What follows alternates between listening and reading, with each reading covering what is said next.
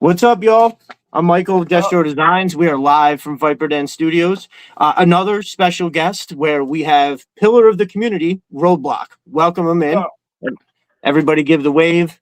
Let's see who is in the chat right off the bat. So, boop. Oh, Duke's Retro, the other Arizona fella out there. He is in the house. Just another jerk. Brother. That's what's up. Paul Morales. What's up, my dude? What up? Snow Leopard from the other side of the world joining in. Never misses the show. Yeah, I love it. He's on point, no doubt. 100%. He's got quite the 3 3/4 collection too. He's one of the 3 3/4 masters. Matt from MOsMind is here. Paul, Matt, Big Red. What's up, my brother? Glad you made it. Big Red in the house, another pillar of the community. Just another jerk, also pillar of the community. Happy Play Doctor, what's up? All right, so that rounds out the chat. So, you all know what time it is. We have our brother in the house. This is the first time he and I actually really see each other face to face, right? Did we? Yeah, I think so. Yeah, I think so. I think so. And it's totally new. The funny thing is I thought I had for a while. I thought I had asked him if he wanted to be on the show, and I thought he's one because I believe me. I've asked a lot of people. A lot of people have been like, "No, it's not my thing." Totally cool. But for some reason, I had you down in that category, and then whatever it was, 2 or 3 weeks ago, in my head, I was like, "Man, I'd really love to have him on the show." Oh, that's right. He said he didn't want to come on, and then I was like, "Did he?" And I started thinking about it for a minute, and that's when I reached out and I asked, and I was like, "Yo, did I ask you if you want to be on the show?" And here we are. Yeah, it's all good, brother. For sure, for sure. So we are right now in polar opposite weather. So describe what the weather is like where you live right now. Listen, man, I got a T-shirt on right now, and that's like literally every day. It's like 75 degrees, sunny, sunglasses if you want, kicking it, man. And actually, right now, man, we got a PGA tour out here, actually. Oh, nice. Out here, we got it's a waste management.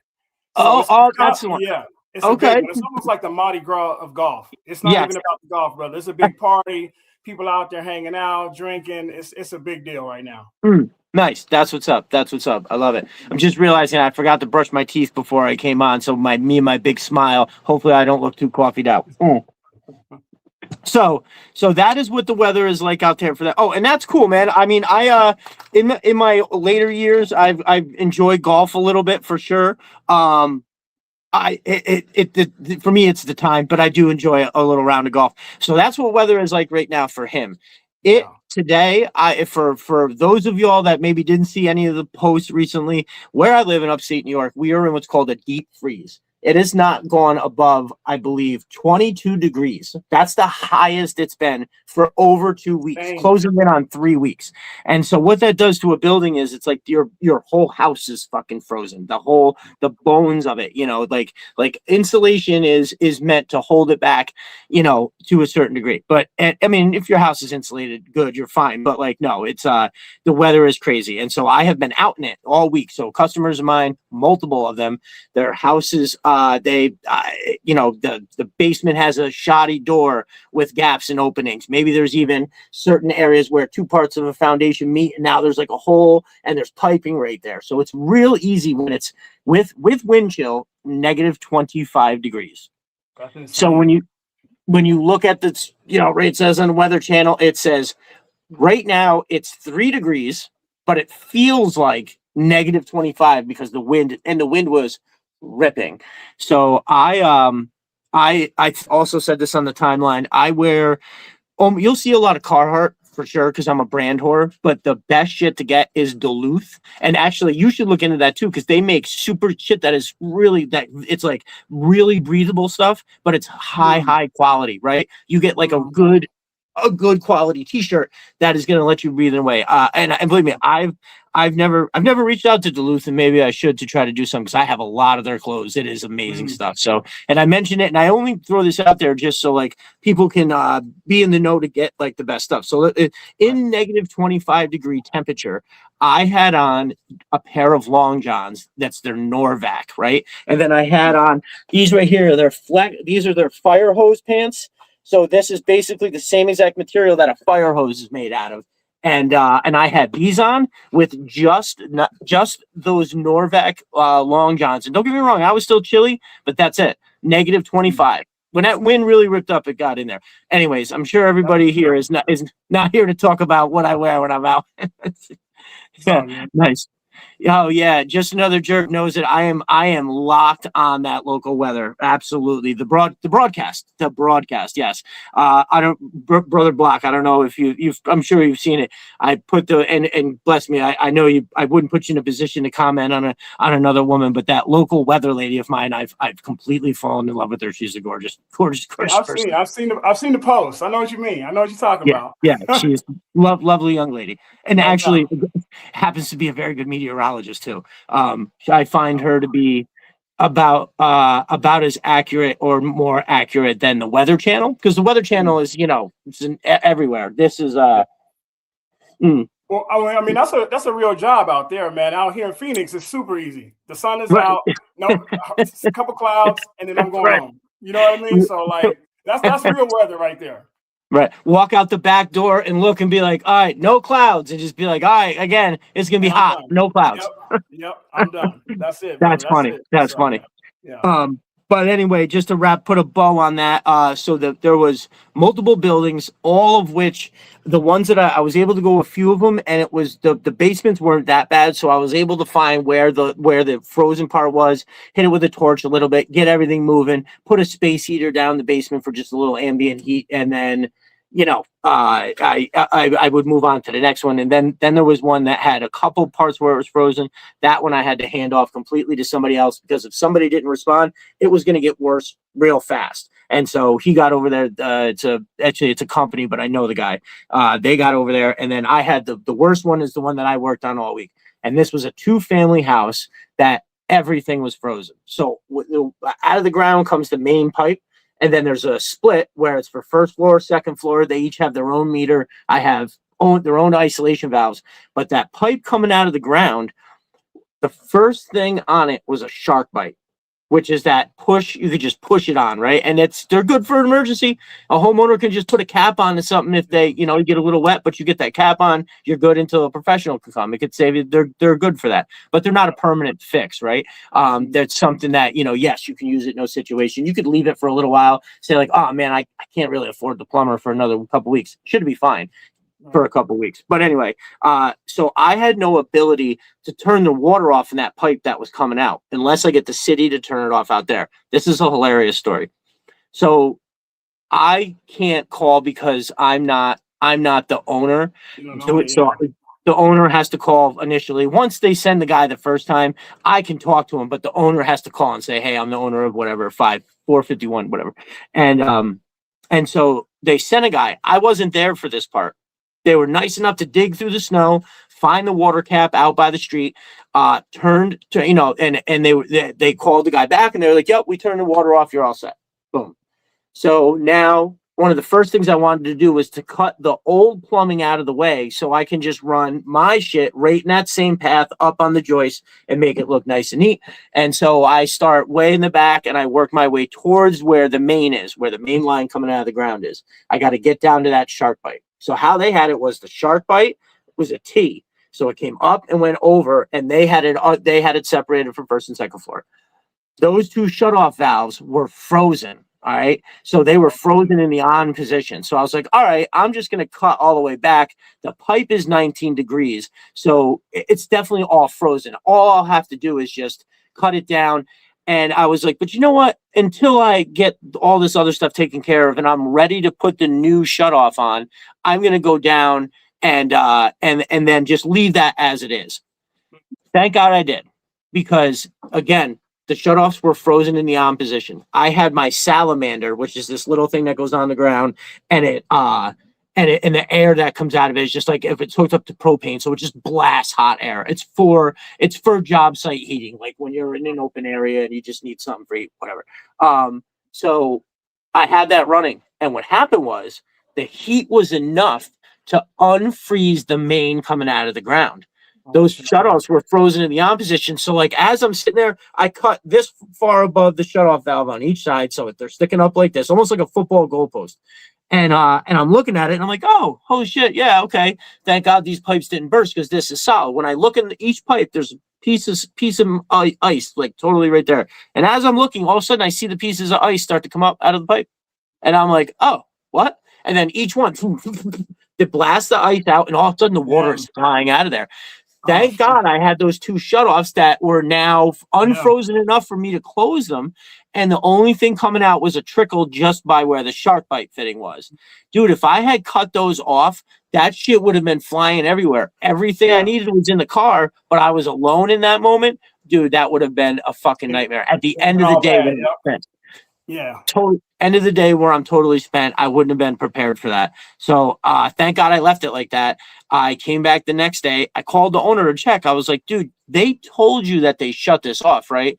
And he's like, yeah, he was pretty confident. So in my mind, I'm thinking what happened is he tried to close it and it's old. Maybe it was jammed. Maybe it only closed halfway, right? Because I thought the pressure would have been a little more. Now it's spraying up almost to the ceiling, right out of the ground, spraying up.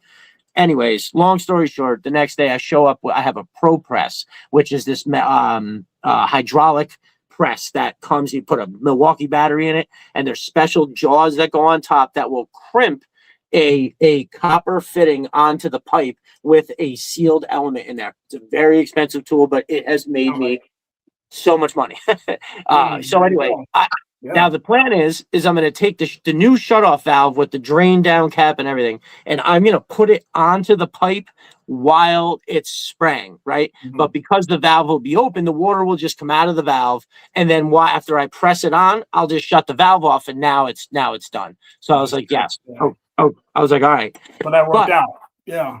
It did, but my concern was, and this is why I was so freaking scared about it, was that I think I just had sort of mentioned it a minute ago. Sometimes when copper freezes, it will swell, right? Like before it actually bursts open, it will expand a little bit. And all it has to do is expand just enough and your fitting won't go on. Because that shit is an exact fit. It's supposed to, it's either right or it's not.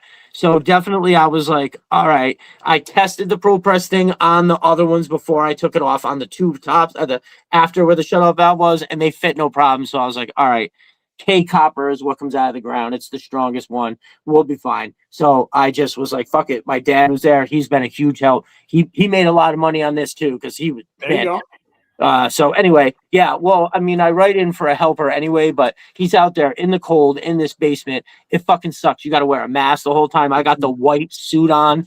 It's not a hazmat. Yeah. I look like a hazmat Breaking Bad. So I wasn't thrilled about it at all, but you just, anyway. So I took the thing off, it started spraying.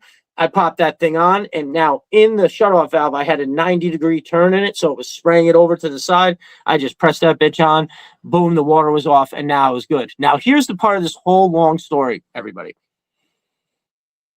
I call the guy and say, you got to call the city, tell him to come turn it on fully, so I know that this is going to work, right? It's on there now, but once they give it full pressure, I was like, because if this isn't full pressure, what is this? I'm thinking he only got it off a little bit. Well, the new guy comes and he knocks on the door, and I was like, oh, hey, bud, how's it going? And he's like, hey, man, this is on. So I'm like, well, wait a minute. That explains a lot. I was like, I thought it was like maybe halfway because the water was flying out in there. He goes, no, man, this is on. That lever. So any shutoff valve, this is for anybody listening. Say you have a shutoff valve, right? The pipe comes out of here. The pipe goes through the shutoff valve. If the shutoff valve is in line with it, that means it's on.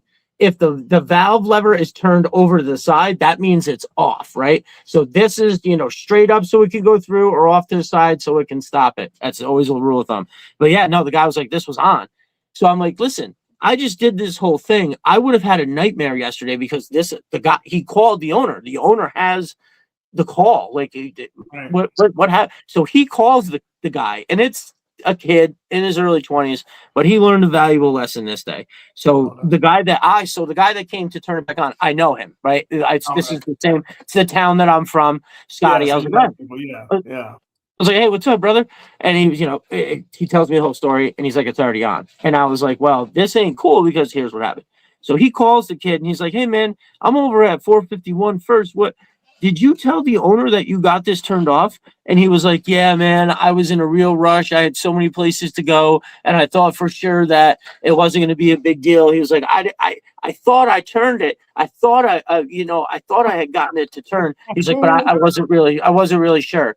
And so in that moment, I wanted to say something, but the dude was nice enough to allow me to eavesdrop on him getting the story, right? Talk to him, right. So I didn't say anything. And again, there was no harm, no foul, but it is, to me, it's the point. Now there's spots in that city, like my parents' house, that the water pressure is legit like 110. It's insane. This was probably like 70 or 80. So still really high, but not as bad. Like at my parents' house, had that happen, that would have been a nightmare to do.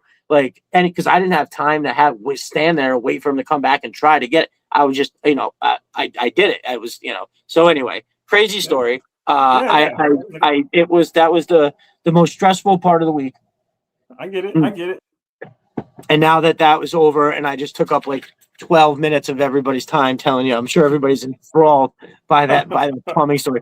No, but it's been such a big part of my week. Like I almost couldn't mention it. When you're out there in the cold, you're kind of wet, it's freezing, you got your tools out, you're in and out of this little ass basement, you're really up against it. It was quite a challenge. And so I like that moment when my dad comes to help, that we get to spend that time. Like, I like that I can put money in his pocket too, because my dad's retired. So any of that extra dough, and my dad's I have good parents, and I'm thankful that they had me when they were very, very young. So my dad's still in his early to mid 60s, right? He's not. That's young. Yeah, that's young. Yeah. He can still, but we've both, now I'm 46, I'll be 47 this year. We've both obviously taken a step back from who we used to be. I was thinking about it just yesterday. Like, dude, I was physically invincible, like in my 20s and even into my 30s. But when I hit like 35, I was like, ooh, you start to feel it. Exactly. Sore. I hit that 8-hour mark. Why do you think I'm in Arizona? These knees can't take nowhere else. You know what I mean? Listen, yes, I do. It's funny when we were first talking about the weather differences, I was going to mention that super nice dry heat, how that works out there for everything. Mm-hmm. I know people that legit moved out, like dropped what they were doing to move out there. I had a couple that, they lived, how did I meet those people? They were friends of my aunt. They had this gorgeous property that they legit just walked away from to sell because the husband took a trip to visit some friends in, I think it might have been actually in Phoenix. It was definitely in Arizona, but I think it was Phoenix. He went out there, and I'm not joking when I say he never came back. He called his wife and said, I'm not coming back. You now these were wealthy people, so you can just be like, I'll pay somebody to do everything. And he legit never came back. He stayed right there. Well, the dude had health problems, and I guess he was in a great deal of pain, and it was suggested to him that perhaps, and again, for wealthy people, I don't know how he didn't try this sooner. I don't think the guy liked to fly. Maybe I think that had something to do with it. But anyway, he flew out there. They insisted that he give it a shot, and homeboy legit never came back. How crazy is that? I'm telling you, man, so many people, that's the story of so many people that have moved out here. They come out here visiting, or they were on a business trip, and they see how it is. They see it's growing. They see, the weather's great. People are pretty nice for the most part still. And they just decided to move here. I can't tell you how many people I've met like that out here. So that's legit for sure. That's awesome. That's awesome. Matt from MOsMind says the day I turned 30, I stood up out of bed and both knees popped. Yeah, man. When I stand up like off the couch, the kids, and even my wife sometimes are like, wow, because like my ankles, knees, somewhere around my hips, I think it sounds like a pop. My elbows and legit my wrist. Well, as it's like, it's almost like a xylophone. It's almost like somebody right on a xylophone as I stand up. It's brutal. It's brutal. I know how that is, man. It's even on the way down. When you're sitting down, I'm way slower sitting down now. 100%. And bro, I was so fucking cold. Let's see. So I think it was the first day was Monday, but I wasn't really in there working. I gathered the materials mostly, locked everything up, and then Tuesday is the day I came back. Tuesday was rough. Wednesday was really rough. Wednesday night when I came home, I was a hurt unit. I went to bed at like 7 o'clock, bro. I never go to bed that early. Like I came home, I got changed. I had dinner. I sat down in the living room for what I felt like was a half hour. I just went right to bed. I was out like a light. And then when I got up Thursday, I was also very, very wrecked. And after I worked all day, I had just enough time to come home, change, and then go to basketball. No, wait. I was able to sit down for a minute before practice, but I had basketball practice. So I'm running a practice. Like I walked in just like, no, it's not the NBA. So it's not like I have to be there, whatever. But yeah. So it's totally insane. Yeah. Totally get that. So, dude, thank you so much for coming on the show. I know here I am still introducing you 20 full minutes later because it's all good. It's kind of how we talk though. We kind of get going. So yeah. For sure. But thank you so much for coming on. I had already kind of said it, but I definitely say it in the timeline a lot too. That you have taken the embodiment of like what makes this community awesome and like really helped bring it to another level, right?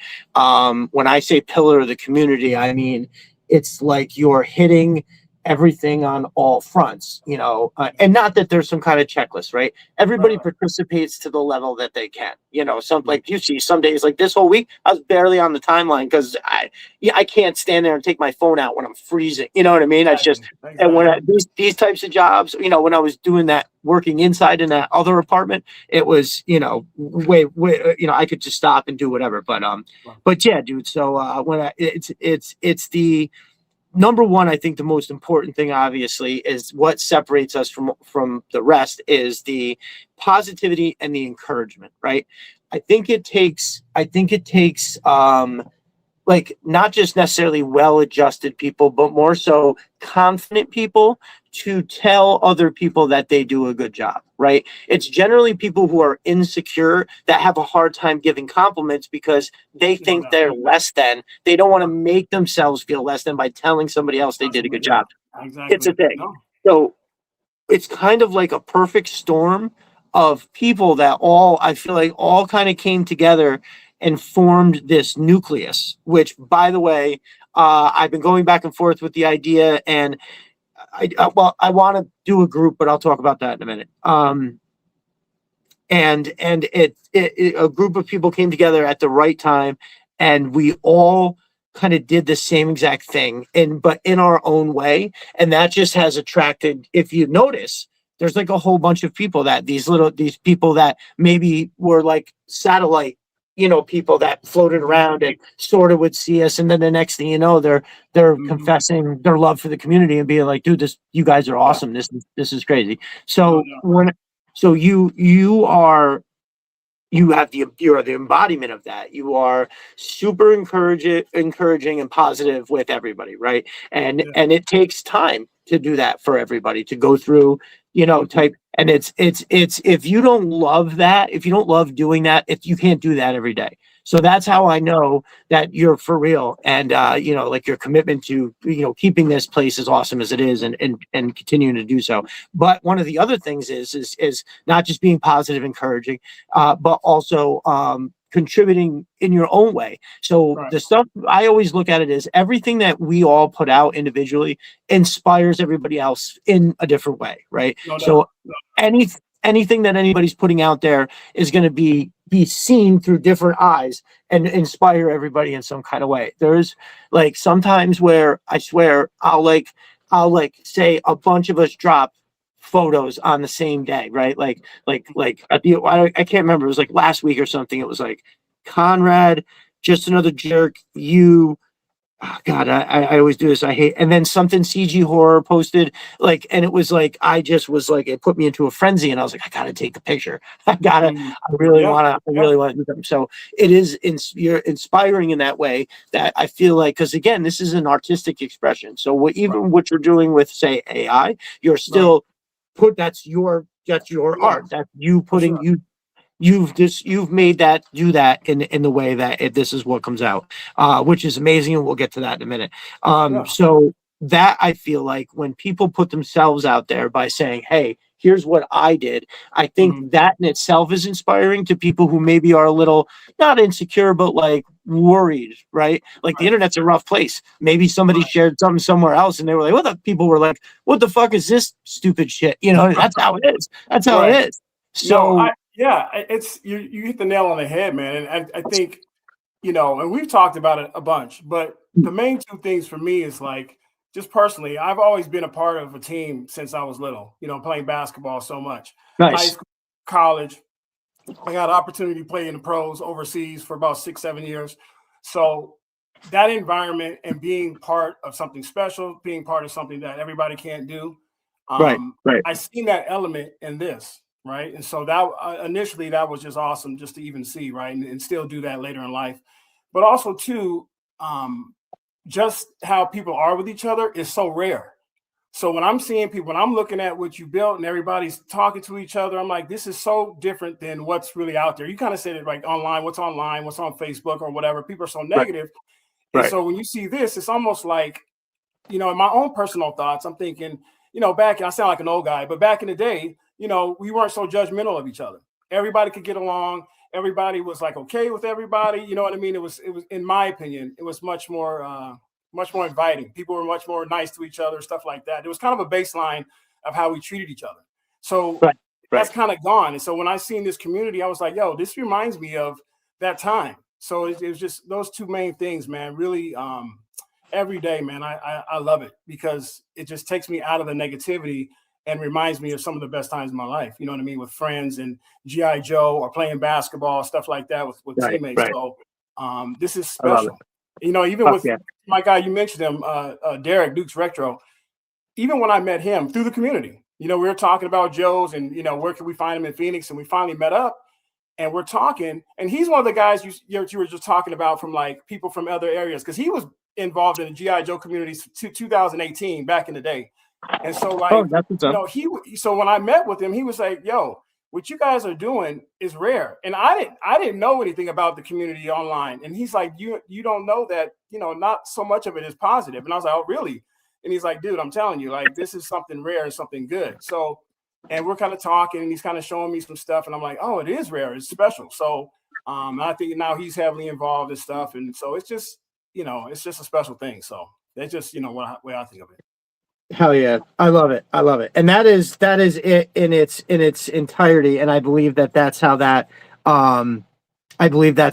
comes up to people. That's how it comes off to people when they see it. That is for sure the most common theme that you hear is that they're like, yeah, it ain't like this anywhere else, you know. And you can't, I mean, and obviously not everybody goes everywhere. Jeremy has a fabulous group on Facebook, The Pit. It's you know, he runs a tight ship. I definitely put some stuff over there.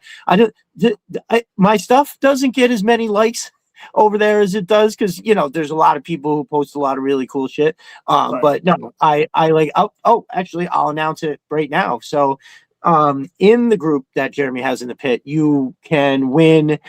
They have contests sometimes where you buy like a raffle, you pick a number, and then once it's full, they do an elimination style thing. Anyway, I won a claw with Pilot in the box and a set of Valkyries. And that was 5th place. First place was choice of one of the HasLabs. You can have a Hiss, a Dragonfly, or a Rattler. He had all of them.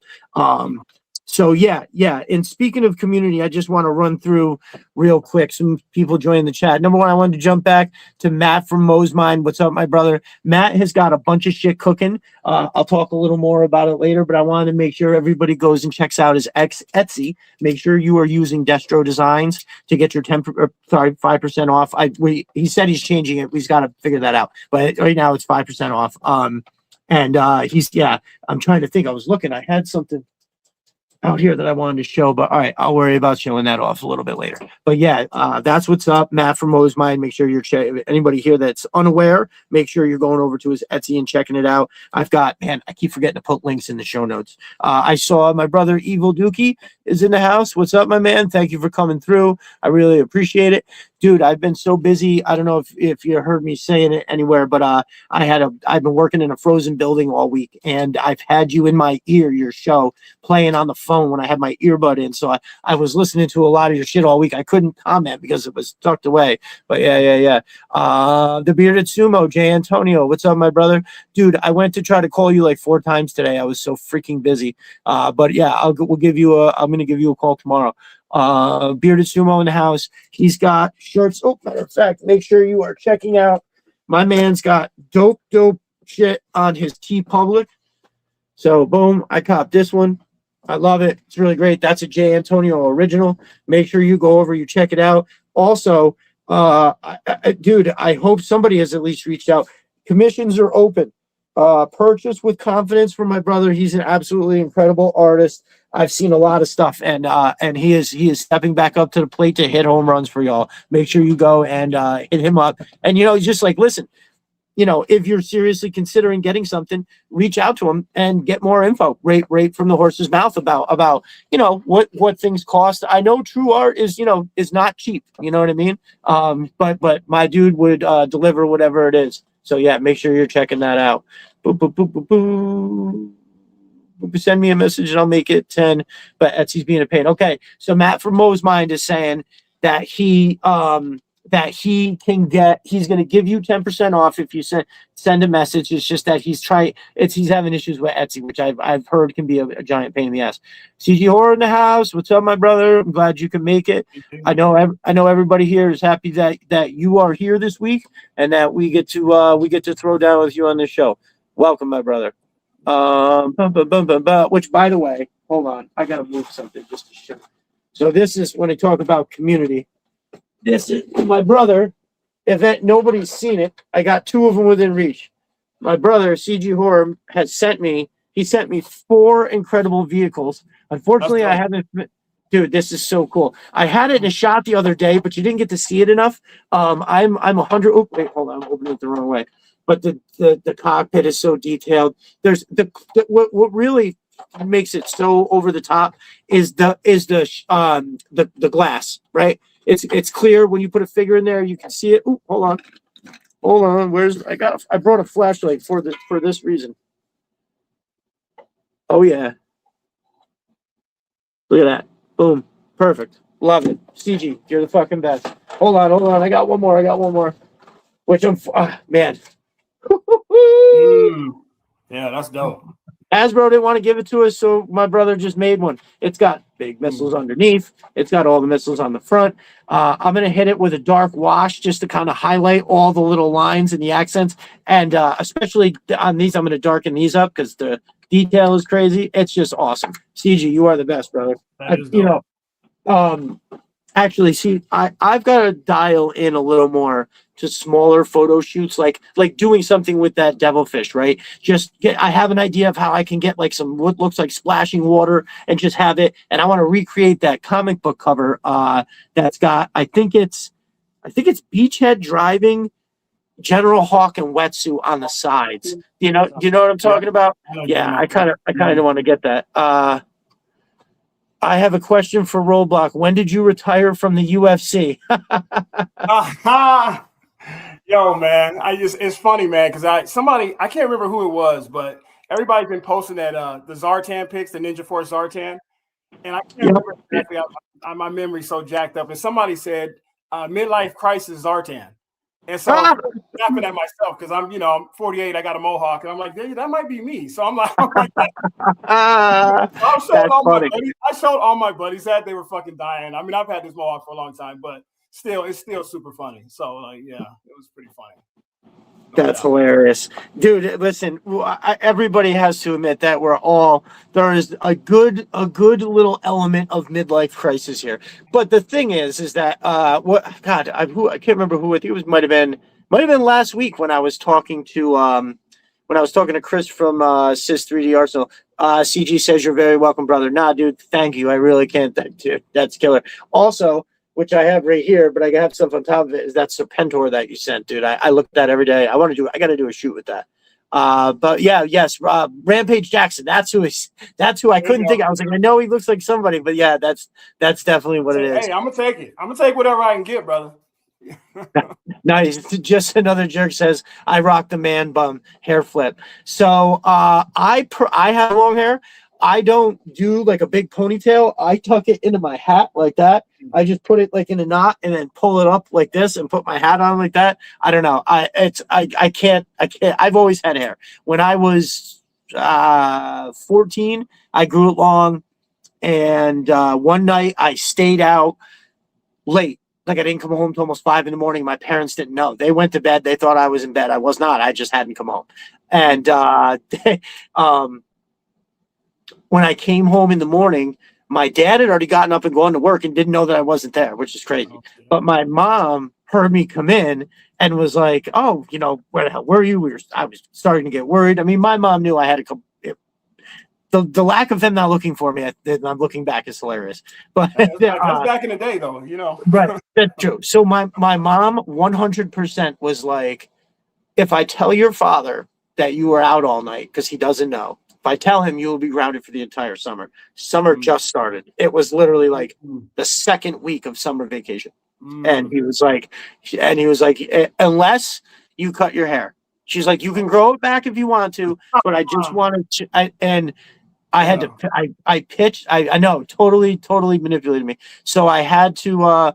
That night, I went to my baseball game, and everybody on the team was like, "Dude, where the fuck is your hair?" And I had to be like, "My mother got me. She put me in a chokehold and was like, listen here, you can cut that motherfucking hair, because you can't like make somebody do it unless, of course, you have this kind of ammunition to just empty the clip."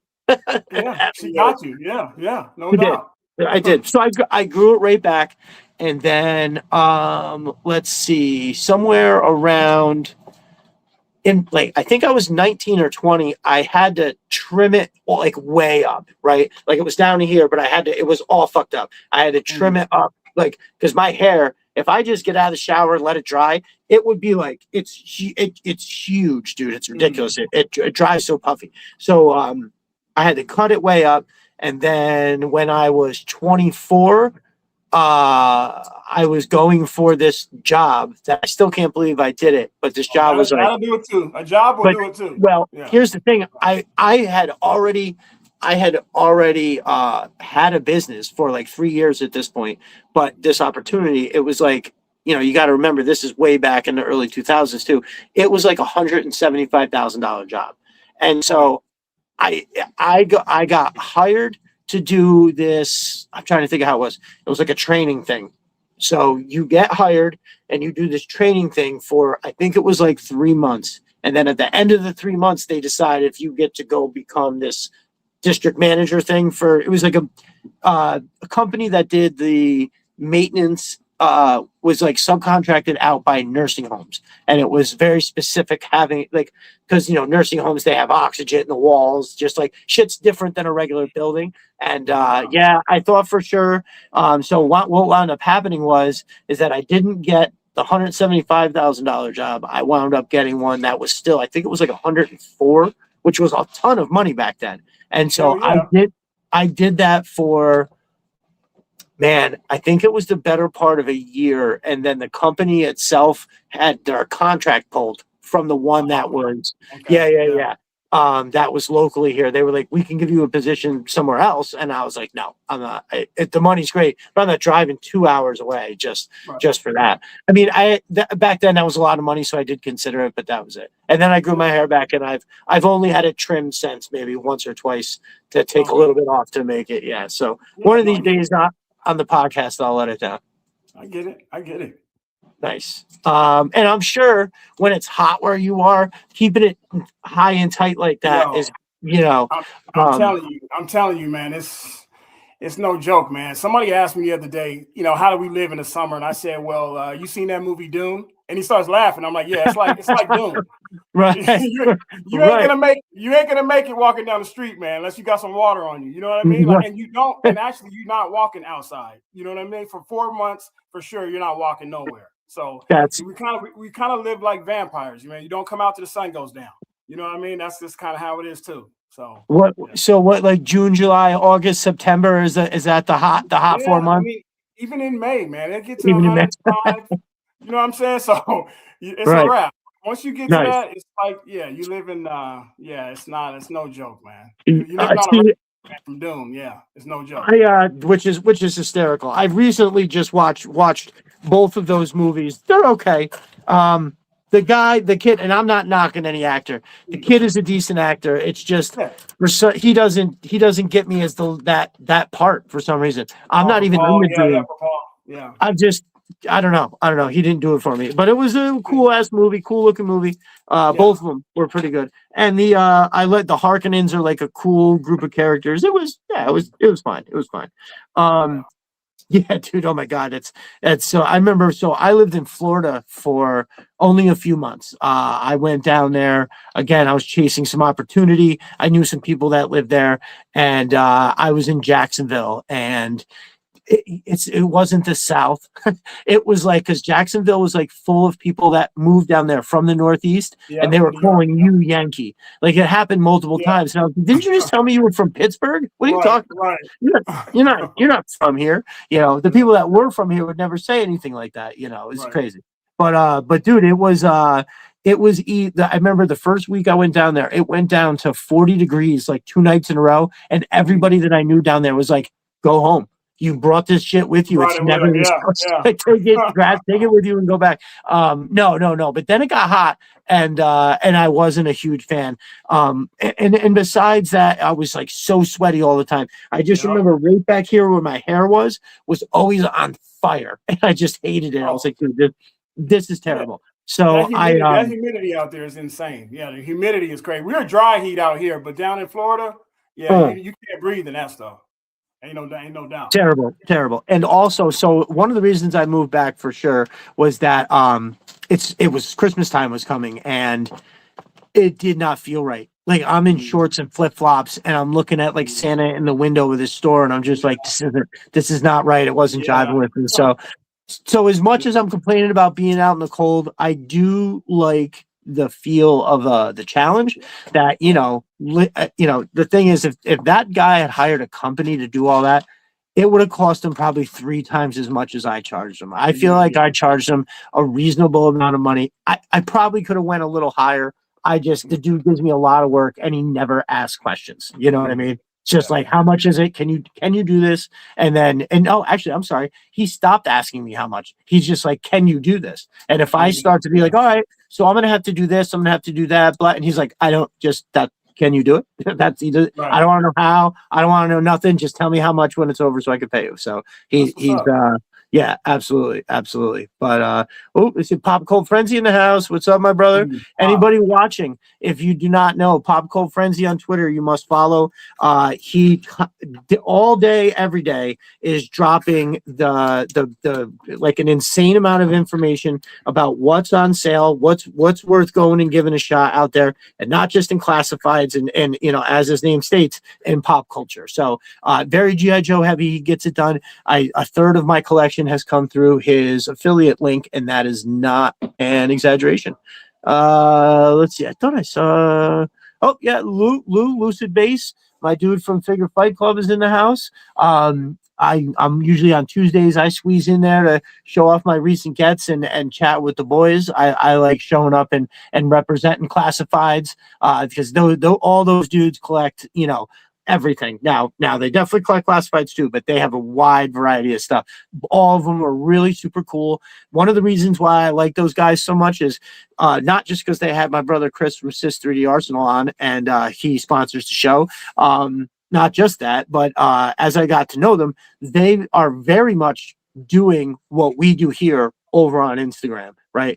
When they were coming in, so they have 2,000, little over 2,000 subscribers on YouTube. The show, when they were leading up to celebrating that, they gave away, Lou, what was it, 40 figures? And so, yeah, over the course of the show, they were just like, boom, boom, boom. You get a figure. Totally Oprah out there. Everybody gets a fucking figure. And it wasn't just, like shit that, like, a bunch of Ross buys, and you know what I mean? It was literally like they were giving away crazy, legit expensive stuff. So yeah, totally dope. I felt like there was somebody else. Am I missing somebody else? Zaman, my brother Zaman in the house. There we go. I thought I for sure.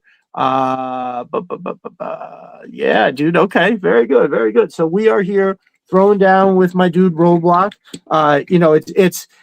It's nice to have you on the show, but you always do such a great job in the comments, nonetheless. So I know your wife enjoys enjoys like the every time she hears you when I mention your name or something on the show. I know she's heard it a few times. What did she have to say when you told obviously you told her you were she's texting me right now, so it's like nice. so Nice. yeah, it's funny. It's Very funny. good, very good. She's funny right now, so she's just watching and teasing me. So yeah, that's hilarious. Going back and forth, yeah. I love it. Thank you for letting him come on, Mrs. Block. Yeah. Okay. Lou says, I think it was like 48 figures. It was nuts. And it was. So anyways, if you guys are, and they do a couple different shows, like there's the Decepticast, which is late Monday night.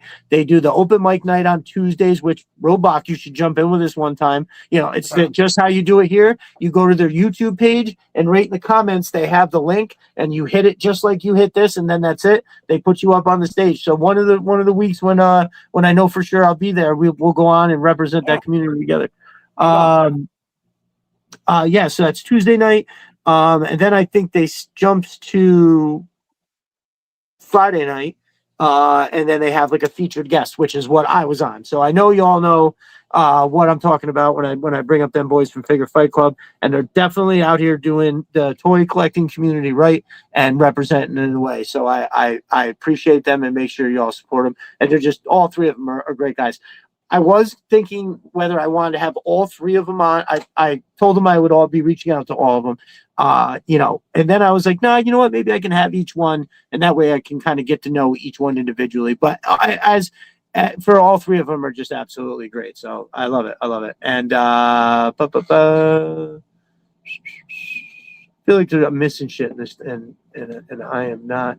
Oh yeah, Pop Cold Frenzy. I'm wearing your shirt design today. Which one's that, Snow Leopard? I have the I have the O'Hara Karate. So like Scarlett O'Hara, if she had her own karate studio, Pop Cold Frenzy has that shirt. I love it. I absolutely love it. It's fantastic. So speaking of wives, my wife said that when she pulled up in the driveway and saw. Hold on. Let me grab something real quick. Yeah, you good.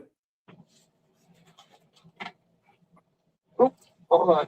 Yo, listen. This shit right here. Hold on. I can't believe that I have it, and I almost passed on it. The Rattler. Uh-oh. So that's sweet. Curator Dan Salsato gave me a deal that I could not refuse. I have to give him credit. My dude was trying to damn near give it to me. But yeah. So anyways, so I don't know if I can really show you how big it is.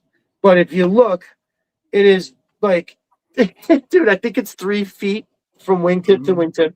But the iconic parts, the front with this wonderful gun.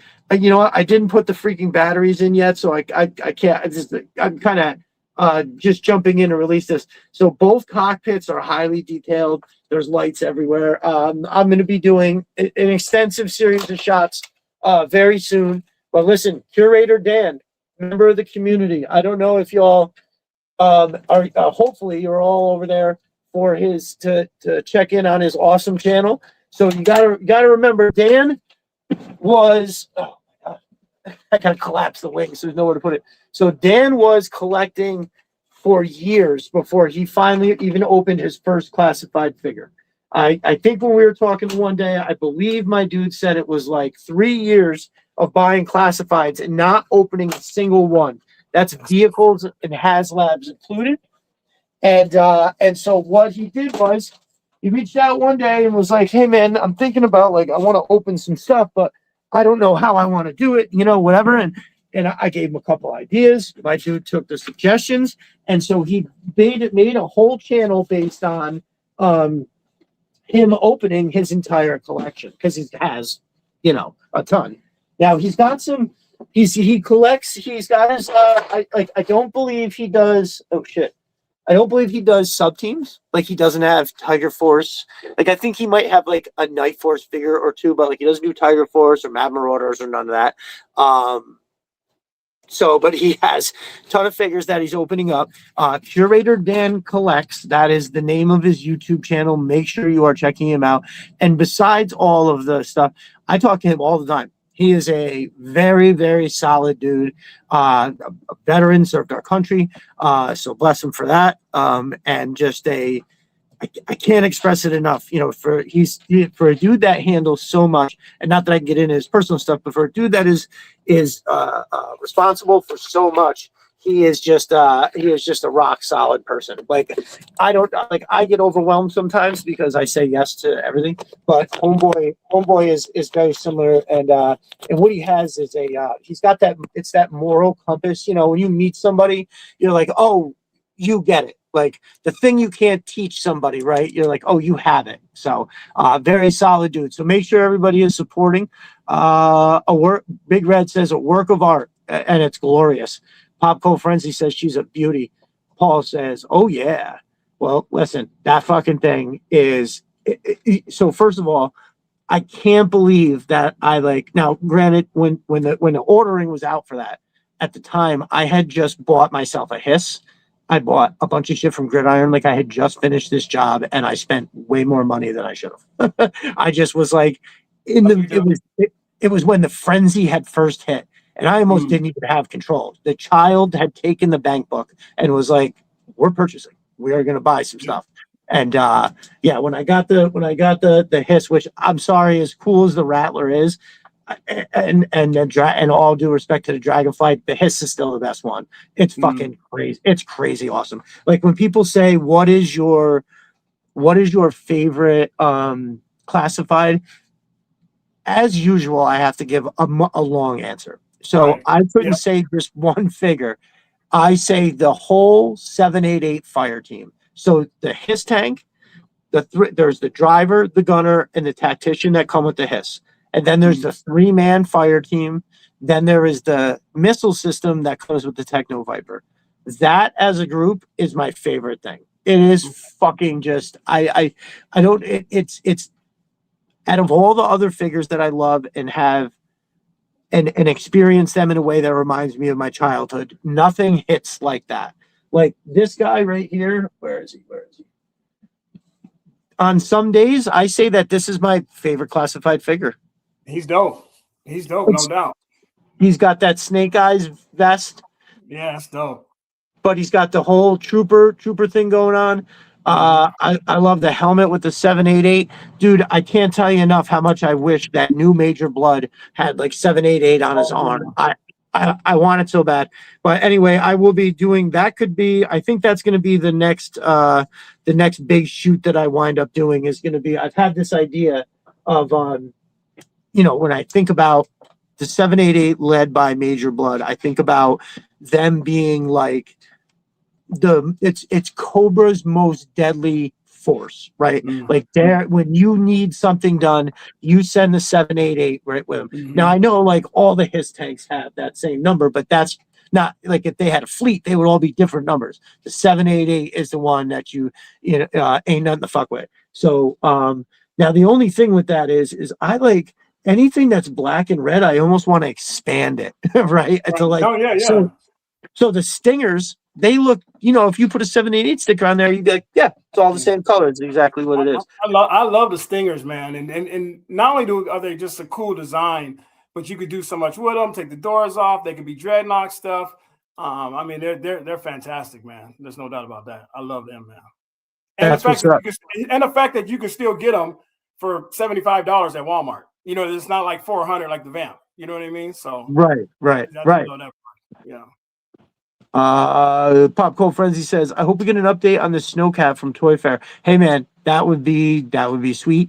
When did the news pop about the Rattler last year? Like I remember when they started talking about it, people were like, oh my god, we're getting the news about the Rattler already, because I think it's technically not supposed to come until like the fall, but it wound up showing up at people's houses in May.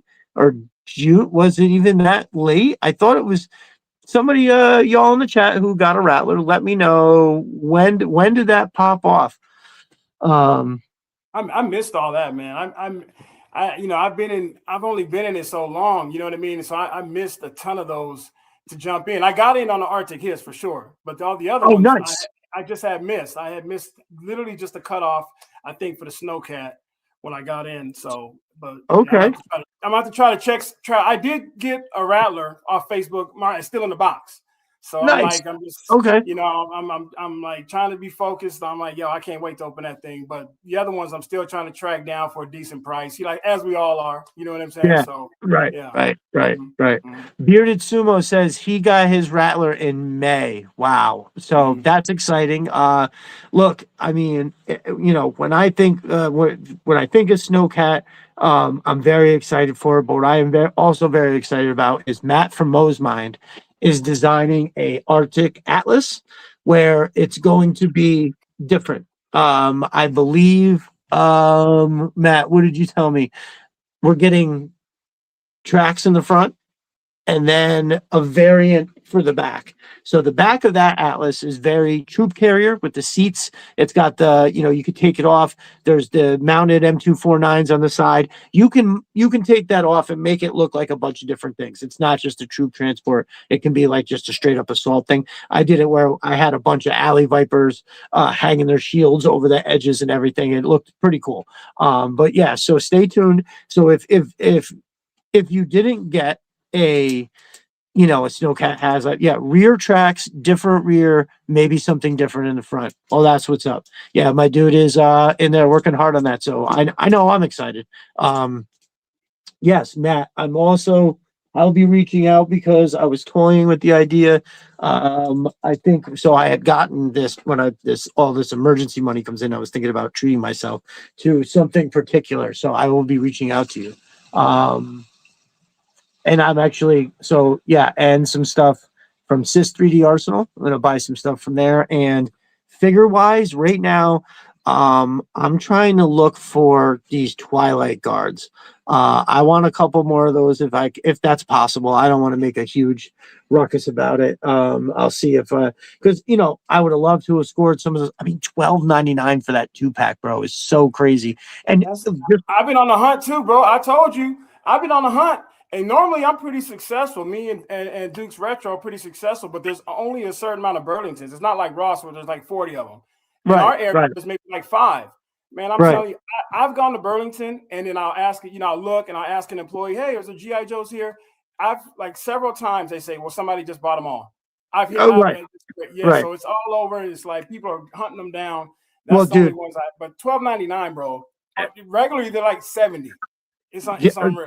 Dude, I would totally buy them all. That would be the thing. No, to be honest with you, I do kind of have a rule that maybe I leave one depending on the situation. You know what I mean? So somebody can get one.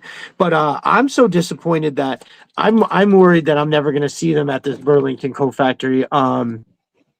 So there's one. Is it 3? Yeah, there's 3 locations that I can get to each one, and I went to 2 of them 2 times each. And one of them I went to 3 times. There was 7 trips. And dude, not only were there no G.I. Joes, the toy department as a whole looked like Life After Humans. There was nothing there. And they were just like the goofiest, not even quality toys. Like I remember one was like this play set. It was like these little round squishy people and a picnic table, and it was like I would never buy this for my kids. This is ridiculous.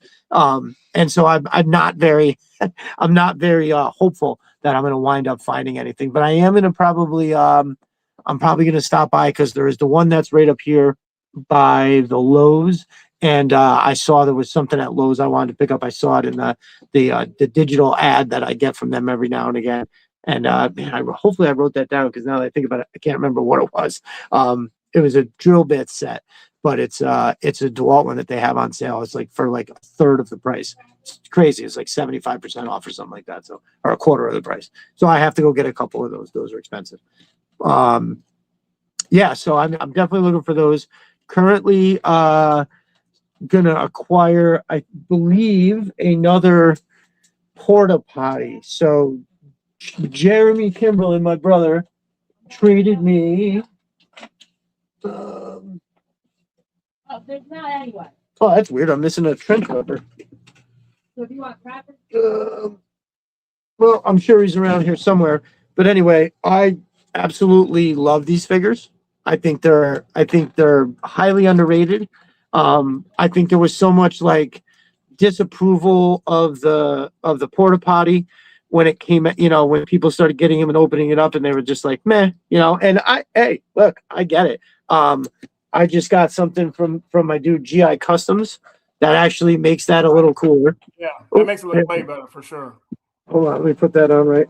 So this I think is cool. And so now what I have is I wanted to get one more just so I could have two on one side, this on the other with the thing. And then from GI Customs, he also makes these. Oh man, I had such a. Let me see if I can get this on right quick. So what they are is, see that? It's like a swinging door with something you could stick your rifle through. So what I'm going to do is I'm going to have one on each side, and I'm going to create a gate that like a stinger can go through. Hold on one sec. Let me see if I can get this on. But I had this set up. I don't know what happened. So yeah, it's pretty cool. If you're unfamiliar, GI Customs, I found him over on Instagram. He prints a bunch of stuff. A lot of this, I tell you, if you're not fully satisfied, I don't know why I had such trouble with this. I think I put the wrong pins in here or something. Hold on one second. I know this is terrible podcasting, but I really want to show this thing off.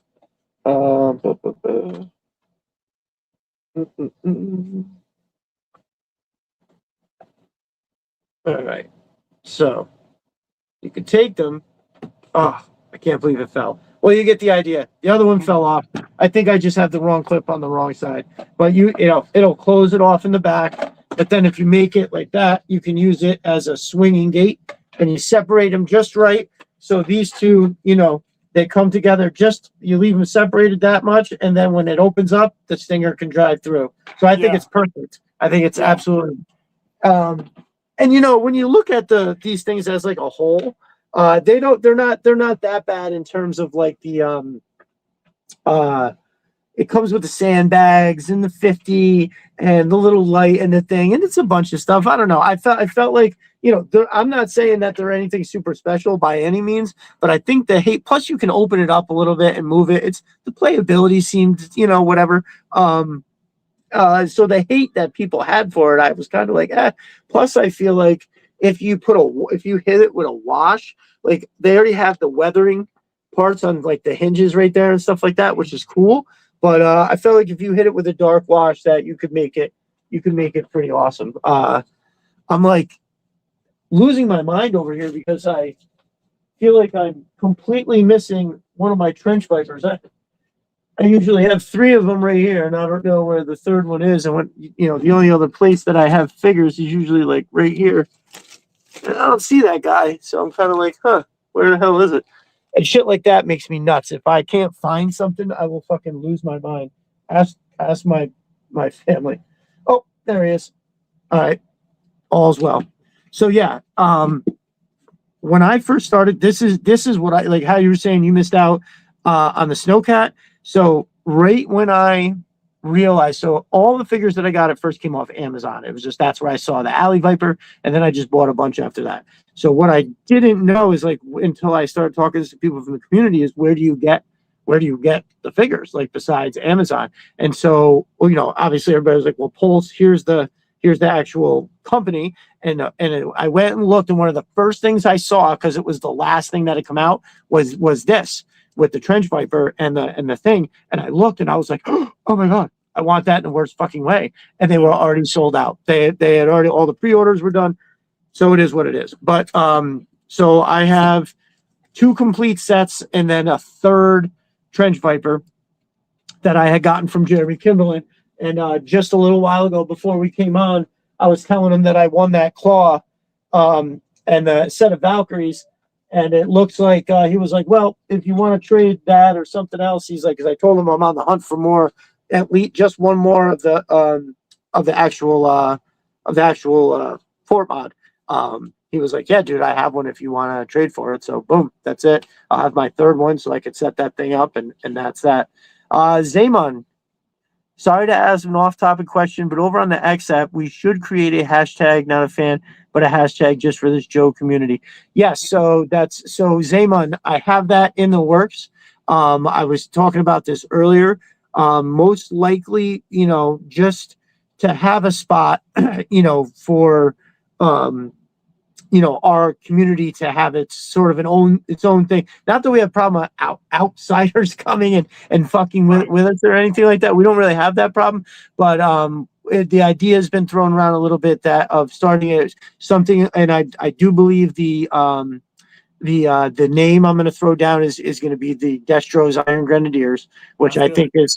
I thought that was like the first idea, and then, dude, I went through so many different ideas, and I do have another idea that's maybe a little more just like community centric sounding, but I just haven't decided on that. So Zaman, that hashtag is most likely going to go with whatever the group name is, right? So that way, when we're posting outside, like just in the regular field of things, necessary, we'll have the group and everything, but we live on the timeline. So no, I agree. There's quite a few things coming up with that. I'm hoping on Tuesday, after all this time, that I will be able to squeeze up to my cousin's house. It's going to take me like the entire rest of my day, but I've got to get this freaking laptop fixed, and I'm not paying somebody $400 to do something that he's going to do for free. I'm not going to lie. I inquired about mailing it to him, so I didn't have to drive, but it's obviously insanely expensive. You can't mail anything like that. So yeah, nope. When there's going to be an uptick in the quality of the podcast, and I have been saying this for such a Destro Designs Grenadiers. That's not bad for sure. There is. I have. It's. When I say Destro's Iron Grenadiers, that's just what sounds kind of quick, right to the thing. But honestly, Destro Designs Grenadiers, that gets me around like copyright stuff, IP stuff. So that's good. I like it. Paul Morales, we will be letting you. I will be giving you credit if that's what winds up on the front. I have designs in the works for shirts, and all that is gonna be all incorporated together. So that, and I think that having an identity will be cool for the community itself. It deserves to be recognized in a way, because I go on a lot of podcasts and I talk about it all the time. That'll be good. I think we need it. You know what I mean? Kind of like, because we're all part of something. I know I always tell people too, like when I come across, or somebody might message me and I'll be like, yo, Destro Designs, this and that. I'm explaining everybody, right? Conrad does this, Big Red does this, Just Jerk does this. So yeah, that'll help. That'll definitely bring it all together for sure. I love it. So I kind of just jumping around a little bit. I looked over and saw these right here. So my Rattler is a figureless Rattler, right? Didn't come with figures. And honestly, I don't care. That thing is so awesome. I still can't believe that in lieu of a figure that they stuck, instead of a fourth figure, like a ground crew guy or something, they gave him these freaking patches. Now, yeah. I'm probably, if I can get a nice navy blue sweatshirt, maybe I put these on the arm, one of the arms, you know what I mean? Like a blue navy blue Carhartt, one of the ones that says Carhartt on the sleeve. And then maybe I can blast these over on the other arm. And I'm sure that would probably look okay. But man, I don't know. What a ballsy move. Instead of giving people figures, just hitting them with this fucking set of patches. I don't know. It seems insane. And people were outraged, and after now, like looking at the patches and looking at the Rattler and thinking, because the Hiss came with the perfect set. Like the gunner is nice. The driver is obviously what it's supposed to be, but the tactician, I think, is a dope add-on where Ron Rudat stepped in and gave us this. It's he's totally true. Oh, where we go here? Totally true to the rest of the drivers. He's got them same very style boots. Yeah, he's dope. Right, he's dope totally too. He's dope too. Yeah. And I love that. I love that he's a little bit darker. Like he's not this. It's very similar, but like different. And this is one of my favorite female figures. I think this figure is just super cool. I don't know what it is. And she is freaking caked up for a figure. It's crazy when they do that. I mean, what are you supposed to do? Make it look not that way, but yeah. Right.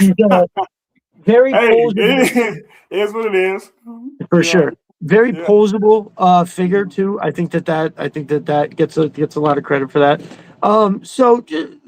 So we know where we're at right now, and like you had touched on that, you only kind of started collecting classifieds not that long ago. Same for me. It was just shortly after you started doing it. So was G.I. Joe part of your childhood? The cartoons, comics, figures? A huge part, man, and a lot of it is because I was an only child. So action figures, as an only child, all the only childs out there, they kind of know what I mean. You got to entertain yourself. So growing up and I literally grew up in the right era for that, right? You got Transformers and Star Wars and He-Man, everything people are trying to do now, right? There's a He-Man movie coming out, right? Everybody's hype and all that. It all started when we were kids. So that was big for me being an only child, man. I mean, I first was into Star Wars because that was the first ones, the Millennium Falcon, Luke, and all those cats. Awesome. Then, you bump into G.I. Joe, Transformers. I mean, it was everything because, when I'm in my room, I'm in my own world. You know what I mean? And have my own stories, and I have this, and then it was just, I mean, it really helped me a ton, just being by myself and only child type of thing. And it was great. I mean, I grew up in a great time in terms of action figures. It was just so awesome. Nice. I love it. So as far as like the cartoon goes, was it like, did you season 1 and then season 2 and then we got like the movie? Where's your sweet spot on that? The whole, like all of it? I mean, I love them all, man. I love them all. And I love them differently now than I did as a kid. Kind of what I mentioned before. Even now, I look back on it and I'm like, man, it's interesting to see, the different side of the Joes. You know what I mean? Certain episodes where they would show where Flint lived, like the Games Master, show where Flint lives. It show Lady J shopping. It show Baroness, in the sauna. You know what I mean? Stuff like that. Right. The one where Baroness, she got to the Joe's family members. And it show where they're from, right? It show Quick Kid is from Watts, and half my family lives in LA in South Central and in Watts. Oh, okay. So when I'm looking at it as an adult, I'm like, oh man, Quick Kid's from the hood. You know what I mean? So I'm like, right. And so that's reality though, because in Watts and in LA, South Central, there's a lot of Koreans and Asians, Chinese, all good, and a lot of them own stores, just like Quick Kid's family. So looking at that is interesting, and also how they incorporated life back then into reality. So. I love it all, man. And then Sarge, obviously in the second season, was a whole nother element, Serpentor and the rest of those cats. So yeah, man, I still watch them to this day. You know what I mean? Me and Duke's Retro, man, we talk about almost every day, man, a different episode about something we're laughing at or something that was funny. So but I kind of look into it now and think of the other storylines that as a kid, you don't even think about. You know what I mean? Like who was loyal to Cobra Commander, who was loyal to this person, and you can kind of see it play out in the cartoon. So yeah, definitely love them all. But I love them as an adult, you can kind of see different ideas that were involved in the story. That's what's up.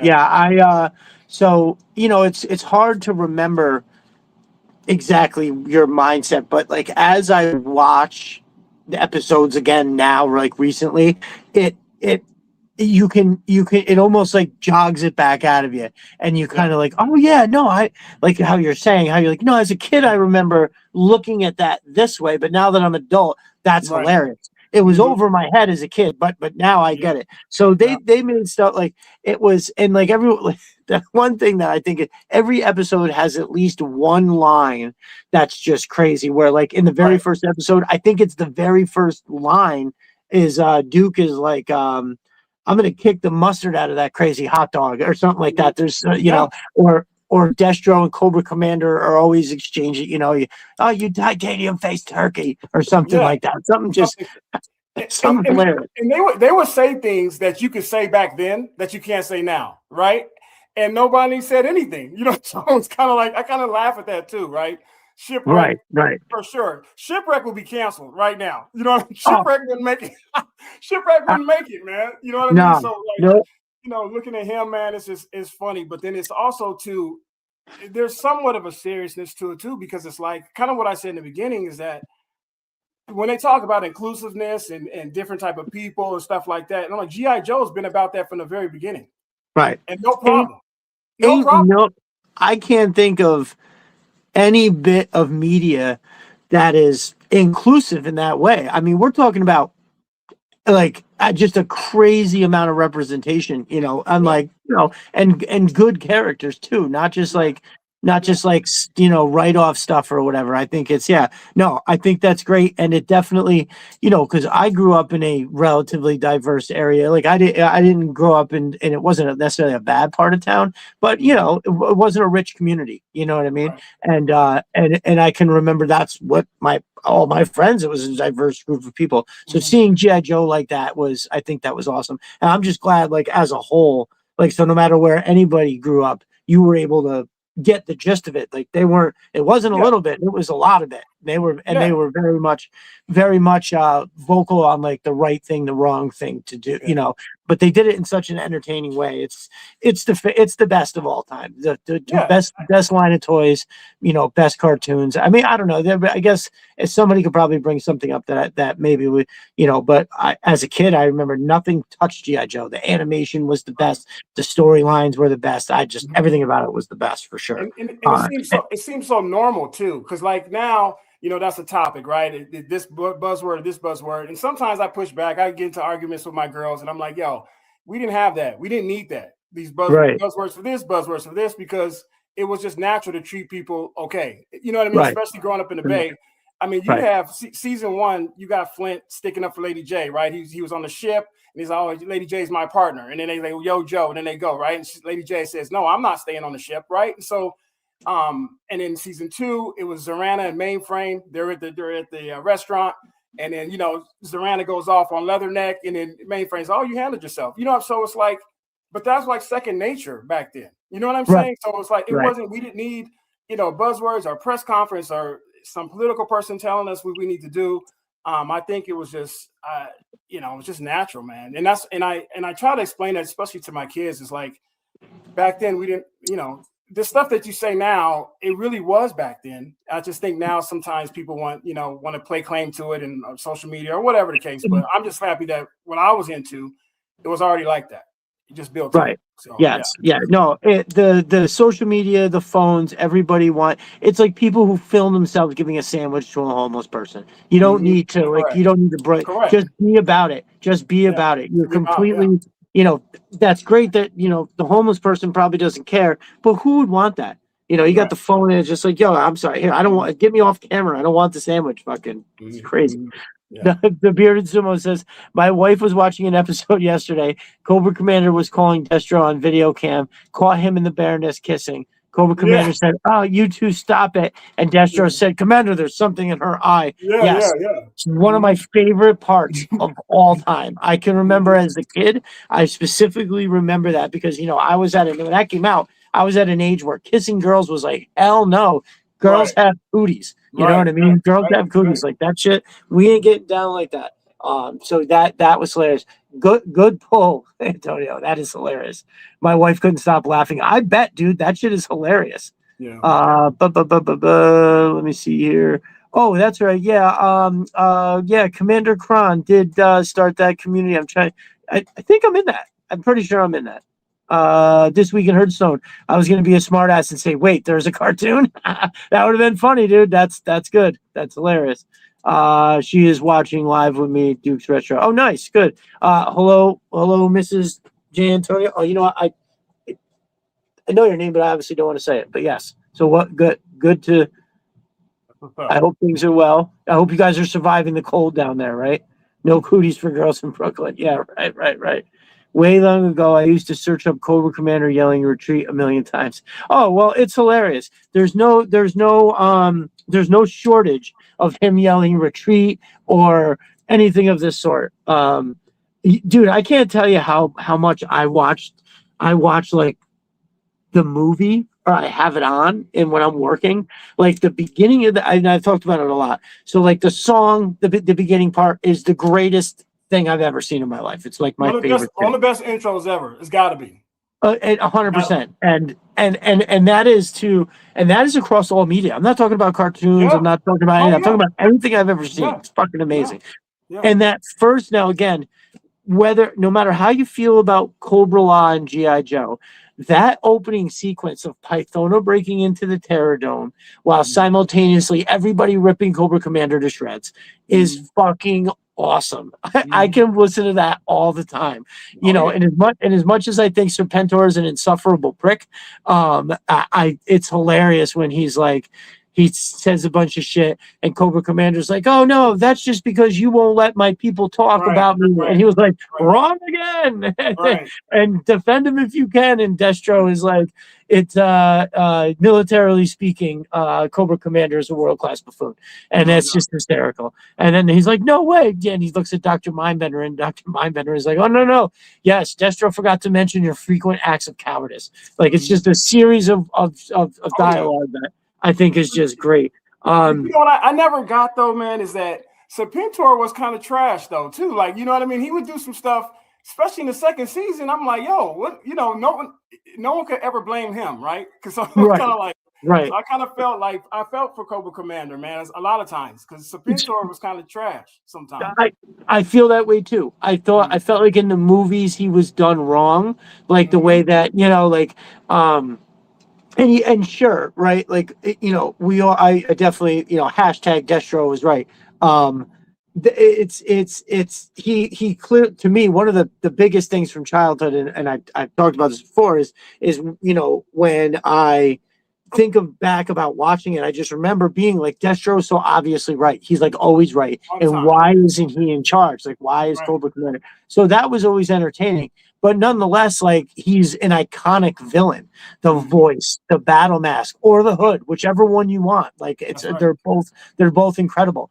And yeah, I remember in the movie being like, oh no, they fucking did him wrong. So Serpentor is just a insufferable prick. That's the only way I can think of to describe it. But a great character though, right? Like, and an amazing figure. I took him out of the case to look at him. He's enormous. The headdress, everything about it is absolutely perfect. So I haven't seen him, but everybody says he's fantastic. I haven't seen it because I gotta like figure it out how I'm gonna get it or trade or do something. But everybody says it's dope. Yeah.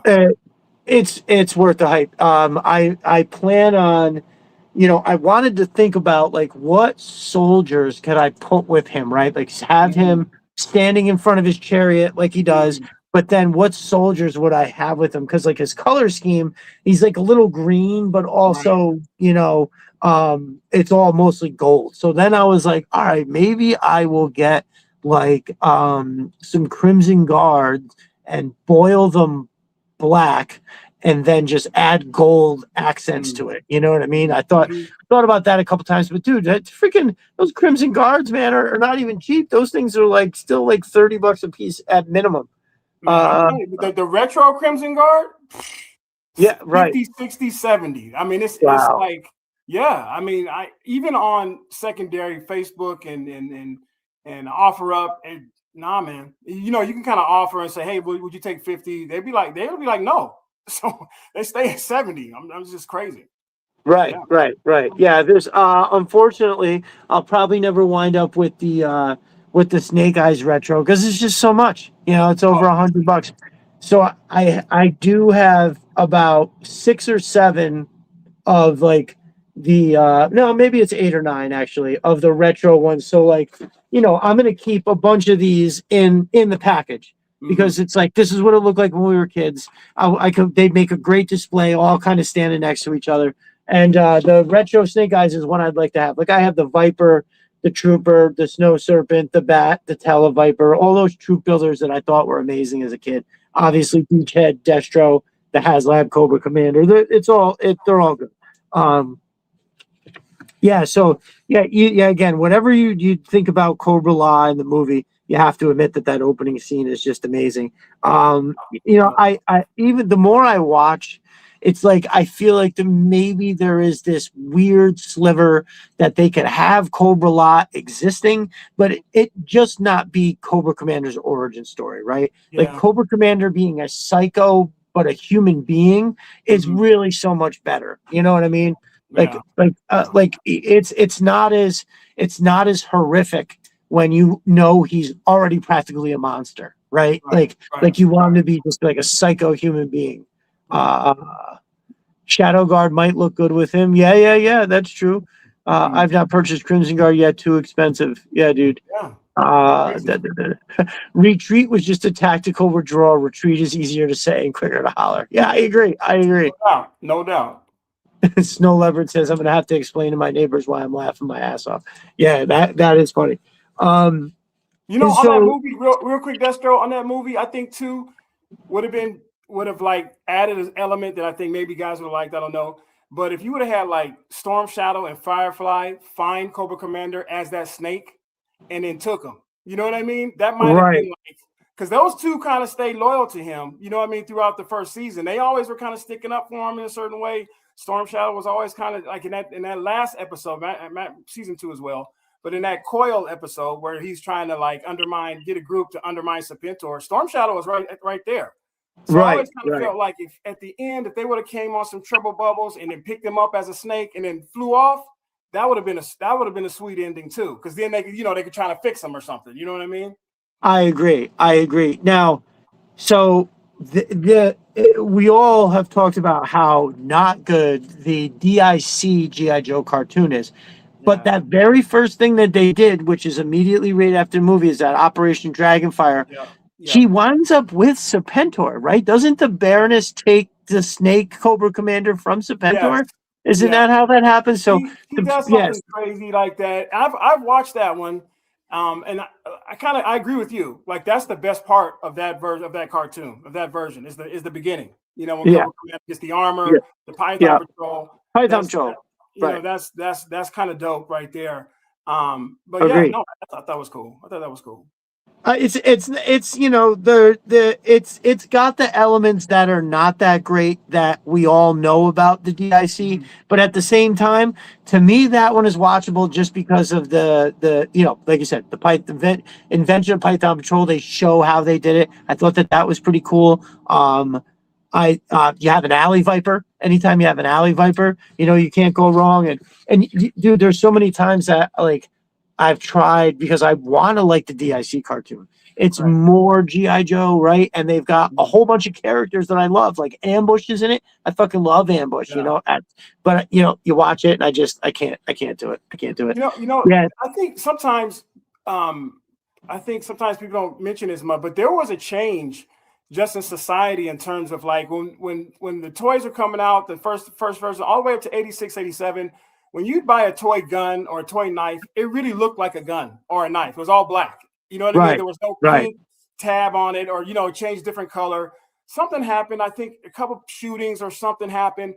And then all the toys all of a sudden start getting, if it was a gun, it was red. Or if it was this, it had something on it. And so what I thought about it as I got older is that it changed to where G.I. Joe now was, fluorescent color. You know what I mean? This is something different color. It went all the way from the military realistic to this. And of course, as a kid, I didn't pay attention. But now that I look back, I'm like, yeah, that might have been something to that. You know what I mean? So what happened? I remember the incident specifically. Being a police officer is such a hard job. A kid pulled out a laser tag gun on a police officer, and the police officer shot him, and that was it. I remember that specifically.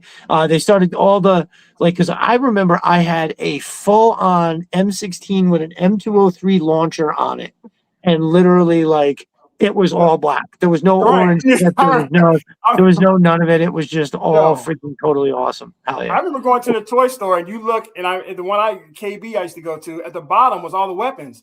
It looked like just an arsenal, like a real. You know what I mean? Kids were just picking them up. Uzi, all black. You know what I mean? So Yeah, because I remember there was I think the company was Laramie. They used to put the batteries in it, and it was a water gun that would ding, ding, ding, and it literally had the clip, and you would it was full of water. Yeah, dude, that one was that. I'm gonna have to go back and try to Google some of those just so I could see the pictures because they had a whole line and they were all freaking awesome. Colel in the house. What's up, my brother? He says, I had an Uzi that smoke would come out of the barrel when you let go of the trigger. That's pretty dope. So Yeah. I do, like I was just saying, I had the one that water definitely came out of it. Wasn't there like a whole line where it had liquid, that a special liquid that was tinted, and what it did was you would spray somebody with it and it would show on their clothes that you hit them and they were out, but it was disappearing ink. So you would hit somebody, be like, "Bow, bow, bow, bow, bow, bow," and you're like, "Oh, you're done," because I got it's how Yeah. something like that. I remember, yeah, zap it. Yeah, dude, I think zap it. Oh my God, is that what it was called? That sounds, man. I think that sounds rare. EnterTech. What is EnterTech? I had the dope EnterTech water Oh guns. Is yeah, that? that sounds familiar. Intertech. That does sound. I think that does sound familiar. Intertech. Yeah. I want Huh. to say, but listen, man. It was just as kids, and me and Dukes were talking. Dukes Rich were talking about it. We'd watch Commando or Predator or anything, Rambo, and not RoboCop. You've mentioned it, and Right. nothing. You go to your friend's house. Fourth grade, watch RoboCop and be laughing, and then you watch through on Commando. So no big Right. deal. You know what I Right. mean? Right. Yeah. It's just the times, and at some point it kind of changed, right? Where it's kind of different type of action hero. But during that GI Joe run and the action movie run, it was we kind of knew what it was. This is fiction, and we kind of just took it as that. But a lot of it was like realistic too. So Right. Agreed. All right. So that's it. Colel nailed it. Enertech Zap It Liquid. That was the shit. I remember that, and I remember loving it because you could reload and everything. That was dope shit. I specifically remember though that the Rambo one that I had. It had the M203 launcher and everything on it. And it wasn't a water gun, but you definitely put batteries in it, and when you squeezed the trigger, it made a sound. And then you had a second one that would be like it was to be the sound of the launcher going like what clack clack or something like that. yeah, It was dope. It was dope for sure. yeah. I definitely remember I had a shoddy that when you would do the thing, it Yeah. had a battery in it that would make the sound. It would be like, and that was dope. man. That was dope. Yeah, man. We had it good, man. We didn't know how good we had it until you get older. So when you were young, was there any other toys that you liked? Like I know G.I. Joe, it sounds like was the numero uno, but what else did you like?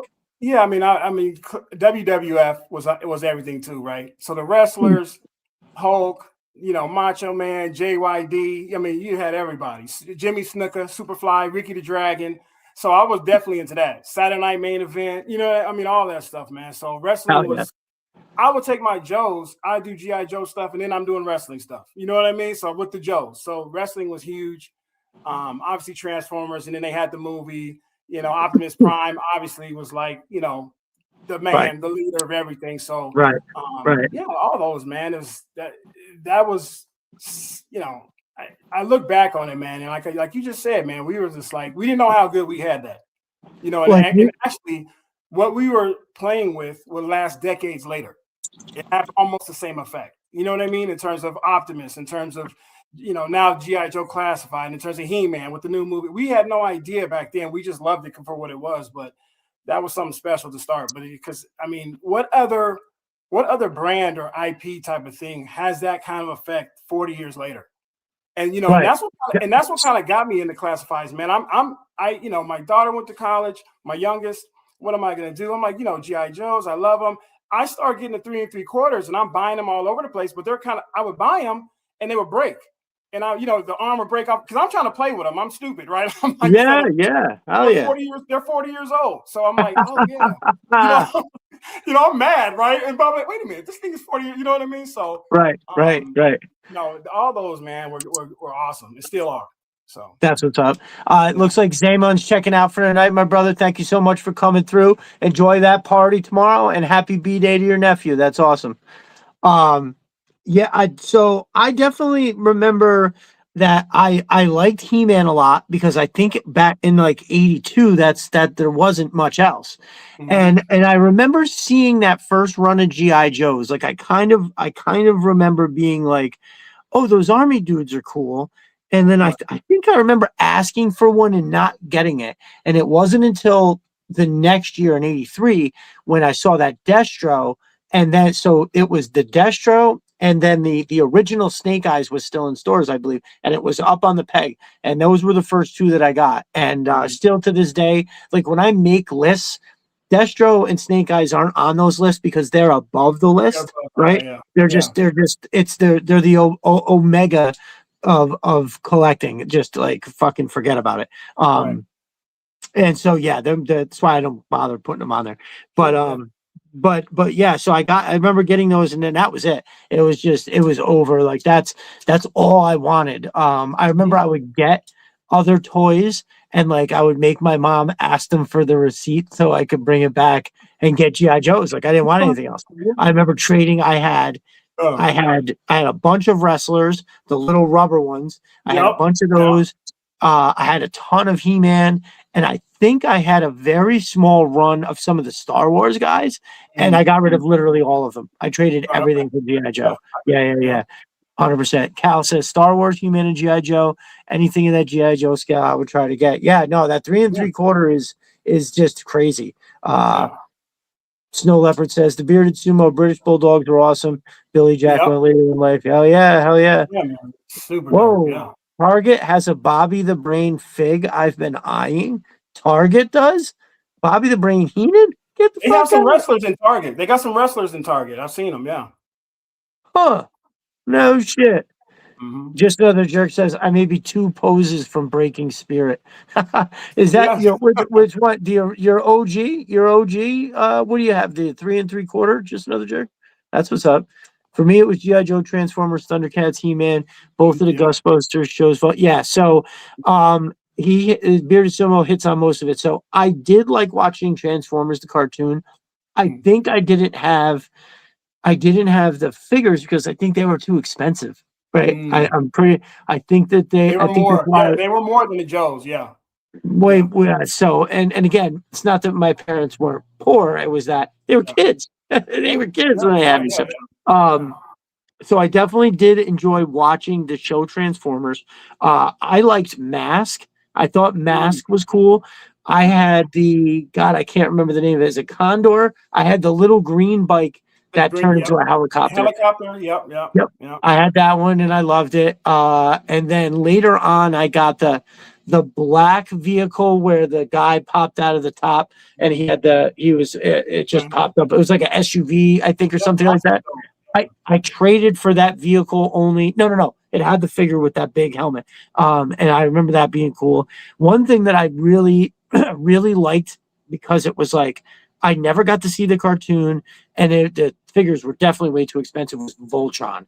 I thought Voltron was fucking dope. I thought the way that they all came together, and then boom, he pulled out that big crazy sword, and I thought the things that he used to fight those big giant monsters, and like the bad guys, and the way that the bad guys like castle, and then all the things they flew around it. I thought that was pretty dope. That was almost like it was a very like he also mentions Beard Sumo mentions Robotech. It almost reminded me of the same style animation as the Robotech, and I remember in the back of my mind thinking that they were close to a same universe, right? Because some of those machines that the villains had, or some of the other humans, were like very Robotech looking. Right. And so yeah, that's that shit right there.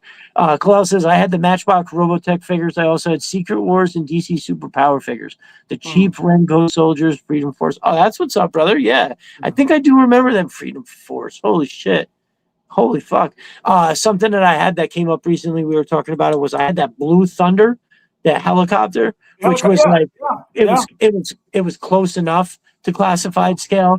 So yeah, that I love, that I had. And I remember the Joes didn't fit that great, but I didn't care because it just looked so awesome. I didn't have a Dragonfly. Yeah, that's what's up. Rock Lockdown in the house. What's up, my brother? Glad you could make it. Hell yeah. Rock. I remember a friend of mine that I used to go over his house a ton. He had Kit, the car, Knight Rider. Yeah, fuck yeah. Joes and Knight Rider in the Kit, and we would just roll that thing down the hill because it was so cool, right? So we throw all the Joes in there. Yeah, so that's what we did. You know what I mean? Yep. Right. Well, that's what we did as kids when you didn't have a tablet. You know what I mean? Right. Sitting there.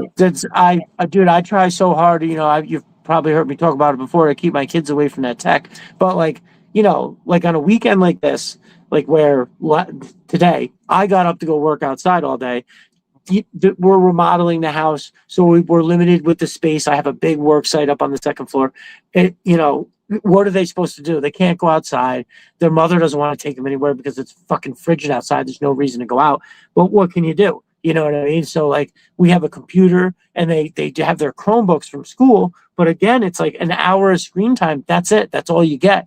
And but on a day like today, it's like, you know, what are you doing on the computer? Oh, you're creating a Google slide project for this thing. And even though it's not like for extra credit or anything, it's still being creative and setting a goal and meeting it. And so, okay, you know what? Fine. You want to use the computer for that longer than an extra hour than that on a day like today when you fucking literally can't do anything else. Right, so yeah, right. No problem. Like my one daughter I barely got up and moved around at all day. When I came home from work, she was still in her pajamas. I was like, oh, that must be nice. Fucking. But again, I don't care. It's okay to have days like that, especially when it's -25 outside. Oh yeah. My kid tells me she's in the dorms. I called her, right, and she's at NYU, like you know, and I said, babe, are you okay? Because it's, you know, record storm, and she's like, oh, I'm fine. I'm staying right in the dorms. I'm going to the cafeteria and back. She says, I'm hanging out. So yeah, definitely. Nice. Oh, good. I'm glad they're staying warm. That's what's up. Because, dude, you know, being that close down in the city, we're close to where the ocean is, dude. It's like you can either get like a warm coastal wind, or it can screw you by making it so much colder than it is anywhere else, which is mostly the case. Colel says, yeah, the Blue Thunder figure was, I think, 3 inches. That sounds right. Mego did Knight Rider and Dukes, Black Hole and Buck Rogers. No shit. They did. Oh, yeah. Right. I think Mego. I think I remember that. I also have and still have my Garrow Lone Ranger figure. Wow. That's awesome. Dude, I tell you, I hope someday I want to build you a garage just so you can put all your stuff out so we can see it. Like, I think that you have a crazy, ridiculous collection, and someday it deserves to be like on display. We're gonna start a GoFundMe so we'll call it Display Cal's Garden. Nice, very good. Yeah, so I definitely I love that Voltron. I actually the other day was sitting down and I was trying to write out a bunch of stuff, and I like to have something on my phone or on the TV when I'm working on paperwork like that. It just helps me focus, having something up, whatever it is. But yeah, so I threw on some Voltron and I was like, oh man, this isn't bad. I mean, it wasn't great, obviously, but it's just like, right. You know, Cal says, I have a garage, it's full of junk I need to throw away. Oh, dude, I know. My garage is my shop. So I insulated it, put electric out there. I ran gas out there to hook up my heater, and it's, like I said, it's insulated and everything like that. And it's where I work out of. It's for my contracting. I recently had the idea of what I really like to do is off the back of that, build me just, even if it's just just enough room for me to put all of my collections out there. Because like right now I'm using so much space in this space right here to keep all these dial building supplies that I never touch. You know what I mean? I can only build one fucking thing at a time. And in my head, I'm like, I don't want to walk back and forth. I'll keep the dial pieces here. If I have to build something really big, I'll do it out there and bring it down here, which is, you know, a pain in the ass, but I'm not complaining, right? These are good problems to have. So yeah, I would love to do that. Nice. So when you think back, did you have any favorite characters? I mean, obviously we know you love Roadblock, but was there anybody else that stood out to you? Anything like that? Well, I love Flint for sure. I love Flint because I didn't know what that hat meant or what unit it responded to, but I just loved his hat. I thought it was cool. You know what I mean? So I love cats who wear a hat.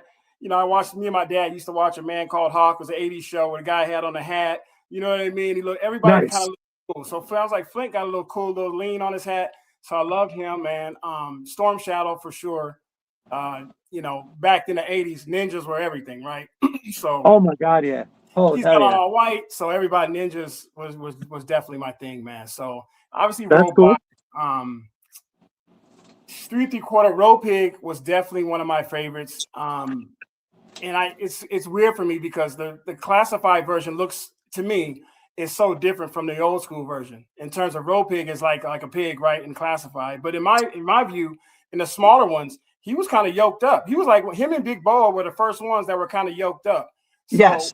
Yes. And so I thought he was kind of cool in terms of that. And I changed Road Pig's legs and I put Iron Grenadier legs on him. So he was like a yoked out ninja. So in my mind. So I he was one of my favorites too. So yeah. Nice. I love it. I love it. Yeah, you couldn't be more right about Road Pig. Yeah, he had like a barrel chest, but he had like a bodybuilder's V. Yeah. You know what I mean? He wasn't all fat in the belly. Yeah, that's interesting. And there's something about, like, I'm so disappointed that like Big Boa's helmet wasn't used for something else, right? Because it's first of all, he's a boxer and he has no shirt. Shouldn't he have like a fucking he's the undefeated boxer? Maybe it's because he's wearing a helmet. Like, you know what I mean? It just always seemed incredibly weird to me that they had that on there. Yeah, but there's quite a few figures that maybe have been changed and you don't into the classified line, and you don't really realize it till like you go back now after having had the classified. You go back, you look, and you're like, well, wait a minute, I thought that was that's not exactly like I thought it was. Well, that's cool. Well, those are good choices. I've been trying to nail down my top 10 is really like 17 figures because I always put Beachhead is number 1.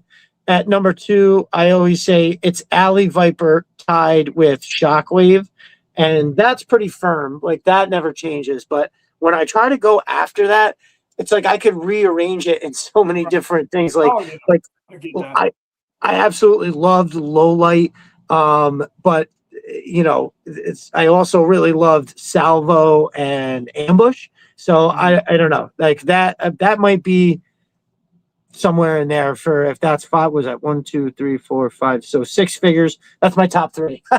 6 figures. That's how I got to do it. And I did sit down and try to do this one day, and I did come up with something that I was like, yeah, all right. I mean, it's not 10 figures, it's 17, but that's how I'd have to, because there's just so many characters and figures. Like, how the fuck, it's hard. Yeah. And that's not even including the fact that I have Destro and Snake Eyes above the list. So before I even get to number 1, I have 2 figures on my list already. Before I even write that number 1, blah blah blah. So they were all so cool, man. And Snake Eyes definitely was in when you say my favorites for sure, because Snake Eyes, on the cartoon he's more in my view, he's more of a commando in the cartoon because they really didn't touch on the ninja stuff. But clearly, in the 80s, he's all black. He's got the mask. He's a ninja. So all my friends were like, "Oh, he's a ninja." You know, no matter what the cartoon had a mask. So he was always one of the best ones too. So. Love it. I love it. Cal says, "I bought a beret at the Army Navy store just to wear playing war, so he could be Flint." So we got a fellow Flint in there for you, Roadblock. No I assumed it. Oh, and so talking about Big Boa, he says, I assumed his face was so busted up from fighting, that's why he had the helmet. I don't know if that's true or not, but I fucking love it. Deuce Retro says, the show's intro song is on my workout playlist. What show? What are we talking about? About to paint an Akiko. Just another jerk. What you painting? You're painting an Akiko? What do you give us? We need more. You gotta give us more detail than that. Are you painting her to look like somebody else, or is she going to be a Kiko variant? Oh, Spencer for Hire. Man, I know the name. I can't think of what the hell it is. That's one of those dope 80s shows. Spencer for Hire. Hell yeah. Nice. So you got, now that I'm looking at it here, you got the Outpost from Mo's Mind, right? Yep, that's right. Yeah. Very cool. So I found my 50 that goes in the front of this, and I realized why I found it. I discovered why I didn't have it in the thing, because I broke it. I remember moving something around and I broke it. So what I got here is I'm going to put the gridiron one because it is gridiron compatible. Yeah. Which this is actually a pretty dope gun too. But I think the color match is good. It looks great. So I love this. I'm glad that you got this. You got it in the Joe scheme. Is it the same exact thing? Same. That thing is dope, man. I love it because you could do so much with it. You know what I mean? I mean, you can take pictures with it, make it look awesome, take it outside, inside. It fits a lot of Joe's inside, different schemes. I love it, man. I love it. And just that, and also it's not $300. You know, so right. I mean, it's super affordable. So you can just be like, okay, great. Now my next on my list for that is the Cobra colors. Because if you got those, you got a dial right there. You got a picture right there. You got two bases right there. So you throw in one or two little small vehicles, you got a nice little setup. So that thing is awesome. 100%. One of my favorite parts is like the top because you can put lookouts. Yes. I lace it with sandbags and it looks fantastic. So what I wanted the next time I do a shoot with this, I know you and I have talked about this guy, the infantry trooper, how awesome he is. I am going to post him up. I'm going to make this his shit. So I'm going to put his 50 up here, right? And I'm going to have it with, they're going to have a, one of the 2 Army snipers that I have. Actually, I got a third one here that I want to open and put the snipers up there as 50. And then I just want to put all these guys. So I've got 4 of these fuckers that I haven't even opened yet. These things are, they're just an insane thing. The figure itself, is just so crazy. People don't talk about these 60th anniversaries enough. Man, so I'm telling you, especially that infantry. I don't really see him in a lot of pictures and stuff like that, but that dude is, I mean, trying to find him in Arizona, man, is like good luck. You know what I mean? Find a unicorn. You know, he's awesome. There was one on eBay the other day where I put an offer in for, I think the guy was asking $52 shipped. And I offered him 38 and he came back with like 49, and then he got to a point where he wouldn't go any lower than 45, and I was like, they don't, some of these ones like him, they don't they just want to hold on until they get that price. Which, you know what, and God bless him. That's how you got to do it. I mean, especially if, you know, I think he had more than one. I'm guessing that he's gotten, you know, that's gonna sell. Somebody, you know, and since I already have one, I was kind of like, I really, really want another one because they're so fucking awesome. The figure itself, but it comes with so much cool shit. Yeah. I'm gonna wind up getting that Tiger Force Roadblock tripwire because the Roadblock loadout for him is unmatched. Sweet. Yeah, and the Tiger Force Roadblock doesn't look bad. I'm so in love with this guy. So this is and you just got it. So this is the tripwire. Yeah. He's awesome. And I don't know. Jeremy Kimberlin had a picture of Tiger Force tripwire on the Tiger Force Ram cycle, and it did actually look cool, I had to say. So yeah, this is the outpost from MOsMind. I just wanted to bring it up because I know you got it, and it's awesome. The backpack holder, one more time, you know, that is incredibly dope. There's another one on this side. The detail all the way up in the front here, shelving on each side. I've always said this is like the most bang for your buck in the internet. You're not going to get something. I mean, all this detail, all this size, and I have to mention it's modular. So this piece right here comes off, and I can connect another one. Or, man, I've got all these figures lined up right here, but this is the bar. It's you know, God, I'll have to do another shot for it so people can see it, have it connected and have it look a little better. But yeah. So they connect together, makes it one huge base. I could take the bar, split it into 2 sides, connect it so there's like 2 panels over here, 2 panels on this side, making it just a bigger spot. When I'm messing with that stuff and putting them together like that, I feel like a kid again. This is the playability. The playability is totally off the chain. I think just this recently hit the Etsy store. This is like a standalone. So this is the same ARC cannon that comes on the top of the Atlas, but this is in Joe scheme to go with this base. This base is the same base, I believe. Same front is this.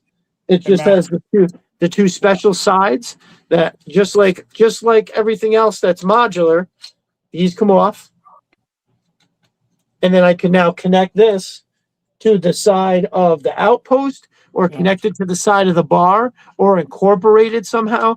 Dude, you can't fuck around with that. That's so freaking awesome. I'm gonna connect them. That's the next shot I'm gonna do with all this stuff is that's what I'm gonna do is I'm gonna connect all three in a row and just have a bunch of G.I. Joe stuff behind it because it's dope. So you got this tank, like a hydraulic, so it can move around. See, what I like about this is that it's got optics, so it can be just a standalone defense kind of weapon. But also, what I really, really like using it for is because our boy Steeler doesn't have, once I get the gorgeous armadillo that I got from CG Horror all wrapped up and ready, I'm gonna put him in there. But what I do is I got this wonderful tablet from our brother Stevie Z, which he had sent me a bag full of these tablets and cell phones, which is just awesome. But that's, I don't know if you can see it in his hand, but so I got Steeler operating that, right, making sure that everything's good. So what I'll be adding to that picture is going to be, I'm going to do a little crossover here. One of the recent hauls from my brother Sys 3D Arsenal is this tank munitions. I'll get to that stuff in a hot second. I just wanted to. It's just along with what you're saying is that now that we got Zap and there's some rumors, of course, about the other OG-13. Like me, I don't know if you can see it on my camera, but I put my OG-13. You know what I'm saying? So you know That's what I'm talking about. My OG-13 are with the Outpost, and so with all those accessories, and then I got the missile system of Hawk.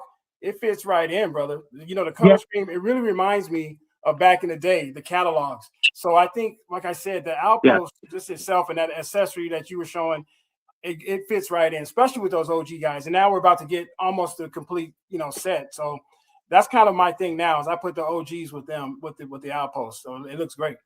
Agreed. I just got to find more time to do pictures. Call sign Smash says the 60th anniversary Halo jumper and infantryman are what started my whole classified collection. I couldn't believe how much more detailed the classifieds were compared to what I had as a kid. Yes. So I've always said that the reason that classifieds hit so hard is because it hits in the same way that the 3 3/4 did as a kid. So as a kid, that 3 3/4 was highly detailed. That shit was the most detailed thing that you saw. That shit was off the hook. But now that you're an adult, you hold a 3 3/4 figure. It's cool because it's the nostalgia of it, but it's not like this. It's not like holding this. Looking at that. You know what I mean? That shit is off the fucking hook. No, man. Cal says the bearded sumo. I think he was supposed to be the answer to the Rocky figure that had the. Oh, looks like I missed something. The bearded sumo says I thought Big Boa was Rocky after he flaked on Sunbow and did Rambo. Oh, hey. And so Cal's response is I think he was supposed to be the answer to the Rocky figure they had in order. But okay, all right, sounds something good. like that. I saw something like that. Yeah, something about Rocky or yeah. That's what's up. So yeah, that's the Outpost. That's the ARC cannon from MOsMind. I feel like there was something else that I was gonna share. So he's also got the fix for the Awe Striker, which is buried behind a couple things. I'm not gonna grab that. But make sure you're checking out. You got to go to our dude's Etsy. Make sure you're using the promo code Destro Designs.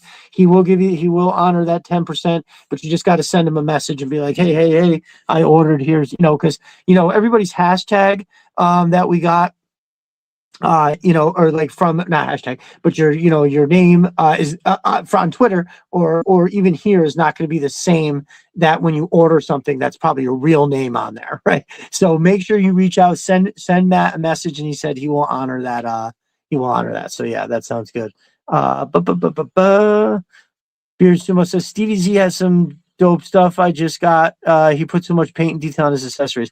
Well, I haven't put this part together yet. And I'm ashamed to say, but I will show this off real quick as I'm jumping between Matt and Chris's stuff.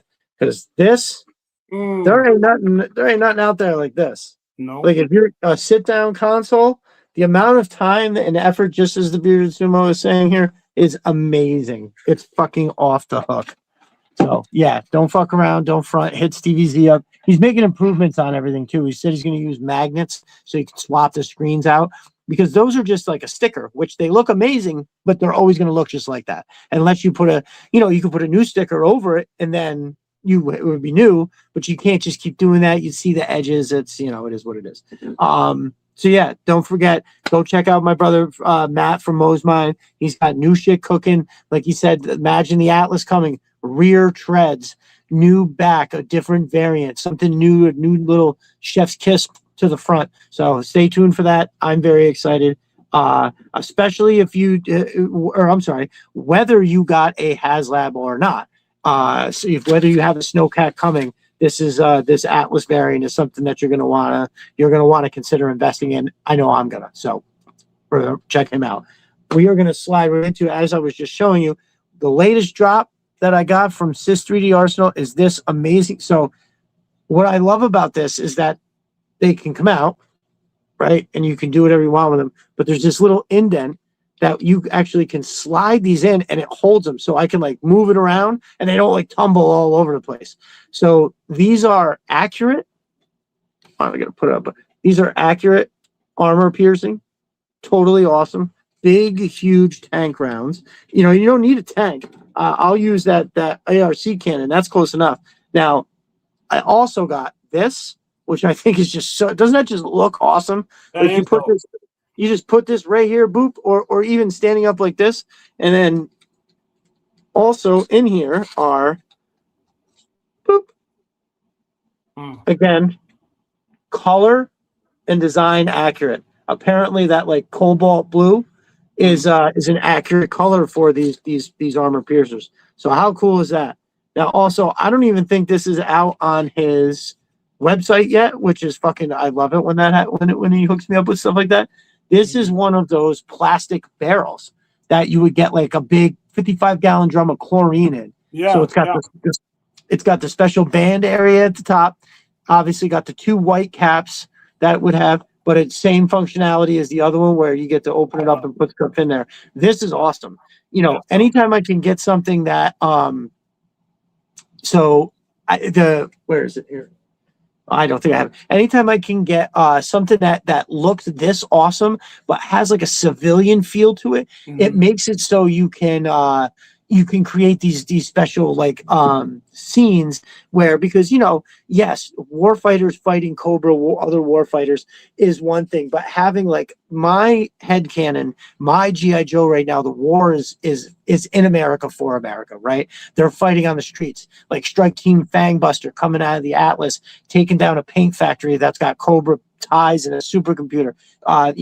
Don't get me wrong, it's still about world domination. It's still about taking over all the different countries and continents, but it's all about starting with America, because if you can make America fall, you can take out basically everybody else. That's like Cobra Command, the whole idea. So yeah.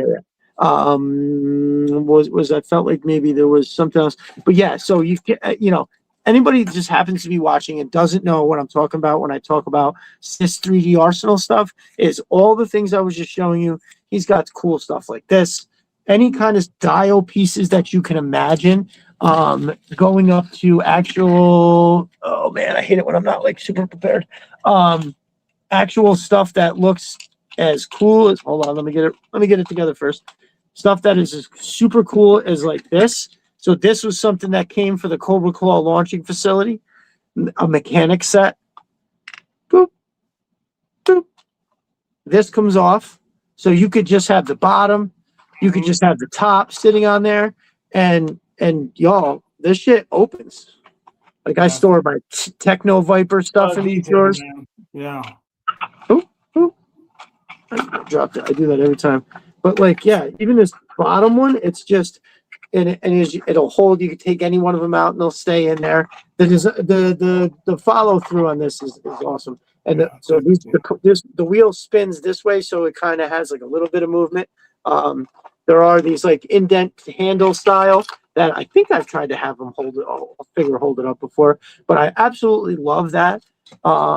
Anybody that can see up behind me right here, This is, unfortunately, I can't display it all, but I have these 4 separate pieces that all offer something really, really cool. Like here, I'll show you this one. Like that just looks awesome, right? That's dope. Yep. And if I can get it with my big goofy fingers, I always struggle with this stuff. Hold on. I'm gonna get it. But this right here, like it's this kind of detail. Ooh, there we go. Hold on. It's this kind of detail that I love, right? Yeah. Like look at how awesome it is. You can put a bunch of stuff in there. Figures can hold it. It all scales so right. Like that just looks awesome. That's and dope. He sent me a bunch of the little clips and the pieces so I could put anything I want on it. And then what I've been, and then at the so that's the locker setup, sir, or the armory part. I usually put these on each end. So like you can get this one where you have 2 distinct sides, or I'm sorry, one whole wide open one. This is the one with the 2 distinct sides. So boom, boom, and it just the photo stuff that you can take with this is unbelievable. I've printed out an absolute shit ton of his other little shelving stuff, but I stopped doing it because my prints are not as clean as his. So I do have like a bunch of background stuff. Like I printed out stuff. I have a whole bunch of these back there, right? You just, we're in the Joe base. So here's like a bunch of Joe racks. Something that I'll show eventually. I did make a whole run. I got like a bunch of some Alley Viper ones. I painted those myself, actually. It came out pretty good. Yeah. So Chris is working on something right now. He showed it. It was actually super, super cool. He showed it off on the show last week. Shout out to my brother Chris for coming on last week and doing an amazing job. We went for 4.5 hours. Roadblock. Yeah. I talked to him. I was like, yo, remember I was like, oh man, I think the dude wanted to go for the 5-hour mark. And I was like, no, man, I'm going to bed. He wasn't. He was kidding. Well, when you mentioned that, he was ready. He was still good to go. Right. No, for sure. He would have hung through. He was hanging tough, man. He took it like a champ. For sure. And Evan also, we eked over the 4-hour mark, and Dan Salsato also too. But I think Chris, I can't remember if Chris was longer or if it was Dan. I don't know. It's one of the two for sure. But don't worry, we ain't going that late tonight, bro. Oh my God, it's all good. You know, the week this week has been absolutely insane. Like just holy hell. More Sys 3D Arsenal stuff. I'm trying to think. I feel like there was something that he sent me, and I can't remember what the fuck it was. It was something else. But yeah, well, anyway, it's mass device storage, chemical storage. You just can't beat the stuff that he has. So, like, first of all, gotta have it. So the top goes on like this. He's got it just like in almost all his mission crates. He's got the collapsible ones. I see how everything goes flush. Like, I like that because like this here, right? You can put these two right together. Imagine how much it would drive you crazy if they had to stay like that far apart, right? Like for some reason. So when you stack it like that and you put a few of them together, it really looks incredible in the back, making to make pictures like that. So this little guy, I love this little guy. Bang. Yeah. So you have two of each mass device chemical. It's got that little spiral helix in there, which looks amazing. There's the red, the blue. This blue is so electric, right? Isn't that cool? That is dope. You know why that's even more relevant right now is that some of those divers are going on sale for like $16-17 at Target.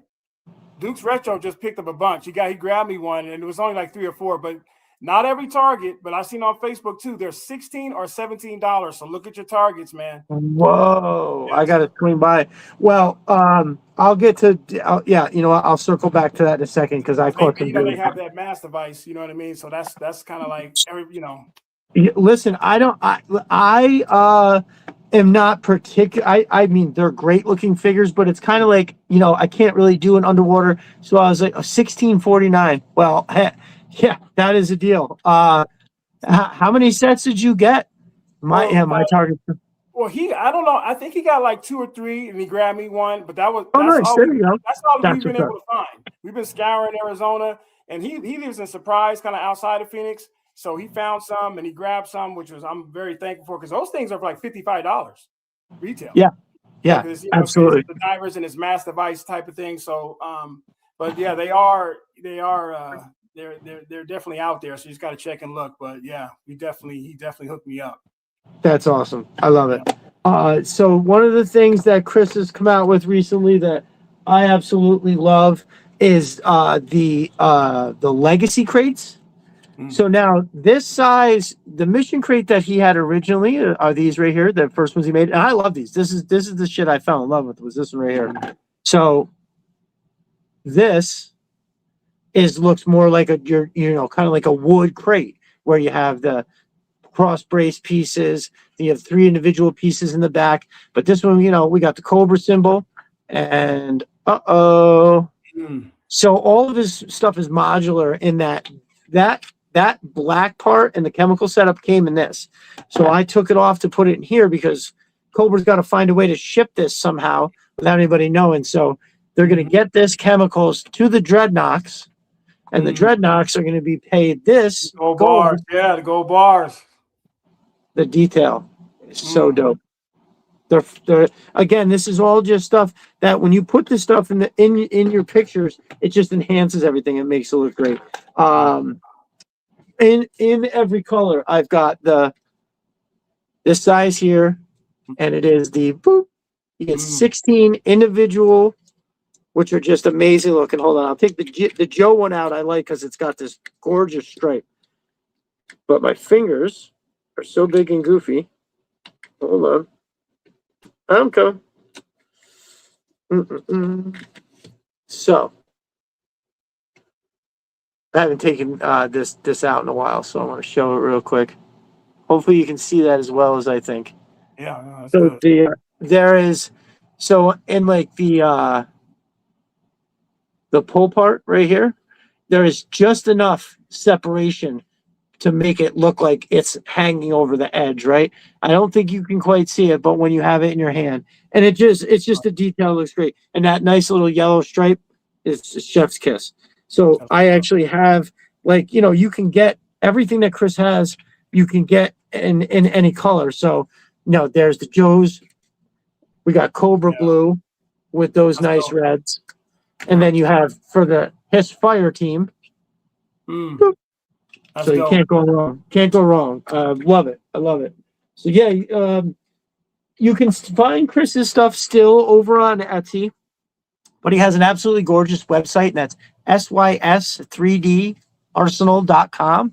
Make sure you're going over there, checking out. He's got so much stuff. He's got full dial walls and floors, tables. Oh, you got this little table here. Hold on. I love this guy. It's just perfectly sized. When you stand figures up next to it, it's like it's just right where you want it to be. Like this guy's hand, if you look at that, is right there. Perfect. So it's yeah, absolutely. His stuff is amazing, and Chris is a great guy. And that's the same thing when I always like to talk about Matt and Chris's stuff because they're both really good guys. It's not just that their products are elite and top notch. It's that they're fantastic people. So super happy to represent and show everybody their stuff. I can't get away without showing the scrap iron. I'm just going to give it a quick little run through here. This is what I saw first. That was I actually saw it on eBay, and I was like, "What? Look at how cool this is!" So you open this up. First tray that comes out is voila. You get these totally turbo Vulcan cannons. So I'm going to set that down. And the first thing that you do is you take out the tray that's on the bottom, and you take each one of the drone's missiles, and they have a perfect spot for them. Like, you just can't beat that. Like, how fucking cool is that? So the playability on that and how cool that looks, you can then put it back in here. Boom. And you take these two out. Slap them right in there. I like taking a picture of a bat, putting it in with like his claw hand. The claw fits like perfectly around the barrel. And look at how awesome that is. How perfectly scaled. That's a whole nother look. Yeah, that's a whole nother look. Yeah. And imagine, yeah, sure. If you're coming in with an assault, that's why I bought a bunch of these extra ones. I got 1, 2, 3, 4. I got 5 of them. One of them I put some gold on for Destro, but yeah, you can't just have those missiles. You got to have some kind of something else to kind of help out here. So this way you have this kind of posted up out front, and now you're wiping out anybody that's kind of coming close. So let me tell you, it to me, in the moment when I saw this, it really opened up my eyes to what is the third party sellers, where I was this is early on collecting. I had no idea that like other people were actually making this stuff. You know what I mean? To sell for classifieds. I had no freaking idea. So there it is. I put everything back in. Boom, boom, boom. Yeah, that's dope. There we go.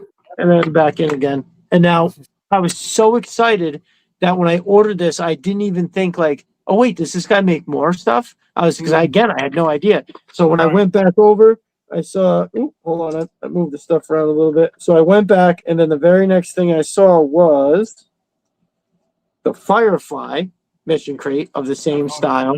And so you've got that as far as awesome loadout. Yeah.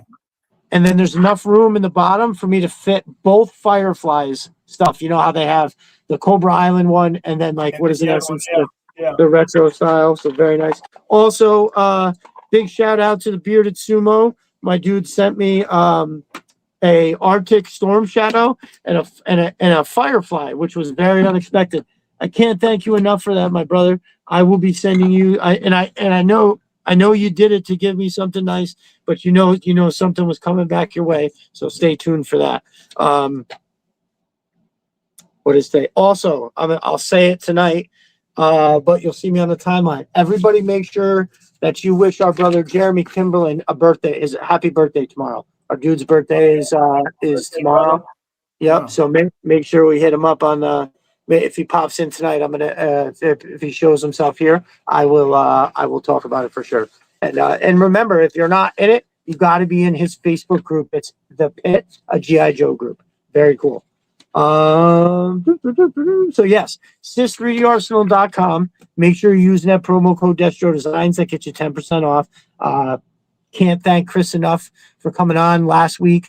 He did a great job. It was awesome. So yeah, make sure you go support our dude. And also their superior products. He just makes amazing shit. Something that I didn't show off when I was talking about MOsMind, and I want to show it, is I got the merch. The blue night landing color. So I'm gonna get me the 824. I think it's 824, right? I'm gonna get the 824 on there, and I'm probably gonna do something. So on the cover of the original box, it's got Firefly on it, and it looks awesome. It's like a perfect combo. But what I want to do, because this is so big and so awesome, I don't have time to get it all set up, but I'm gonna have Firefly with a bunch of eels, right? And I want to have them in the water like this, and have Firefly handing them, stuff to demo a bridge with or something like that. Firefly getting everybody set up. So I'm looking at, I'm very excited for that. You know what? Hold on one second. Yeah.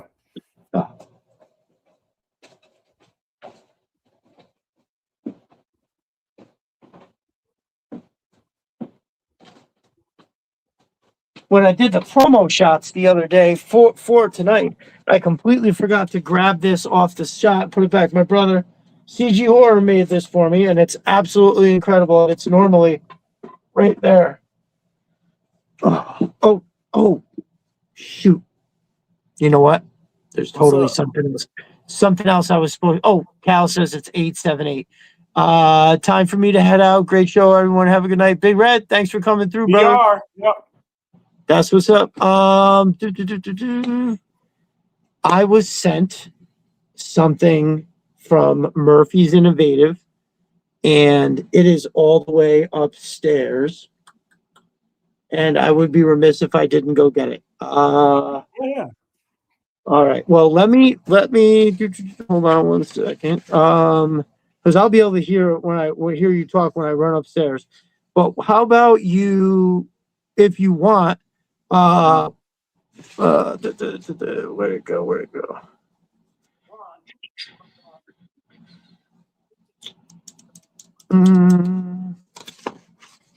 All right. You know what? I will go and put that, because you know what? When I take them out of the box, I'm just going to be showing them like this. I think it'd be better if I show it in a picture. Like, it'd be one thing if I had already shown the picture and then took them out. So, okay. I had gotten something from Murphy's Innovative.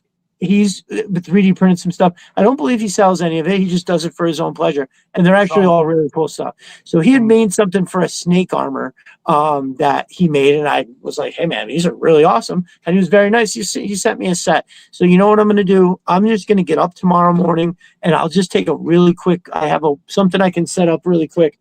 And then I'll just have, I think that'll look better that way. Yeah, for sure. All right. So instead of me just showing it off and doing it like that, it'll be much better with a detailed picture that people can stop and take a look at. So yeah, forget it. I will get to my due tomorrow, and then after I've released the pictures, I will talk about it next week on the show.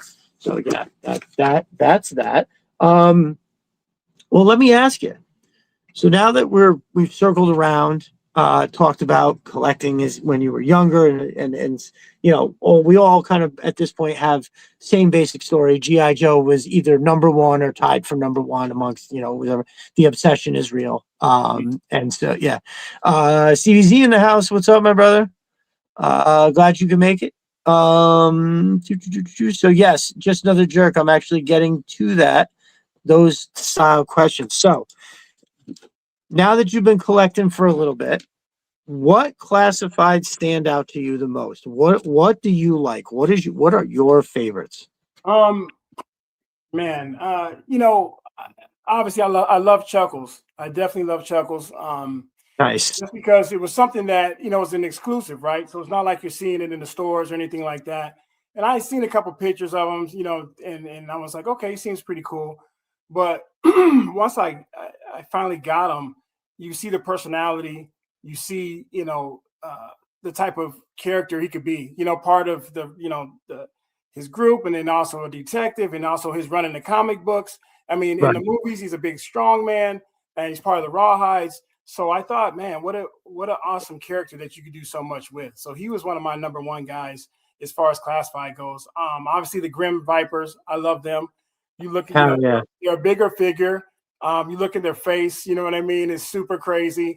So amazing ways with that. I was having a conversation with someone about that. I can't remember exactly who, but those guys could be super evil, or those guys could be super crazy, or they could be like the anti-hero types. So I love those figures.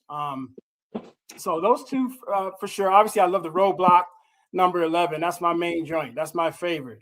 Now, when I first looked at him, I'm like, man, he's got like a, you know, CNC Music Factory, Milli Vanilli tight shirt on. You know what I mean? Something you wear in the 90s.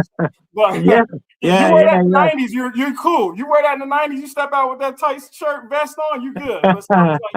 But as I looked at him more, because he's got the good beard, it's dope, you know what I mean? But it seemed more like an undershirt to me. So you throw something on over the top, it changes his whole look, in my opinion. So I definitely love that figure. You know, he looks cool. Looks like maybe a more modern Roadblock.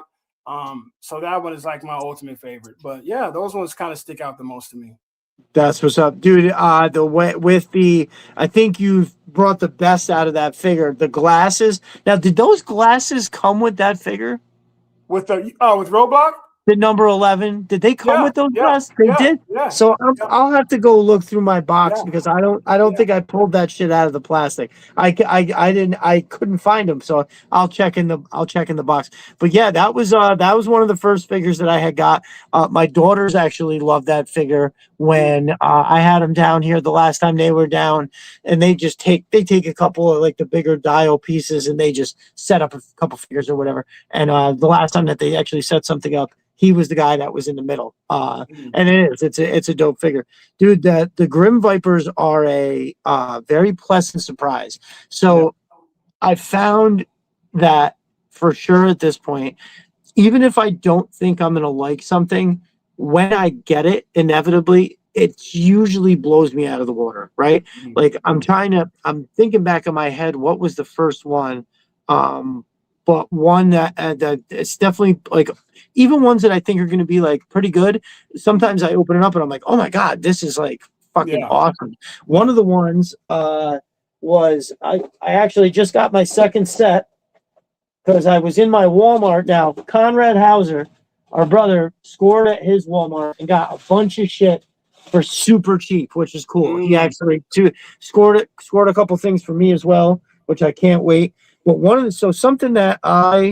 this is one of the ones that I had gotten from Walmart. I had seen this set, and I've talked about it many times, that I wasn't going to get it because I love the original so bad.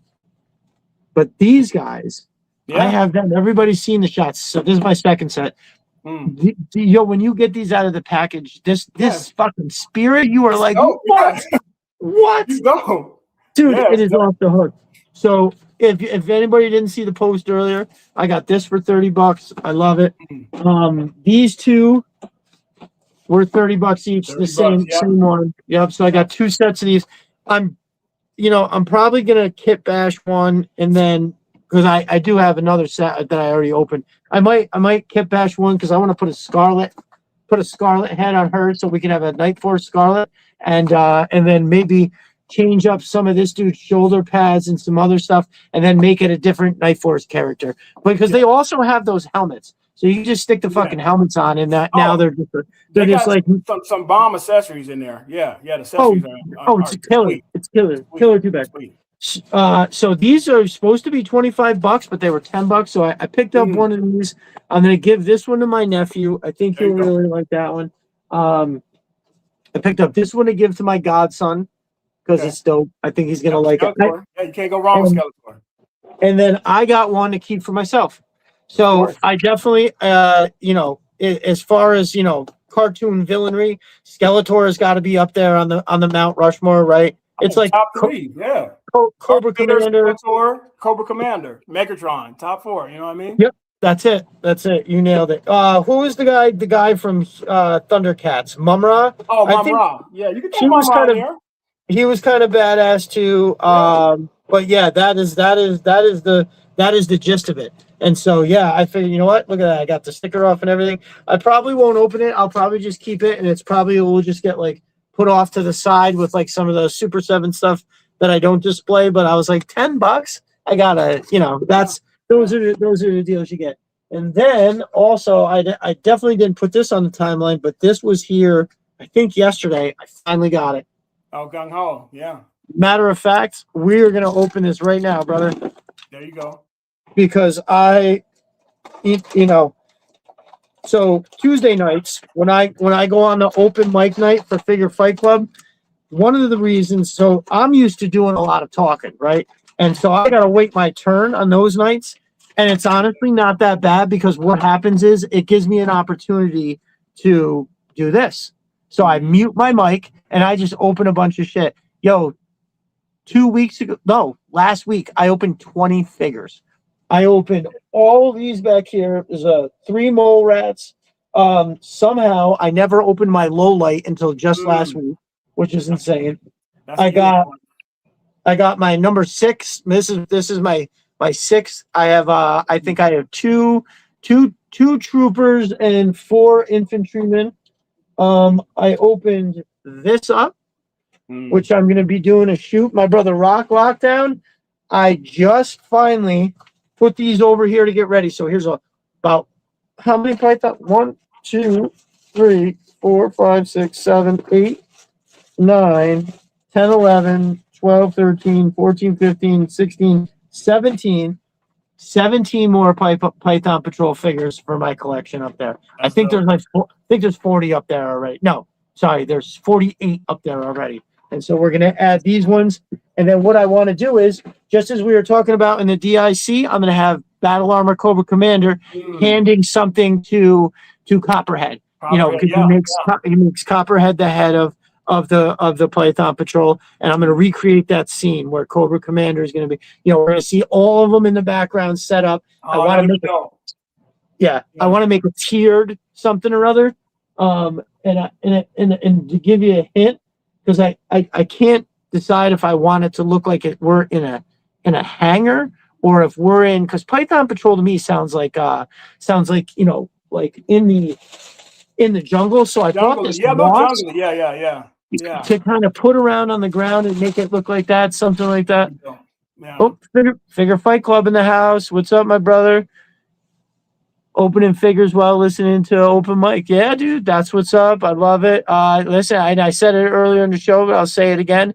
Them boys from Figure Fight Club. I believe this is Avi in the actual thing right now. He's a fantastic guy. They are the same thing that we're doing in our community over on Twitter. These dudes are making it happen over on Instagram. I was mentioning to everybody earlier about that big 48 figure giveaway. Absolutely fantastic. Totally love it. Make sure that you are following Abia's FFC. That's his own account. This is Figure Fight Club. Lou, that was here earlier, and Talib. Talib is actually over on Twitter with us, but they're all over on Instagram. So if you are over on Insta, then boom, boom, boom. You got to make sure that you are following them boys. They're the embodiment of all things good that we're doing in our community. I can't stress that enough. And just great guys who will sooner than later hopefully be making an appearance on the show. I'm going to reach out to all y'all and we're going to make that happen. Yeah. Oh yeah.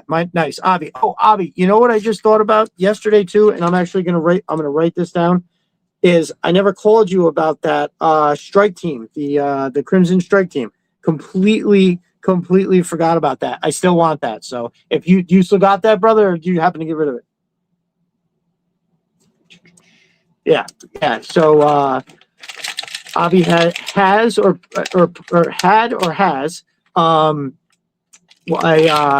Crimson Strike team with the Baroness and the whatchamacallit. That's dope. Yeah, that's a nice one. Nice. Okay, fantastic. So yeah, hopefully, I'm sorry y'all for hearing the sound of that plastic crunching. Absolutely maniacal horseshit. So yeah, this figure right here, I definitely it's to me it's a polarizing looking figure, right? This color is just crazy. it is straight up toothpaste. And I remember as a kid being like, who the hell would like want to wear that? Isn't that just so crazy?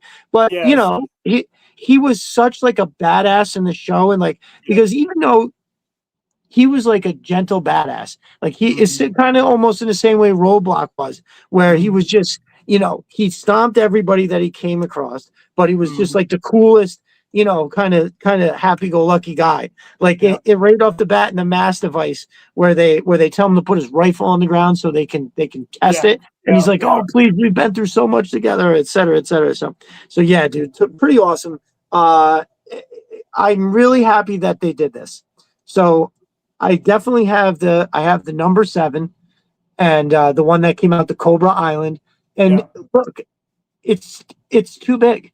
It's just enormous. Like I'm gonna probably try. I almost want to do something else with it. Yeah, right. CBZ. That's what it is. That's exactly what it is. He can wear whatever he wants. He got away with it because he was such an awesome character. Like I legit thought he was just an amazing character, and and in that way. Now I never got the figure because you know it definitely looked strange. Now I believe it was just a jerk who brought up in the show a couple weeks ago that this color, believe it or not, has precedent. And what I mean by that, it's a real uniform. It's a real. Well, so I guess the Vietnam era fatigues that for whatever reason the dyes that they used, the blend of cotton or whatever it was, it faded to this color. So imagine if this was actually green and the black was black, and it just faded over time to a way that it now looks like toothpaste. So once I heard that, I was like, oh, that makes this totally awesome. My dude is wearing his shit from the Vietnam.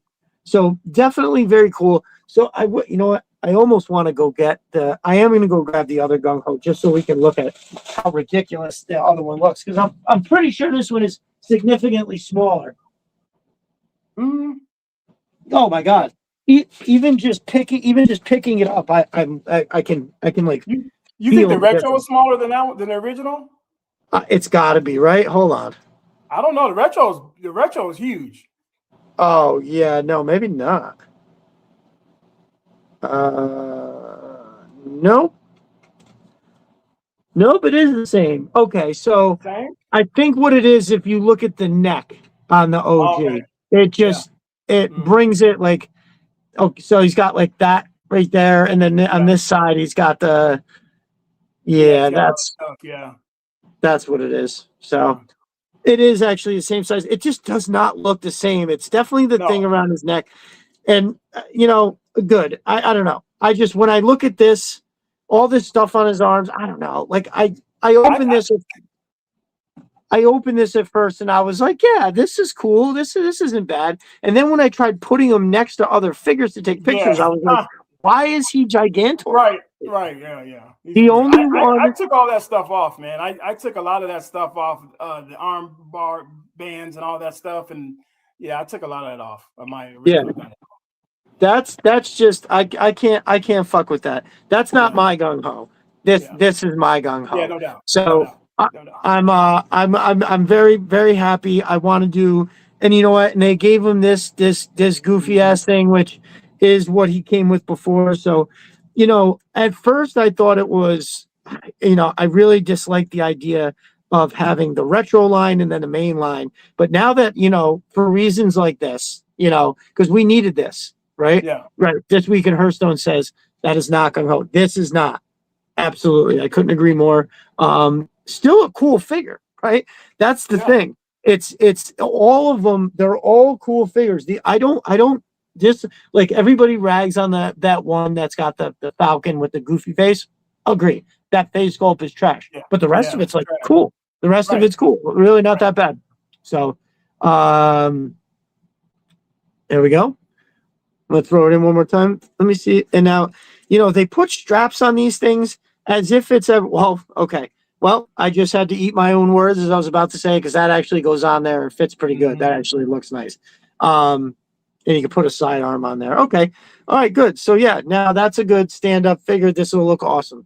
I can't wait to get my stuff set up so I can just put them all. Because, like, dude, it is.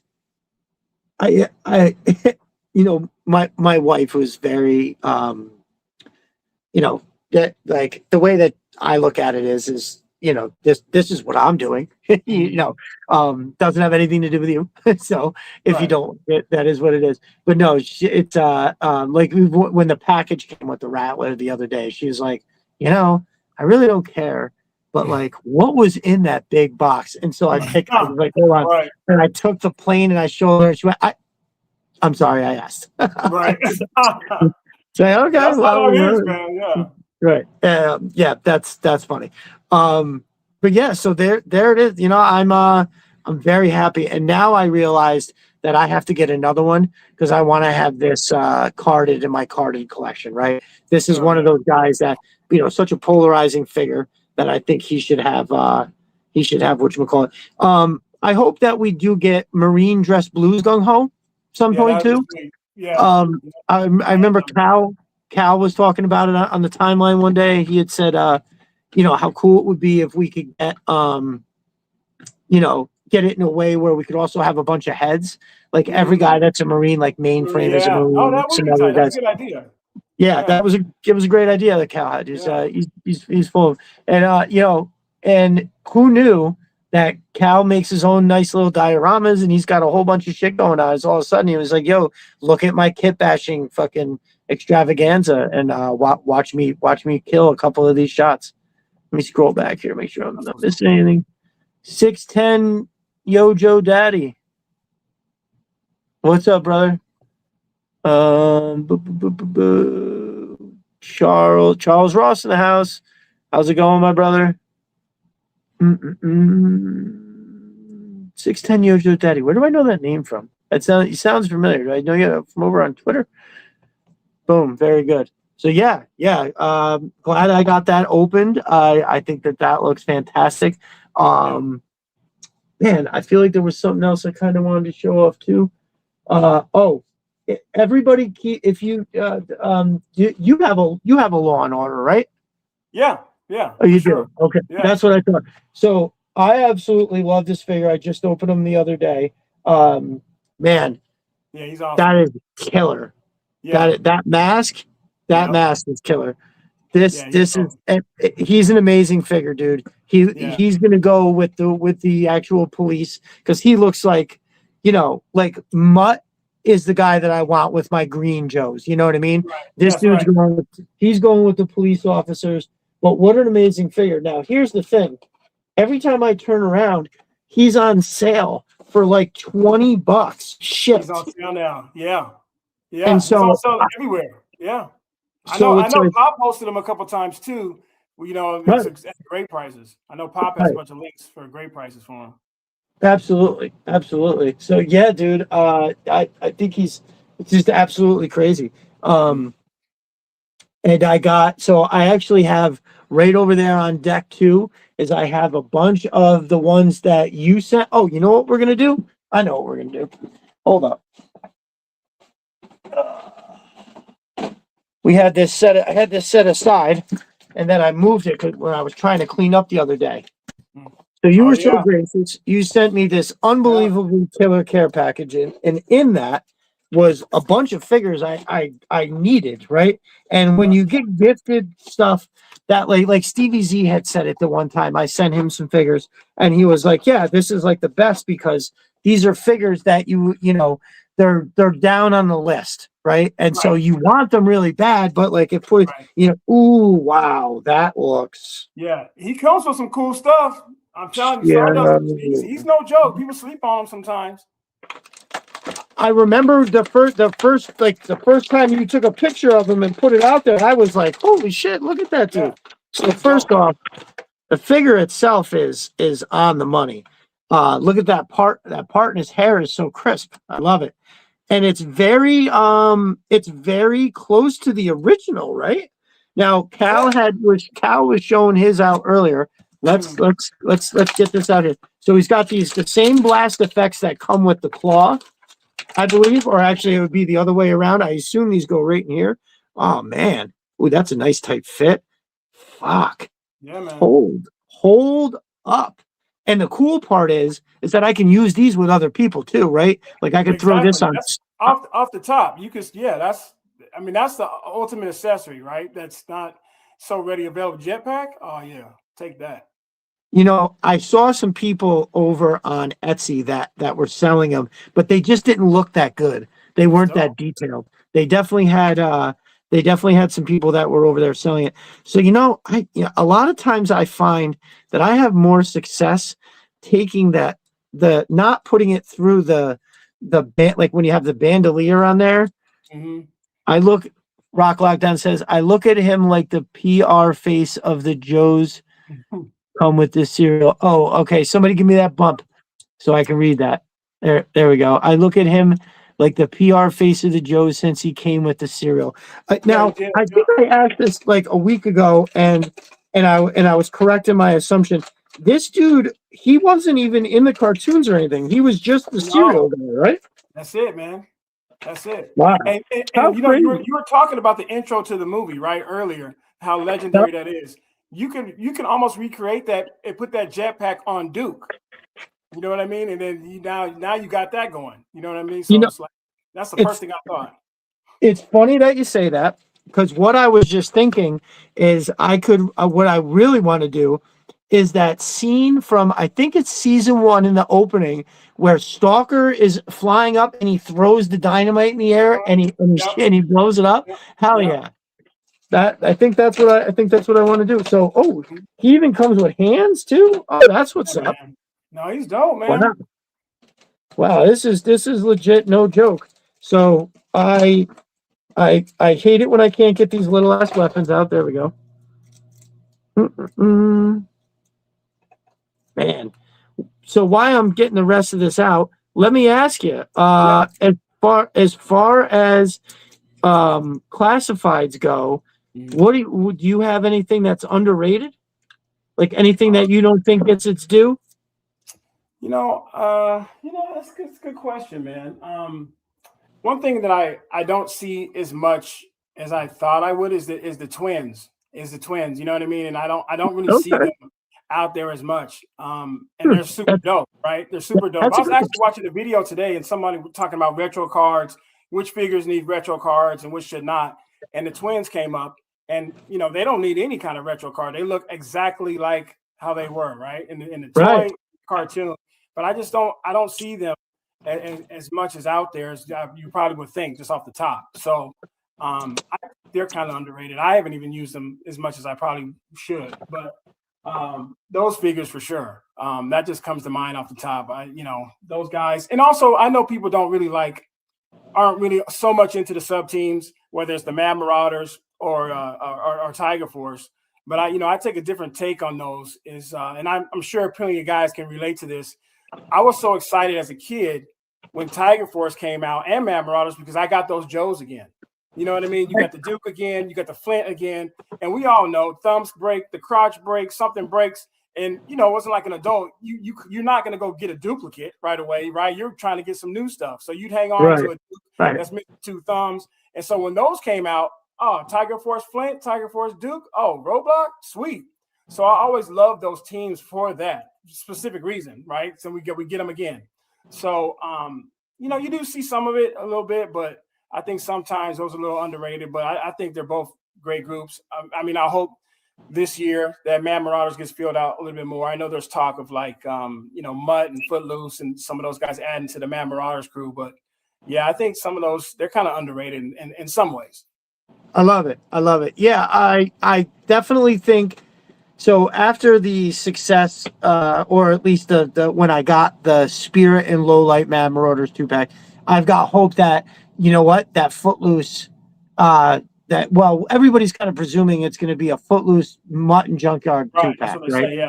Right. And that's kind of the consensus there. And I think that would definitely be cool. So hopefully that worked out. And as much as I love the originals of those figures, it's one of those things that, listen, I'm just going to be happy that they're coming out with it. And I think that they'll wind up crushing it just like Spirit and Low Light. I wasn't expecting that to be good whatsoever. And it was it is, I should say. Yeah. So yeah, I like this. I just had this helmet on. I like that one. But there is something I think if I was to display, I'd have to go with have to get that OG helmet on there. Yeah, that's it. Yeah. And jack his legs up a little bit. Mm-hmm. Let's see what we got, making him stick one hand in the air, and he is up and down. Yep. Yeah, that is make the sound worthy. It's legit. Yeah, it's legit. There he goes. Yeah. I'm in love with the jetpack, dude. I think that this is fantastic. Jetpack is sweet, man. I should be doing more with it. I'm sure I will after this, just even bringing it up again. But yeah, the jetpack is awesome. Yeah, that's what I'm talking about. Oh, now I have to find a bag. Dude, I have so many parts and pieces that I have all over the place. And instead of going and getting a bag for them, I'm always like, well, it's right here. It's not going anywhere. So I'll just come back. And now if you look, I have so much shit everywhere. Last week during open mic night on Figure Fight Club, I opened the remainder part of that 20 figures that I opened. I opened the remainder of my Crimson Alley Vipers. So I have 14 of them, and I had 6. Then I had to open 8. And dude, I opened all of it at once and had all of the gear out here on the table. And when I tried, I was like, oh man. So I walked over and I grabbed 2 bags. The backpacks alone filled an entire sandwich packet. Oh yeah. So that is the one thing that is the one thing that's on there. 610 Yojo Daddy says, I'm hearing that 2-pack as well this year. Well, that would be fucking dope. Rock Lockdown says, classified as some really solid releases that just fly under the radar for whatever reason, a la Leatherneck. Yes. Yeah. Well, I'll tell you, Rock, what that reason is. It's because we were fucking drowned in amazing figures this year. Everything that came out was good. So I remember when people were Crystal Ball Figure of the Year, I was like, I would take every other figure over Crystal Ball. Every figure that came out this year was fucking amazing, and I don't want to sound like now hold on. I say they're all amazing. They are, but I'm sure if I went down the list, I could find nitpicky stuff, right? Yeah. And I think a lot of times when people are like, I don't like this figure, I don't like that figure, sometimes it comes from people that have that insane knowledge of what every figure is. Oh, that's so-and-so's legs and that's so-and-so's arms. Right. So to them, they don't all they see is individual. They just see these parts. They're not looking at, well, stop looking at it like that. Like, this is a dope ass figure. Why are you ruining it? You know what I mean? Oh, right. Like, Yeah. just enjoy the shit out of it, which is why I'm glad I don't really have that knowledge. Now, to a certain extent, like when the Grim Vipers came out, it was like, oh, that's a Saw Viper vest. Like some stuff is just unbelievably noticeable, that just stands out or whatever. So man, I tell you, I'm gonna put this down now, but I absolutely love this figure. I'm glad that we got this rifle with a lot of the figures. I mean, some of them are green and black, and some of them are all black like this, and that's fine. But yeah, I'm glad we got the full true. Like, I think the first one that came with it was Footloose, that actual M16, like that real one. That one was dope. I really like that. But I'm also happy that we got this too, because like they all had it. Like Gung Ho, like that part that I was talking about in the show where he loses his, or they warp his rifle with the master device. It was a different color, but I have that color. I have the tan one over there. So I'm gonna actually give that to him. I'm gonna leave this thing slung on his shoulder, which what a coincidence. Starduster actually comes with his version of it. It's got a little silver in it, yeah. Absolutely, pretty dope. Like I have this keeps catching my eye. I think it's pretty dope, pretty awesome. Like it, man. Yeah. I love that they gave us like what is more the real tattoo. The huge tat, yeah. Well, didn't it have the world underneath it too? I read something like that. Yeah, and there's some reasons why. I guess Gung Ho has some restrictions because there is some like Marines, logo stuff on there. So I know. Yeah. That's right. That's what it is. That's what it is for sure. Nice. Very good. So what is on your buy list right now? What are you looking at? Trying to pick up what are you dying to get? Well, like I said, obviously I need to get the Hiss tank. I need to catch up, right? I need to get the Hiss tank. I need to get the ferret. I don't really see that at all, the Cobra ferret, but at one of our local shops, the ferret, the Cobra ferret, the ATV, it comes with the female Cobra officer who's riding it. That one, I need to get so much. Obviously the Snowcat, which is going to be crazy in terms of price, but with all the snow stuff coming out, I really need to try to somehow figure that out. So a lot of the bigger vehicles that have been out, I definitely want to try to get those some way, somehow. The Vamp, obviously, which is like, super expensive, but I'm still, searching all the Facebook stuff, all the, offer up stuff. So just some of those stuff, trying to catch up on, obviously with the new guys coming out, Lifeline, Big Lob, and all that stuff. I'm still trying to stay on top of that at the same time, trying to, save some money or do something for those bigger vehicles. That's what's up. I love it. Yeah, they just recently. So I got that case of. Geez, man, that's something else I can open up. Where the fuck is that? Let me bring that upstairs. Did I?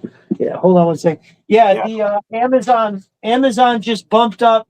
The Lifeline and Hit and Run are coming. So. Hit and Run will be here on Monday, and Lifeline will be here on Thursday. Yep, I got those. Then I have the rest of them are showing up at the end of the month. Something else that I got here. I think I don't know if I showed it off last week or not. So in that Facebook group, the Pit, Jeremy had put this out there. Hey, what's up? Our brother Conrad is here. He says, "Evening, fellas, checking in to say hey. Love this part of Saturday night." That's what's up, brother. Well, so we've been throwing down with our brother Roadblock. It's been awesome. We got, I talked about MOsMind, Sys3D Arsenal, some of the stuff that's happened this week. I just opened Starduster. He's absolutely amazing. He's a really, really super cool figure. I'm about to show off.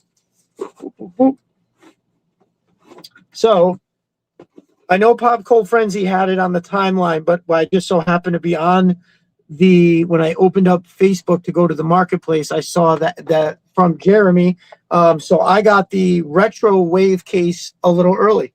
So is that? Oh, these were out by you. You already have them. Yeah, that's right. Yeah, We have a store, man. We have a store, man. Me and Duke's Retro hit them all up. They don't have any anymore. They had the Crazy Legs, the female Crimson Guard, and Zap, and they're all gone. They're all gone. So we both got what we needed out of there. But yeah, that's what's up. So I'm really digging this dude's rifle. I think it's awesome. I can see myself using that. That looks something like a shockwave close quarters kind of thing. So I got I didn't even mention it. So there's Zap. Yep. Got the crazy, or that Zap over there. This is the Crazy Legs. Crazy. Shout out to They Gone. This is his favorite character. They Gone was a static line jumper, I believe. So he really enjoys the idea of Crazy Legs, and I think it's kind of cool too how they have that kind of the pew coming right through on there through his webbing, and you can actually do it. So I got those two, and then you to make a nice case of 4, they hit you off with something for the troop builder. So you get an extra one.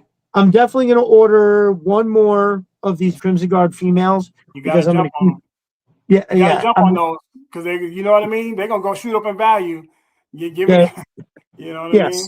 Yes, and the last thing I want is to be going and buying. I mean, dude, I was actually talking to Jeremy today, and I had said to him, I was like, "Yeah, dude, all of a sudden, for pre-orders, I'm buying like a bunch of these figures, not just the troop builders. So I got. I mean, I don't want to sound like a crazy person, but I got 3 hit and runs. I wanna, because we saw with Dial Tone, Crystal Ball, and Breaker, where there became this frenzy where people were trying to scramble to get these things. That's right. And so, dude, I can't tell you how many trades I made where one of those figures was requested every time, or all of them. It'd be like, oh, do you have a Crystal Ball, Breaker, or whatever? And so now you can find, which is so weird because now Dial Tone is literally $20 on Amazon shipped. Yeah, $20. Yeah. So I have 4 of them. I get it. I have 5 because I have 1 open and I have 4 in the box. Well, because that air of it being rare was still out there, and then all of a sudden they showed up like 150 of them showed up on Amazon for $21 a piece. So I bought 4 more. I was like, oh, all right, I'll trade these. So yeah, it's been good, but I keep a healthy stock of those 3, and just because that's any trade I was making, I just was like, oh, we're fucking throwing these shits in here. Well, lock down. Yeah, it's good. It's just like back in the day when you trade Joes, even though you have a guy, you might have doubles or you don't really like that guy, you keep him, right? Because then you could trade with a cat you really like. We're doing a trade with Duke's Retro for, the divers, and I found an Arctic bat. So we're going to do a trade, boom. And, nice. Guys, yeah. Arctic bat for the win. Hell yeah. Those are something else that's not easy to find, I got the one I had because the local collector had a few. I actually, you know what? I reached out to him the other day because I was looking to buy another Arctic bat from him, and he's always giving me some kind of a deal. He gave me a figureless Stinger for $30. He gave me a missile system without the Techno Viper. He gave me one of those, but he sold it to me for $20 because one of the little things had it was weird. He was like, I don't know, give me $20, it's yours. So it's the missiles alone I could probably sell for fucking $30. You know what I mean? So I scooped that up too. You get deals like that, and that's how I've been able to kind of to build something up. But that guy, let me tell you, that dude's one of the reasons I started pursuing a Rattler, because when I went to his house to buy some stuff from him, I was like, I was hoping he would let me interview him in front of his collection, and he was like, no, I don't want anything to do with that. I was like, okay. But he had 2 Rattlers fully wingspan open, taking up his entire dining room table. Yo, and oh my god, he had 4 HISS tanks. 4 HISS tanks. Dude, it looked awesome. I'm not gonna lie, it looked pretty awesome. He had a classified whale, which I'm shit you not was it was like you How can't big? even see How? my arm. It Yeah. was fucking huge. Yeah. How Now, big does that have to be? Like, dude, it was so big. Now, I'm not gonna lie. Unfortunately, I couldn't take it down off the shelf because it was sent to him in pieces. Or I'm sorry, he had to drive to pick it up. The guy put it together himself, and it didn't. It like he bought the file and then oh, gave the file to somebody to print for him and okay. paid the guy to put it together. And the guy didn't do a very good job. But this thing had the little mini bike in it, had that Mm. sled that comes out. The front opened and you could drive a ram cycle out of it. Like, Oh dude, shit. it I had mean, the that depth sounds dope charger. though. It Yeah. was, dude. Oh, It was. So when I first walked in, before I went into the GI Joe room, the first thing I saw was the two rattlers, and he was mhm. like, "Yeah, man." He goes, "I usually have the wings folded, and I put them in here." He's like, "I just want to put them out like this so you could see it." And I was like, "Thank you. I actually appreciate that. That shit is Yeah. fucking fire." And so then I went into the GI Joe room, and yeah, it was up on a shelf, and he actually brought in a chair for me to stand on so I could get up and Oh see shit. down into it. And he's Yeah. like, pointed everything out to me. And I was like, why don't we just take it down? And he's like, it'll fall. I'm afraid it's going to fall apart. He's like, the Oh, last time I put it up here, I said, I'm not taking that's it it. down unless I'm ready to, Yeah. fucking do some other shit like that. So hell yeah. That's what's up. I keep looking at these figures down here and I'm like, should I open one of them? I'm going to let the chat decide. Should I open Crazy Legs, Zap, or a female Crimson Guard? You should let us know in the chat, y'all. We are gonna open one of those right quick. Do I have oh good. I do got something I could stick Stardust or shit in here. Yeah, Stardust comes with them hands too, bro. That's so awesome. Yeah. I love Yeah. I love it. I love it No, when they come with hands. he's dope, man. I like those figures too, where people haven't really used them as much, right? The normal characters, yes, for sure, but I think he's just one of those characters that you get super creative with. It's a secret mission even like you were saying, a PR thing. He's doing a commercial, something kicks off. You know what I mean? He has to jump to action. I mean, there's so many things you can do with cast like that. Yes, absolutely, absolutely. Mhm. And he's got some pretty good posability too. His arms are quite flexible, so I Mhm. think that's pretty cool. And I do like how this particular rifle fits into people's hands and allows you can usually get that to look pretty decent. I like the idea of him flying up and shooting down. I think that would look dope. Mhm. I might build a little something. So I had this idea of suspending people from wires from Yeah. above like this. So there's Yeah. no anything down Yep. here. So just like get that backpack on and then have a piece of wire looped around that peg. And then he would in essence be held like that. I Yeah. think that would look pretty cool. But yeah, dude, Well, this I'll tell you what, man. Michael's, because I used to decorate, crazy for Halloween back in the day. They have this stuff in invisible string, so I would hang up Halloween decorations with this invisible string stuff. oh It's at shit. Michael's for like $1, and you can start doing that stuff. I was thinking about doing that with some of the eels and different things, and then maybe putting a background. You know what I mean? So because it's so difficult, right, with the Right. diapers stuff. Right. But yeah, that invisible string stuff is really good for that. I'm I haven't got it on camera yet, but I'm thinking that's gonna work. Okay. Well, guess what? I'm gonna go to Michael's tomorrow and get myself some of that Yeah, because yeah. I can use that Lightroom to take string out, and it's not that bad. Mm, But I mm. just if I can avoid it, it looks better. So yeah, I want to try to do something else now that I have the Rattler. I really feel like I really want to set up like a full blown action scene with the Mm. Rattler coming down, have all four claws, like two on each side of the Rattler, like not escorting it, but like in fighting formation with it. Because you'd have the Rattler in the front and then stagger the claws.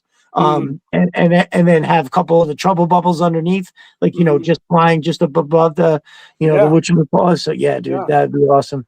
yeah. So far, we've got one.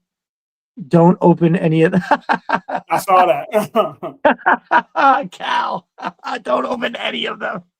Uh, Oh yeah. All right. So we're already overwhelmingly on the female Crimson Guard. That looks like that's going to be the one. Yeah, that's gonna be a hot item, man. I mean, if it's anything like the regular retro Crimson Guard, man, I can only imagine. You know what I mean? Right. Cal, that's fucking hysterical. All right, hold on one sec here. Don't open any of them. I still laugh about the what was it with the when we were talking about Cal was talking about going outside to do a winter photo shoot with some of his stuff, and just another jerk was like, aren't you worried that the cardboard's gonna get wet? And then Cal wound up responding somewhere with like the picture of one of the mint on card, the plastic barriers, and then it's like, yeah. There you go. the cardboard in the snow. Yes, yes, the shit is hilarious. That's good. That one will live on. That's a good one. There was also, I did another typo today, and it didn't bear any kind of fruit. I remember seeing that. I saw it, and then like it did that thing where it refreshed the timeline. I lost it, and I only had a second before the show was starting. But yeah, that was pretty funny. I wrote snowmobile in some, I don't know. It auto corrected. I said something, and it wrote in snowmobile, and I don't remember what the fuck. All right, here we go. So one thing that I saw somebody pointing out, and I told myself I was going to do official review videos for these, and maybe I'll knock one out in the morning for one of those other ones. But one thing that I keep seeing is that they reused the exact same backpack, and look what happens. The peg is too long. Oh, so damn. I can file that down a little bit. You know what I mean? Yeah, kind of customize it. Yeah. But that's, I mean, why do I got to do that? You know what I mean? Like, what the fuck? What are we doing here? So I think this looks like the same exact pew pew, which, is what it is. If you're getting, in essence, now the thing would be is, would they in a real, organization, would they, they wouldn't do it any differently. It's, you're just, you're a Crimson Guard, and you just happen to be a female. So here you get the same thing. I feel like that kind of makes sense. So let's see what we got here. I have to say, now I know Cal has confessed his love for the Crimson Guard figure, and I have to say that I agree, which is what makes this one look so cool. Is it's got that super smooth helmet, and a lot of those elements of the elite. They need to make keyhole packs so that they stay on better. Listen, that they should do a lot of things in terms of that, because when every time a backpack falls off, an angel dies. It makes me crazy. I don't know if anybody else has had the problem, but I've had a little issue with Zap's backpack with the with the missiles in it. It's kind of like, I don't know. Yeah, I don't know what. Maybe it's just me, but yeah, I had a little issue. I mean, they look like they're not going to sit well, right? Yeah. Well, when you first look at it, what do you think of? You think of Major Blood, right? You think, how here we go. You know what I mean? That's kind of what I thought. I mean, they stay in the backpack good, which is great. But I just had a little bit of issues with it, like actually staying in his back. So, God, you know what? I'm going to be honest with you. I feel like they use the same size sword too. And let me see here. Let me stick it in her hand and see what it looks like. That's not bad. The case, though, for some reason, the case looks enormous, and boy, that does not want to stay in either. But can I stick it in the backpack holder? There's the question. Okay, it does go in the backpack holder, so that's a plus, I guess, if you need to have it out of there. And you can put the primary onto the backpack. See, to me, this should be, that doesn't fit. This should be a prerequisite that, every item that comes with the figure should 100% be able to fit onto the backpack. Yeah, right. No, I get that. You should definitely be able to carry it. Now, I was positive that this peg was supposed to hold the primary, but okay. All right. Well, you know what? Let's see. So the sword does fit, but it is slightly loosey in the hand. Oh, so okay. The sheath is way too loose for my liking. I can foresee that being an issue, like something happening when I'm in the middle of trying to do a shoot and that shit won't stay still or something like that.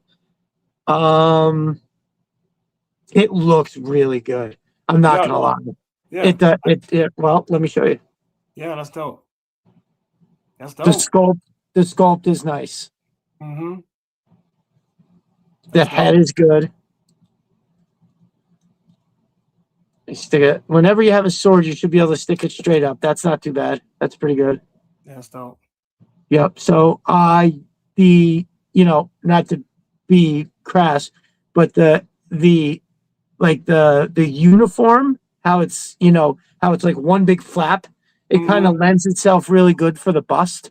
Just it looks really cool. Fuck yeah. It looks clean, brother. It looks clean. Yeah. Put the sheets on the pack, can't you? Sheets? What did I miss, brother? Sheets. Yeah, I know you can't. I can't. Well, I mean, I guess I say I can't, and then it's like on there. I guess that does kind of stay on there a little bit, but I thought that was going to look a little better. Well, I do like the way she holds that sword up there. That does look nice. That's legit. Oh yeah, no, the sheath will go up on the pack like that, but isn't it supposed to go on her waist? It's got the hole. Right? Yeah. That's what it's supposed to. I think. All right. Well, let me slide this stuff. Let me slide that back in there. Okay. And let's put it in her hand and see what it looks like. Because if they gave her the same size weapon, I feel like that's gonna not look that great either. No. This looks okay. Hold on. Let me get the hands on the barrel. Okay. Fold it back into the shoulder so it looks like you're holding it like somebody that has a clue. Okay, so not too bad. But yeah, this the sheath keeps falling off whether I put it on the backpack or her waist. And that's not too bad. So with minimal fussing, it looks okay. Yeah, that looks good. All right. The Valkyrie rifles are starting to look too small to me. Yeah, right. Slapping a Kiko head on her. That's it. So that does look pretty good. So with minimal fussing around here, I seem to have gotten it to look not too bad. And try to get it up right. Now we've got her in a running position, pointing. It's pretty dope. It's pretty dope. That's clean. I do like it. Just like what female did I have out here earlier? Oh, just like the Hiss gunner, she is caked up for a little chick. I like the boots. So here's, if you look, she's got a little pouch. For a knife, and with that little bit of detail on here. So I have to say I like the boots. Yeah, man, I'm digging it. I'm 100% digging it. I'm not thrilled about the accessories. I'm having a hard time getting her to stand, sort of, kind of. But there we go. Yeah, that'll do. Okay. Yeah, if I'm going, I would say 8. Okay. 8.2, 8.3. Yeah. Somewhere between solid 8. Yeah, I was gonna say 7.75 to 8.25, somewhere in there. Maybe even because these extras don't stay. Like they're not really on there that good. I think that looks a little bit crazy. You know what? Here's another test that I really like to do. I like to put stuff in our hands. I'm sorry, I'm having all the fun opening the figure while you're watching. It's all good, brother. There we go. Okay, so the secondary looks pretty good. I don't want to show this right on the camera, but I have to admit. So I try to put it in a position where I can look down like straight ahead like that. And I have to say that looks pretty dope. That looks pretty dope. So yeah, 7.75 Right. could potentially go up to 8.25 after I get some poses out of it and I get a couple dope picks. But I definitely am gonna have to grind that peg down because that's just not gonna fly. That looks stupid. Yeah. That looks dumb. Well, I mean, kind of like what you said, man. Hasbro is a victim of their own success. You know what I mean? Right, Last year, right. we're going to compare everything, especially right now, to everything from last year, right? So I mean, hopefully they got to come with it because that's what's going to be the comparison. Night Force Quick Kit, Budo, Monkey Ranch, all those cats. You know what I mean? So Right. Yeah. How cool is Budo? Budo is unfortunately still sitting right over here. I haven't fully taken him out of the package yet. A fantastic figure. Oh man, yeah. Well, Unreal. figure of the year per the show. Yeah, but I see you see why when you get him, man. I mean, it's he has so many. He's like 4 different figures in one. You know what I mean? 100%. Whatever, however you want to make it. Even if you look at pictures online for him, other folks have mixed match things, and it's a whole different look. So there's like 4 or 5 ways you can have him out there, man. He's awesome. 100%. So I had to come and check out this backpack. So yeah. See, they it said, looks good, right. It's not loose or anything. Like I thought, okay, when I first looked at it, I'm like, okay, this is like Major Blood's gonna be a problem. But it looks all right. It does all right. Nice. Well, I hope you get him to stay in a little better. I just dropped. Oh, there it is. Okay. So, this face sculpt is nice on Zap. I opened it up. Fuck it. I opened up Zap. Yeah. Okay. See now, look, they keep doing the thing with these green figures, right? A lot of them, the OG-13, like with the troopers and stuff. They're making them just different enough to where, it's uniformity. They're in the military. A lot of it's going to look alike, right? Especially literally these. What is a Crimson Guard? 10 out of 10. No. Listen, Cal. I gotta. You're selling me, Destro. Listen. If you don't have one of these, brother, you absolutely have to get it. Once I start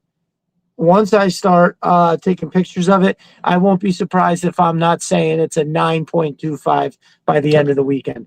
It is dope. I'm already sliding up. We're not even in the 7s anymore after I've just been looking at it with those boots, which look incredible. I'm going all the way up to 8.75 right now. That's where I'm going to stop and settle in.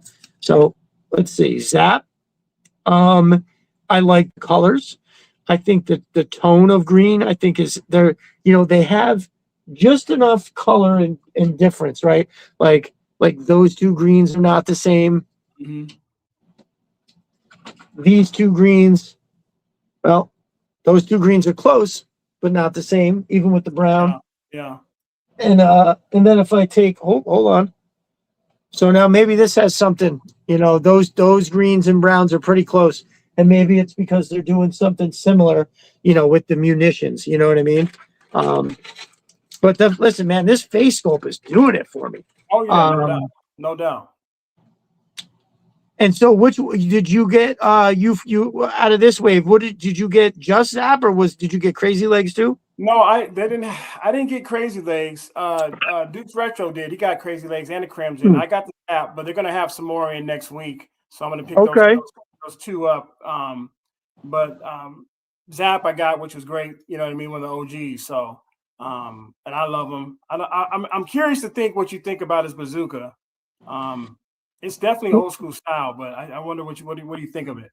So, well, number one, they didn't give him a reuse, so I think that's pretty cool. I want to see how I can get. Am I holding it right? Where does his Yeah, see. That's the same look I had at first.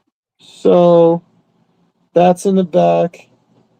Yep, and it's gonna go. Well, the one that they have, the screen, that's on a different. So this would be the left hand. Okay. So, well, first initial feeling when I look at it is, yeah, I like that it's new, and it definitely has its own flavor. Than the other missile launchers that they've been given, like for the who had one? Bazooka's I launcher. think So, Footloose has one. Footloose has one too, right? I think.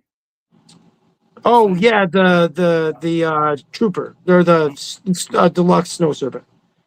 So, I mean, I guess this is how it's supposed to go, but how do you get his other hand on the barrel? Does Now that work? listen, this is one thing that I was mentioning in the Duke's retro. Is like I've not seen a picture yet where his hand is on the barrel. You almost have to stretch his thumb to where it's gonna mess it up. So Yeah, no, I I don't. stopped trying it. I stopped trying it because, and I just put his other hand on the other part of the bazooka. Because, That's what I'm looking at trying to do right now, I yeah, guess.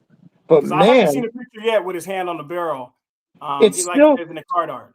it still doesn't fit that great on this part Yeah, either, though. yeah, it's Well, awkward. It's awkward.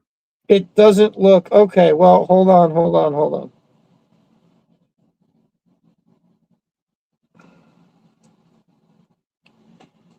I feel like if I mess with it maybe a little bit more, that I Yeah, can find something, but yeah, it's not how I want it. yeah. And It's his not. It's helmet, not. With him, I would think with him it should be super easy, super comfortable, right? So you can just put him in that pose the all day long. You know what I the mean? Like no issue. whole the whole structure of the figure should be built around getting this right. You know what I Yes, mean? Yeah, yes, no, for sure. I feel like anybody with a special weapon or something like that, or whatever right, weapon you're going to give this character, why don't you have it molded? This is his whole thing. You had one right. job. You had one fucking job. See, like, yeah, I can't. All right, that's going to take some messing with because I can't Yeah, get it to look that, how I want it. I yeah, wonder if this is nice that this comes apart and slides because I can probably get it on easier and then put it back together. But like, I don't know, man. I feel like this should all be way, way better. So yeah. even without using his other hand, it still doesn't, It's awkward, right? Yeah, it doesn't really go, okay, so that's not bad. But look at how weird he's holding it in his yeah. That's what hand. I'm saying. It's like this. Yeah, I was super. Obviously, I'm super hyped to get him. He's dope. No, but I was kind of like, I was like, damn, you know what I mean? When I'm trying to put the bazooka on him and I'm like, yeah, you know what I mean? It kind of took away from it a little bit, Right, but it was right. still awesome. But I was just, man, this is kind of awkward trying to. And I finally fooled around with it and took a couple cool pictures with it, but I just wanted it to be a little bit more easier. But it's nitpicking, I guess. Yeah, no, I think I'm with you with what you just said there. Like, I feel like, and just as Conrad said here, he offers two great suggestions, like Sergeant Slaughter gripping hand, working better, Mhm. and also I did. So I can probably grab one of those, but I did not heat them up, so I obviously am having those struggles there. Now, here's the next question: does this attach to the backpack at all? It doesn't, does it? See, that's bullshit. This should be able to mount to the backpack, Yeah, no, 100%. yeah, no, it does not at There's no all. reason it doesn't, There's no way to hook. Yeah, there's no way to like. Yeah, because he's got to be able to hold, like a full on rifle, and then Mhm. have that in his back. You know what I mean? Like, you're Yeah, not gonna, when you're moving in close quarters. Oh man, yeah, this backpack, this doesn't want to stay on either. yeah. See, Like that's I was kind of.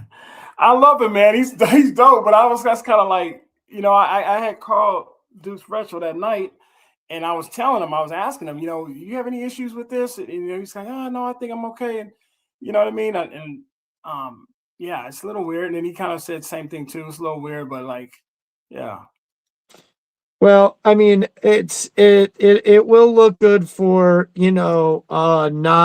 non-firing poses. And man, yeah, this backpack has fallen off multiple times. So, yeah, um, man, right now I gotta say, Man, the face, it's standing on the legs of the face scope alone. Now, first of all, look how loose that is. So Yeah, yeah, that ain't no good. Um, I do like the webbing. That does look pretty cool. The colors are on point. The missiles are staying in the backpack, and I do think that that is a plus. But I think his launcher is semi-pedestrian, and I feel like it's a little bit of QC issue here, or yeah. hopefully maybe it's just this one. I can't say for sure, but what is he? And then he has what? He has two fighting fists. Okay, I'll take that. Is he known for being a brawler? Because I don't. you know, to I get just two remember him. extra I just hands not. Yeah, yeah, and have them be complete fists, it just seems like what. yeah, well, at this point, um, I've opened them up and I enjoy them both. I don't yeah, I don't dislike the Zap. I'm happy that I have them for for sure. my for these He's an OG, no doubt. Yeah. he looks fantastic back here with all the green stuff. Yep. Without a doubt. I'll have him over here with short fuse, ready to launch some shit. But yeah, it's that QC issue that's a little that hurts. That hurts. I don't know what to do about that. Yeah, I'll be interesting to see that what other cats think too, as they in the community as they get them and pick them up. I'll be checking for that, or solutions. You know what I mean? Cats have Right, solutions to make it right. better. I'm I, in our community, man. I'm definitely gonna listen it up because that. I feel like we both have our issues are overlapping. So it's like the odds of you and I having one-off problem, you know what I mean? Chances are is that there's an issue with it itself. So yeah, I'll put those aside and yeah, I'll come back around for the crazy legs. I mean, this does look pretty dope. I do kind of want to open them. I'm not gonna lie. Nice. So hey, Well, you gave us your short list of what you're interested in ordering. What are some classifieds that haven't been announced yet that you're hoping maybe we get this year? Well, I'm hoping that we get obviously Wild Bill, but I've seen some videos where people are already saying that's coming out for sure. So I'm hoping that's the case. But I definitely want to get a Wild Bill. It'll make it easier to get the Dragonfly because some people sell the Dragonfly without the figures, which will be cheaper. Yep, So yep. I would like to get a cheaper Dragonfly at some point. I mean, it's still expensive, but so Wild Bill, of course, because he's all time great. Repeater, I know I had him as a kid. Loved him. Nice. I loved his weapon. His weapon was freaking awesome. He reminded me of somebody like in Predator or something like that. He had the No, hat. aliens. You know what I mean? Aliens. Yeah, The aliens. aliens. They had that same one. Yep. Classic cat. Yep. Yeah, classic cat. Muskrat. I loved him. He came. Hell yeah. He had the shotgun. Then he had like I don't know what that was, but it looked like a boogie board to me. I'm from California. It looked like he has some kind of like it wasn't his shield, but it kind of I don't know what it was for. But Muskrat had like a some kind of like boogie board type thing. But he was a dope character. I love him. So I hope those three guys for sure. Those are my top three. Oh, nice. That's what's up. Those are great choices. I also loved Repeater. I actually have my 3 3/4 Repeater from when I was a kid, mint condition. I don't have the big setup for it or anything. I've looked on eBay. Probably get, dude. It was like to buy just the backpack and the gun was as much as getting a whole new figure. But so I'll probably order it, keep the OG, and then that's it. Cal says as long as he has both thumbs, he's doing 100 times better than that. No doubt. True.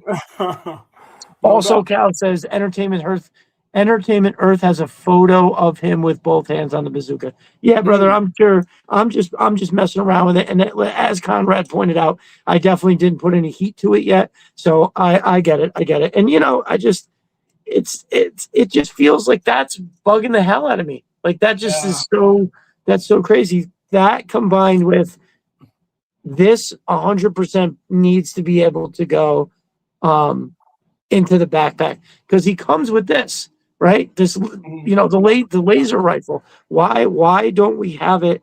Man, I hope I'm not an idiot and then they give it and then here's the crazy part. the carrying handle on the top, I think is too small to actually carry it with. You know what I mean? Like his fucking fingers don't go in it. That's just nuts. It's a little weird. You know what I mean? Like, yeah, I thought it was just me, so I was just gonna wait till other people, review it and stuff like that. But he's still super dope. But like, yeah, wondering about that. Agreed. It is. I'm excited that he's here. Whatever. I mean, I just can't wait to see what they do with like Flash and Grand Slam. Yeah, Flash. I think, yep, those two. Yep. I think they're both probably going to wind up being good. And I mean, I tell you, I keep looking at. I do like his boots. The lace pattern is pretty dope. I can't go wrong there. I think that's pretty good. Yeah. I want a Flash classified this year. Yeah, brother. I agree, Cal. That's that is 100% for real. I'm looking forward. I have, obviously I really want version 2 Destro with the despoiler. I don't want it without the despoiler. I really need that shit. And then beyond that, I have it's a tie. I really want Blizzard. I think he is. Damn, I gotta forget him. Yeah. Aside from the Snow Serpent, he is the best 3 3/4 Snow Joe or Cobra. He's fucking amazing. I don't see how he doesn't come out this year, right? With all the snow stuff, they gotta have a Blizzard. I think maybe I don't know anything, but damn, seem like it'd be crazy not to have him out, this year. Right. I couldn't agree with you more. I feel like there's got to be a way to make that happen. And then I have a tie for 4th place. I'm having a hard time thinking of the 4th person. So Blizzard, Ambush, who to me is there's some days when I remember it and I'm like, oh, I remember that figure. And there was a time when I used to say that it was my favorite for sure. Because that thing that he came with, not just there was the one that went over like his head, and then there was the one that went over his body with that little tripole tent or whatever the fuck it was. And dude, that thing was so awesome. I mean, and he was basically Rakondo with more mustache, but I can't wait. I'll be honest with you. I've been looking at it on eBay for the 3 3/4. I'm going to get that for 3 3/4. That's going to be part of my classic collection. And I desperately want it in the classifive. Another one is Lightfoot. I think Lightfoot is fucking awesome. I do have that in 3 3/4, and I love it. I know a lot of people think it's silly and pointless, but no, he is he is absolutely fantastic. Oh, that is the other one. So yeah. And I think that they can take Lightfoot and do what they've done with like Tripwire, and where they make the colors work, where like that blue helmet is a different shade of blue, but blue. Right. The yellow is yellow, but it's not so caution yellow. Maybe it's more of a muted color, like how that is a muddy orange. Give me a muddy yellow. You know what I mean? And he's got a crazy cool uniform. The accessories he comes with, make it a deluxe, like Scrap Iron. Scrap Iron comes with that drone. Give Lightfoot up the bomb drone. Give him the whole thing. I want him to work alongside Tripwire. I want it in the worst way, and I want it to be right. Yeah. I already said Ambush, but Ambush, I feel like the same thing. Now, I remember hearing from somebody that Ambush was this close to being a HasLab figure. Now, I tried to get clarification on that, if they meant that they were just, if it was coming with a vehicle, and they were like, no, we think that it was going to be, they were just going to release it with like the craziest setup. The soft goods were going to be off the chain. It was going to be a classified scale, and obviously it wouldn't cost $300, but maybe the figure, maybe it costs $120 because it comes with like the whole stuff. Right. Actually, that would probably be a lot. I figure if what it was the like a sand scorpion or the desert scorpion was like 60. All right, so maybe it's 100, maybe it's 110. But I don't care. I would fucking love it. They just make those soft goods elite. Make the poles fold down to fit in the backpack, nice. You know, wrap his weapon, because his weapon was like Wakando's, I believe it was like wrapped up. Just make it just kill it. Just make it right. You know, Yeah. 100%, 100%. And then my last one was Salvo. So I mean, again, this is just tied for first place. Salvo is I have that 3 3/4. It is a amazing 3 3/4 figure. That rocket launcher is completely fucking awesome. And on top of that, he also has that insane mine shooting gun.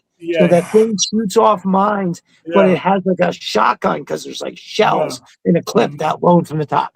Absolutely amazing. Now, what I would like that they did is if they gave him, you know, definitely the rocket launcher, definitely give me the mine shooting gun, but I wanted so the mine shooting gun can be on a sling in front of him. So he could have like an automatic, just like a regular, you know, regular style kind of rifle. Shit, hell, give him one of these because he's such a big badass. Give him gung ho's body. Make him. I almost wore my shirt today. Make it gung ho's body. You know, give him this. You know, in Joe colors for him to hold. Give it just a rubber band to sling the mind rifle, and then have the big launcher that comes off his back and he can shoot it. I absolutely have to have it that way. That'd be dope. I think, you know, they're good at taking some of those characters like that, and especially with the accessories, right? They're really good at doing that. You know, you mentioned Crystal Ball, you mentioned some other cats, Budo, we talked.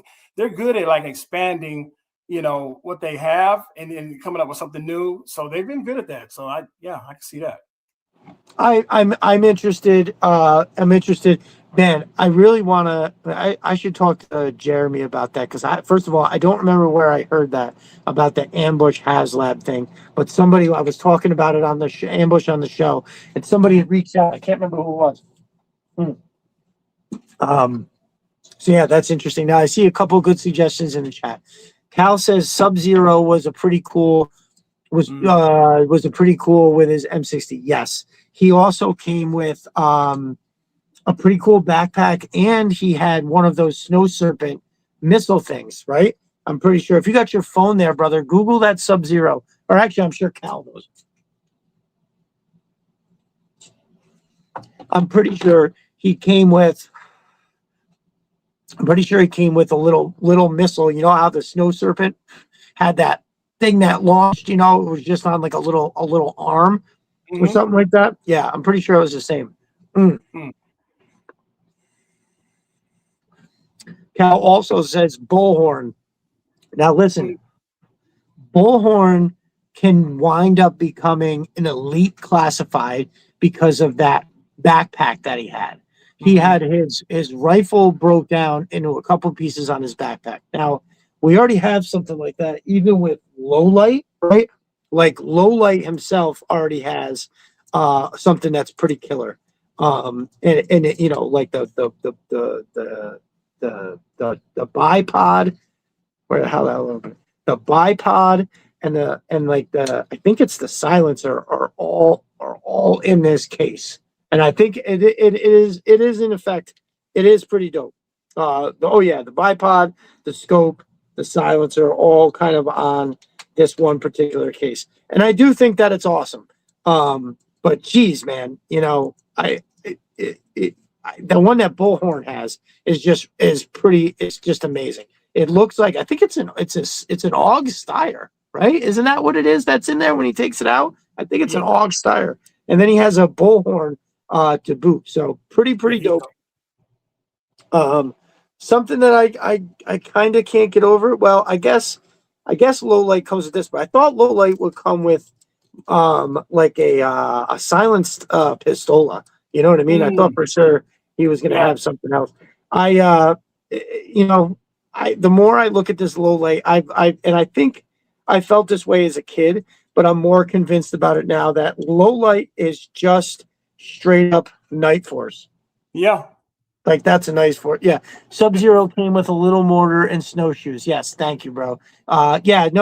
Sub-Zero, Jeremy Kimberlin's favorite. That's it. That is his favorite snow trooper, I believe. And it is fantastic. I hope we get all of these, right? Now, here's the question though. Like how hard up are they to give us these figures all next year, right? So, okay, they definitely, we're going to get that Arctic 3-pack. We're getting the Snowcat, and then later in the year we're getting the Hiss. What realistically, you would think that we would be getting so many more figures, right? Right. That Yeah. that we would get, the 3-pack is a good start. I think that's pretty dope. But I want to see Snake Eyes. Which how do you not make a Snake Eyes? Anytime you get a chance to make a new Snake Eyes, I think you got to make the Snake Eyes. Oh no. Yeah. There's so many different Arctic versions, and you could take any of them from the cartoon. There's a bunch that you could point out, and I think it would look good. Super 7 Reaction Plus made that Scarlet. I don't know if you saw that. It's one of the 3 3/4 figures that they made, and she's got from the Massive Ice. She's got that jacket. She's got the Geiger counter. It looks like she's holding something with a microphone. It's not the Geiger counter, and that was pretty dope. So if we start to see stuff like that, where it was that kind of a figure, like where do you draw the line though? Like how many do you just, or do you just kind of like give us a couple of those figures next year, and then, or toward in the beginning of the year, we get the 3-pack, we get Flint and Lady J with the Snowcat, and then maybe they wind up releasing 2 more in the beginning of the year. And then towards the end of the year, when the Arctic Hiss comes out, maybe they give us a couple more. I think that would be dope. But like, what percentage of figures over a year would they actually make for an Arctic, right? Like, how many figures? How many figures did we get this year? 100? Yeah. I mean, it sure as hell feels that way. But I guess that would determine, say if there was 100, I think making 40% of it, or of Arctic, sounds like they wouldn't want to do that. Like they would want to diversify a little bit. So it's I don't know, man. Usually when we get into this part of conversation, I think I want to talk to Jeremy. He usually got the answers. Yeah. But yeah, no, that's it. That's interesting stuff. I'm very interested to see how that works out, because there's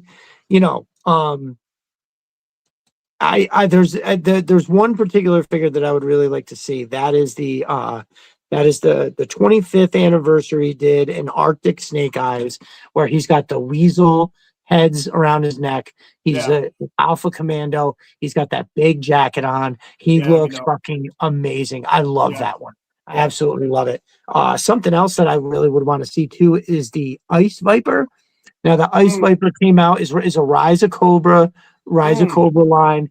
Looks absolutely phenomenal. I saw Cal, of course, our carded king Cal has it, and it's glorious. It's just an amazing, and it came with this really cool like Snowpedo missile kind of thing. I don't really understand what that was. Bohorn came with a Steyr, but the gun in the case was a rifle in 3 pieces. Right.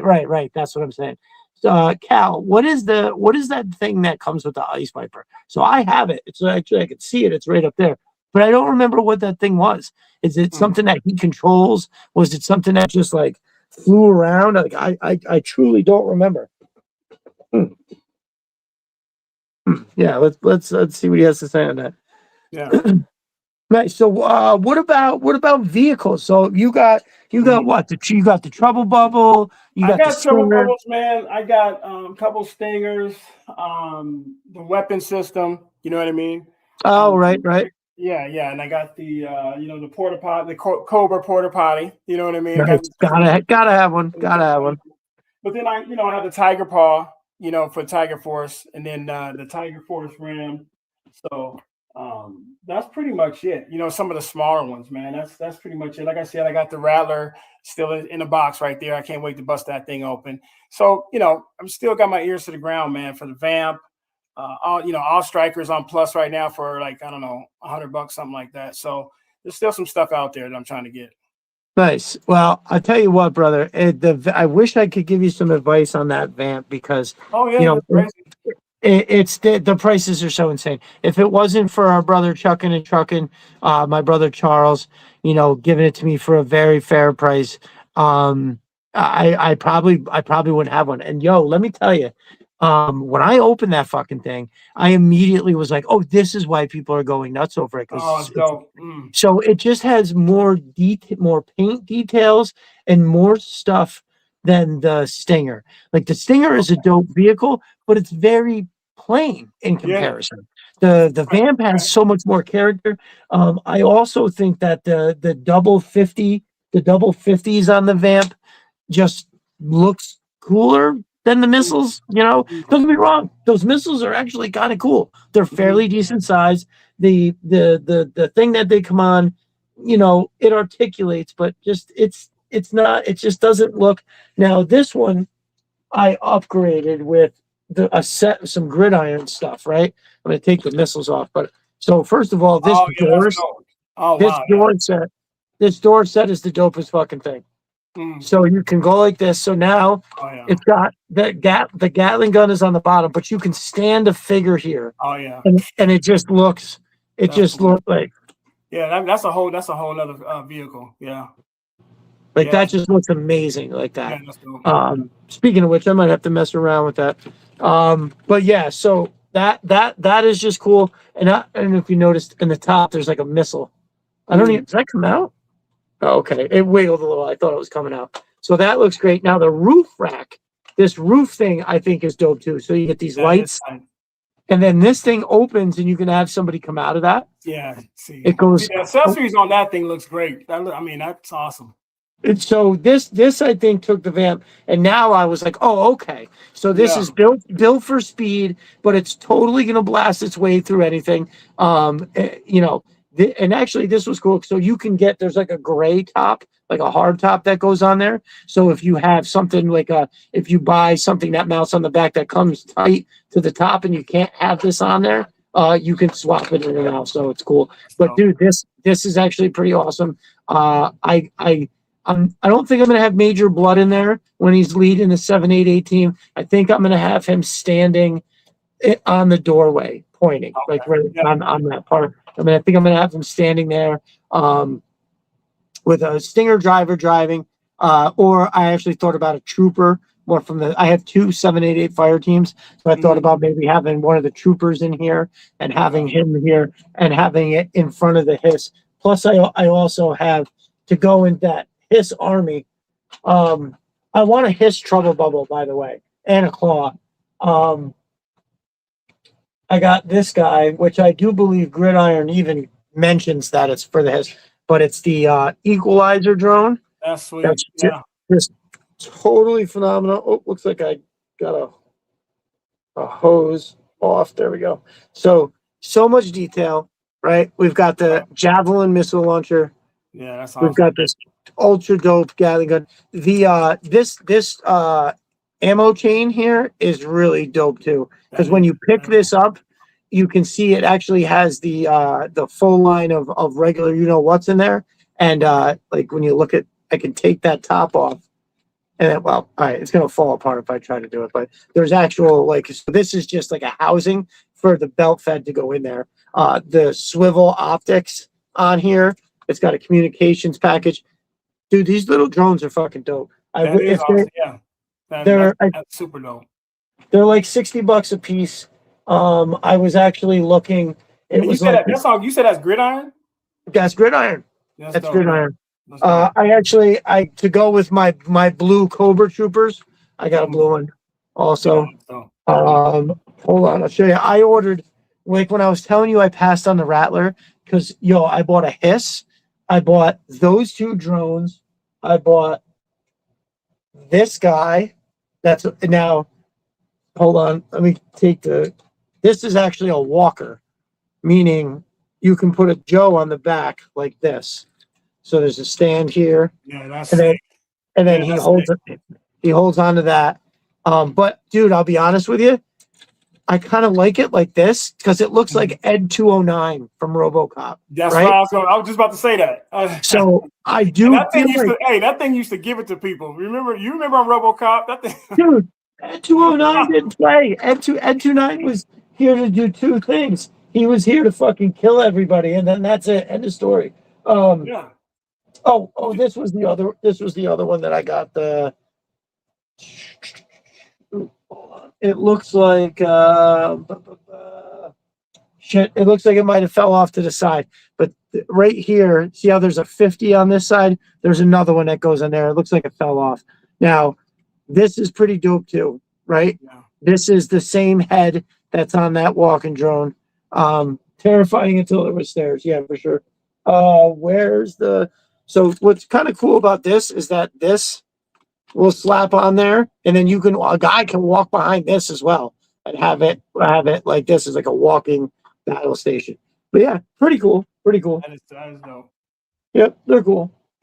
For the money, I don't know. Yeah, I don't know. I'd rather instead of buying like a $60 that and then another one, I'd rather put that money together, maybe save a little bit more, and then get something from Matt. And Matt, that's it. I don't know when the last time you've been over there, but they do things like the Shadow Hawk. I mean, that fucking thing. How cool? Yeah, how cool is that? Everything that's over there. I still remember the first time that I saw the Outpost on Etsy, and I was like, "What? What the fuck is that?" Literally, I think I said that out loud. I was like, "What the fuck is that?" And I opened it up and was like, "Holy shit! Look at this!" And then when I clicked on it, it brought me to a page where I think it was so I have the bar in Cobra blue and gray, and I think I saw it. The colors were reversed, and I asked him if he could do it, flip the colors, and he did. And the rest is history, as they say. Well, it's dope. And another thing you showed it tonight is the raft. You know what I mean? It's almost like the Joe Knight landing. So with all the Cobra eels were at Ross, and everybody, just searching for those $8, $9, $10. So everybody got a ton of those. So that's one thing that's on my list for sure. That raft with those Cobra eels is dope. You can't go wrong with that. Right. I agree. It's an iconic look, Yep. I'm definitely going to order the stickers for that. I think before I do that photo shoot, just because you got to have them. It's just the way to go. So I totally agree. So yeah, that was, I had gotten all of those, all that gridiron shit right at the same time that I bought the hiss setup. And then I immediately was like, oh shit, wait, what's this? Oh, they have a missile system for the hiss. Oh, they have a fire team. So I obviously had to get all that. So yeah, I remember in that month I had spent quite a bit of money. And I didn't notice it at first until it was like, the first of the month was coming up. So I was getting ready, I was going to pay the mortgage and I was doing all this other shit. And I was looking and I was like, wait a minute. And I'm like, literally flipping back and forth to my bank statement going, wait, did I really spend all that on it? I had to write it down on a separate sheet of paper. At first I went through and I highlighted all the stuff that I was pretty sure was G.I. Joe. And then I had to write it down on a separate piece of paper. It was like my mind was trying to find a way to deny that it had happened, that I had actually spent that much fucking money. I couldn't actually believe it, but the way that I look at it is, first of all, nothing, aside from being a parent, obviously, nothing makes me happier than this. It just doesn't. Doing this with you right now, all of that. No, you're completely right. I mean, for me, I know Jay Antonio mentioned this too. We were just, and texting and stuff, and it's nothing like that feeling, man, when you get that new classified, right? And you're just excited. You got it in the car. You wait till you can't get home. I mean, there's nothing, nothing better than that, man. It's not, dude. When I bought that hiss, I pulled over so I was actually kind of in a rush. I got out there. I met the guy in a McDonald's parking lot. It was summertime, so it was still like super nice out. And he was like, do you want to open it? And I was like, nah, man. Well, first of all, the guy, despite being some form of collector, didn't really know what he had. So via text, though he knew he had a hiss, but via text, I was like, yo, does it have all of the figures? And by all the figures, I mean, does it, because it always comes with the driver, but do you have the gunner? Do you have the tactician? And do you have the HasLab Cobra Commander? And And he was like, no, it's just what's in this picture. And he sent me the picture. It's the picture from Pulse where it just shows the original offering of just the guy. And I was like, did you open it? And he goes, no, it's totally sealed in the shipper. So I didn't even say anything. I was like, the figures are in there. If he says he didn't open it, they're in there. Yeah, then I they're don't in want there, him to, I don't want him to change his mind and say he wants more money. So I literally, I drove out there and and he was like, yeah, man, I don't know what you mean about those other figures. And I was like, don't even worry about it. Don't even He was worry like, about it. don't even worry about it. I get it. I get it though. Yeah. Yeah, 100%. He was like, well, do you want to open it, while you're here and check it? And I was like, nope. Actually, I talked to him for about 10, 15 minutes about collecting. He was more into Transformers and like Pokemon and shit like that. But anyway, I talked to him for a few minutes. He had a HasLab, a Dragonfly that he offered for. He was like, yo, if you want to buy these both, I'll give them to you at a great price. And I have to be honest with you, it was a great price, but I just couldn't spend all that in that moment. Right. So yeah, I was like, all right, man, sounds good. Let me get out of here. And so I took off. As soon as I got on the highway, I was like looking at the box in the passenger seat next to me, and I was like, man, I got to know if those figures are in there. Because then I started to think, I was like, what? Why would he say? I was like, oh man, I was trying to open it, and I was like, oh, I absolutely can't. I can't fucking pick that shit. I can't open it in the car. The thing was huge. So I pulled over at a rest area on the highway. Took the box out. I had the box sitting on the hood of the truck. I was opening it up. And the very first one I took out and I opened it, there were all the figures. And I was like, yes. And I opened the driver just to slide it out, look at it and go, fuck yes. Put it back in, close it all up. I got home. And yeah, man, when I put that together that night, boy, woo, doggy. That was fucking sweet. It's no better feeling, man, than scoring, man. And a lot of times too, when you're getting stuff from Facebook Marketplace or OfferUp, I've run into cats where they're coming into hard times or whatever, and so I'm like, it makes me feel even better that at least I'm helping them out, right? You know what I mean? So he can kind of get, and always kind of talk to him when a guy mentions that type of thing to me. I always kind of talk to him a little bit more about Joe's, and I always tell him like, hey, look, the good thing is whenever you want to get back into it, you can jump right back in. You can find find some Tiger Force, some Python Patrol. There's some of the cats that are, not as expensive, and you get right back in the mix. So, I definitely get it though. Yeah, for sure. It looks like Snow Leopard. Snow Leopard is. I just ran out of O-rings. Final kit bash count 28. So Snow Leopard, what's going on, my brother? You have kit bashed the world over there. It looks like Cal says. Not for all of them. Some are just army builders with another head. Oh, dude. So what? Yeah, I need more info on that. Pics coming tomorrow, though. Cal also said, I have the Ed 209 from the RoboCop toy line. He had place to put caps. No shit. Dude, I do remember that, I think. And it was fucking dope. Rock Lockdown. Good. Have a good night, my brother. Yeah, good night, appreciate you coming through. Oh, and Rock, I have a bunch of shit shipping out on Monday. Your Frag Viper and the police officer will be on their way, my dude. Sorry, it's been like almost 2 weeks, and I'm terribly sorry about that. Nice, very good. So yeah, my brother. Well, we are about to hit the 4-hour mark. So man. I'm gonna take my old ass to bed. I got another long week coming up ahead of me here. It's not gonna be. Well, I shouldn't jinx myself, but as far as I know, don't do that. Oh my God, I'm gonna stop now.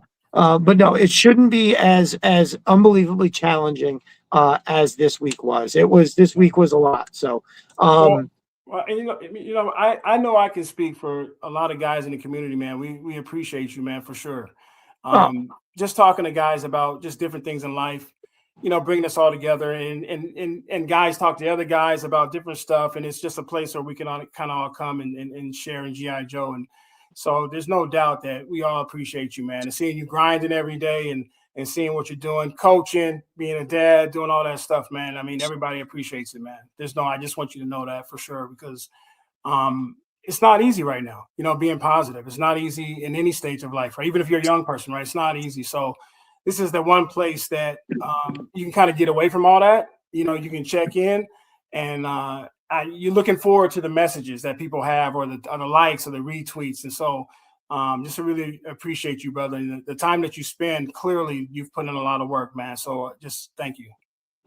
Well, I very much appreciate that. It is, I think I think I've always kind of been sort of like this my whole life to a degree, but with this, there's something special about this, like where we're all celebrating over this one thing that we're all kind of obsessed with, right? The GI Joe is the core of it. So we're all coming together and getting through this thing we call life together, but through the lens of us all loving these GI Joes, right? And what I appreciate you saying all those things, because it is fuel to the fire in a sense that, like, I know I'm making a difference. I know a difference is happening.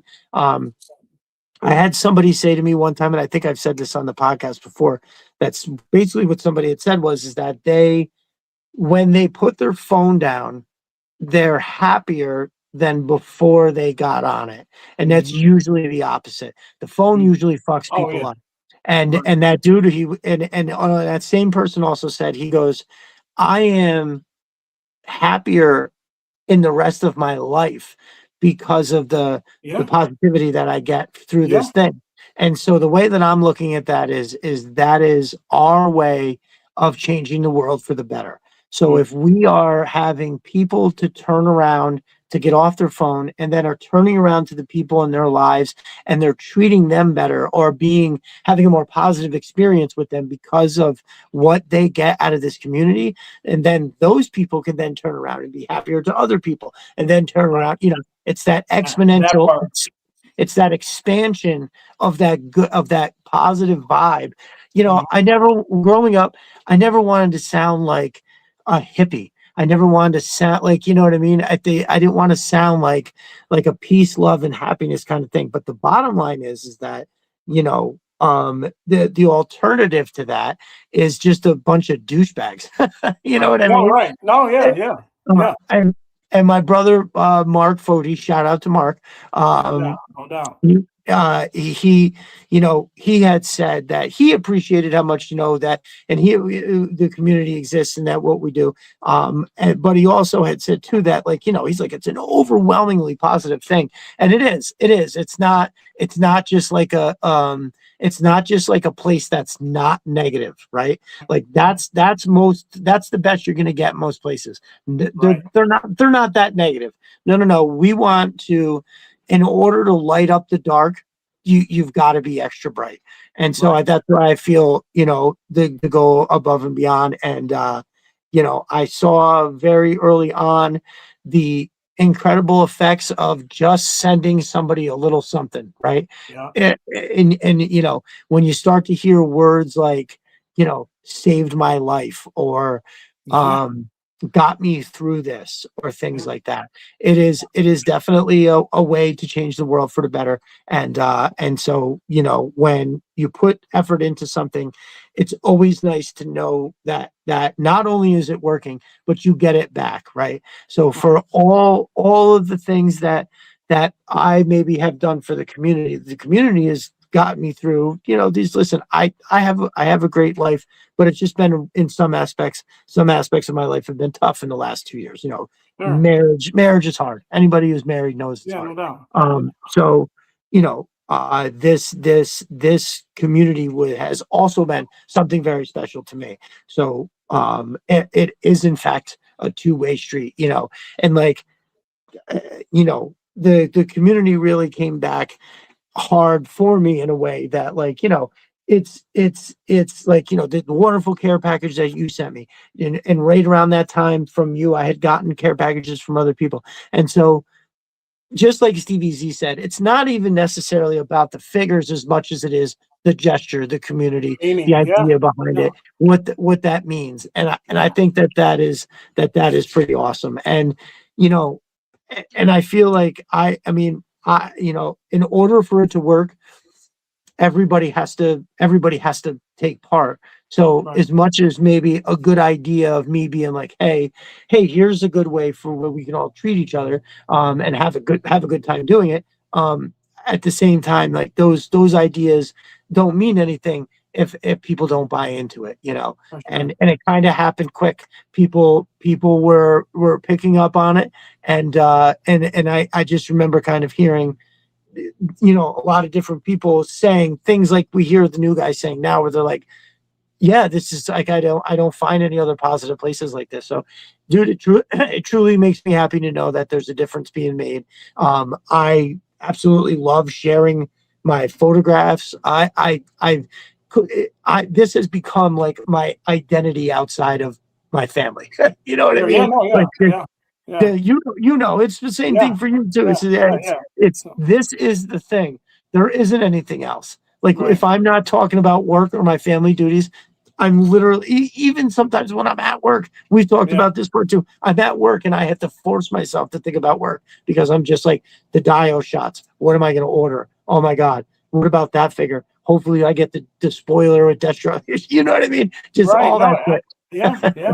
I get that, man. I get that. I think, it's a good thing too, especially now, especially for men, right? Because we, sometimes we think we're okay, you know what I mean? And sometimes we don't address that.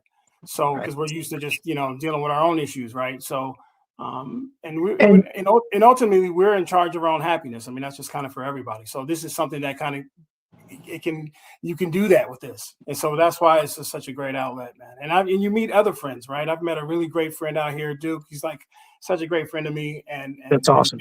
me. So like, it just spreads, like you said, it kind of spreads. That type of thing spreads out. So yeah, I'm just appreciative, brother, and yeah, thank you, man. That's what's up. That's what's up. So listen, y'all, we're gonna sign off, but make sure you are. I'm not. Everybody here is almost certainly guaranteed following Roadblock. If you are not, you can be found at Stephen Moses. Stephen Moss, yeah, Stephen, Moss. sorry, Stephen Yeah. Moss. Yeah, Yeah. and you could, if you're on Twitter, you already know. So come and find my dude. Make sure you're following. Keep up with what he's. We didn't even really touch too much on the AI. Yeah. Holy shit, we kind of. You know what? We'll save that for next time. How Next about time, that? yeah, for So, sure. what we'll do too is maybe we'll do something with a once I get my production level up. If you want, we could we'll do like a premiere video. We'll show it. We could play it here. So all you'd have to do is you would send it to me, and then while we're in the middle of this podcast, boom, I just put the video up on the screen, and we get to watch it. We could have an official release day of something dope from our brother Roadblock. That sounds pretty awesome. I like it. So yeah, I do this. This was fantastic. You have an open door policy to kind of stop back whenever you want. But something else that I will be doing soon is I will be having multiple people on, which I really want to do. And so we will definitely have you back for some Appreciate stuff, it, brother. Yeah, man. Anytime. For sure. And because I was talking about it with Chris from Sis 3D Arsenal, that I'd like to do like how we got those renders, right? We didn't even get into that. We were bullshitting so hard. So the renders, when they come out, I'd like to do a show, and I could reach out to a couple people, and then that way, we could get a couple different opinions on the shit, like, when it happens, not wait till Saturday, like, right? They release something on Sunday. Oh shit. Let's do it. Like, well, I did it with Mark last week, right? We did, they came out with the stuff on Sunday. He hit me up Monday and was like, yo, let's do this. And I was like, fuck yeah. So, but so we will definitely have you back on. No question there. And, and dude, I do look forward to the stuff you've been sending me with the AI. Is out of control.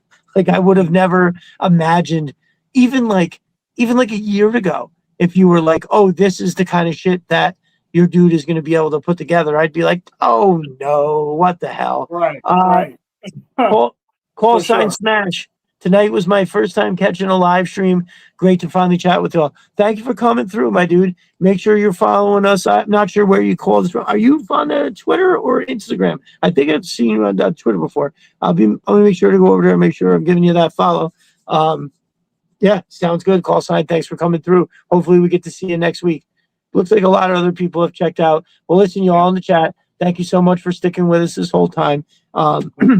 Without you guys, there is no this, right? There's no, I don't do this like, I enjoy doing it, but what makes me super excited to do it every week is that everybody that shows up in the comments, plus all of you guys, and this is you included, when I appear on other places, you guys show up. Now, I know that open mic night, that there's 10 other people. I'm not talking that much. That's a different story. I get it, guys. But like whenever I'm at Destro as my spirit animal, or God, where else? Oh, when I was on the Figure Fight Club, their feature show, when I was on that, everybody showed up. So I can't tell you all how much I appreciate that too. It really brings legitimacy to my brand when I'm out. I'm like, these are my brothers. So I don't call you guys fans. I was like, these are my brothers.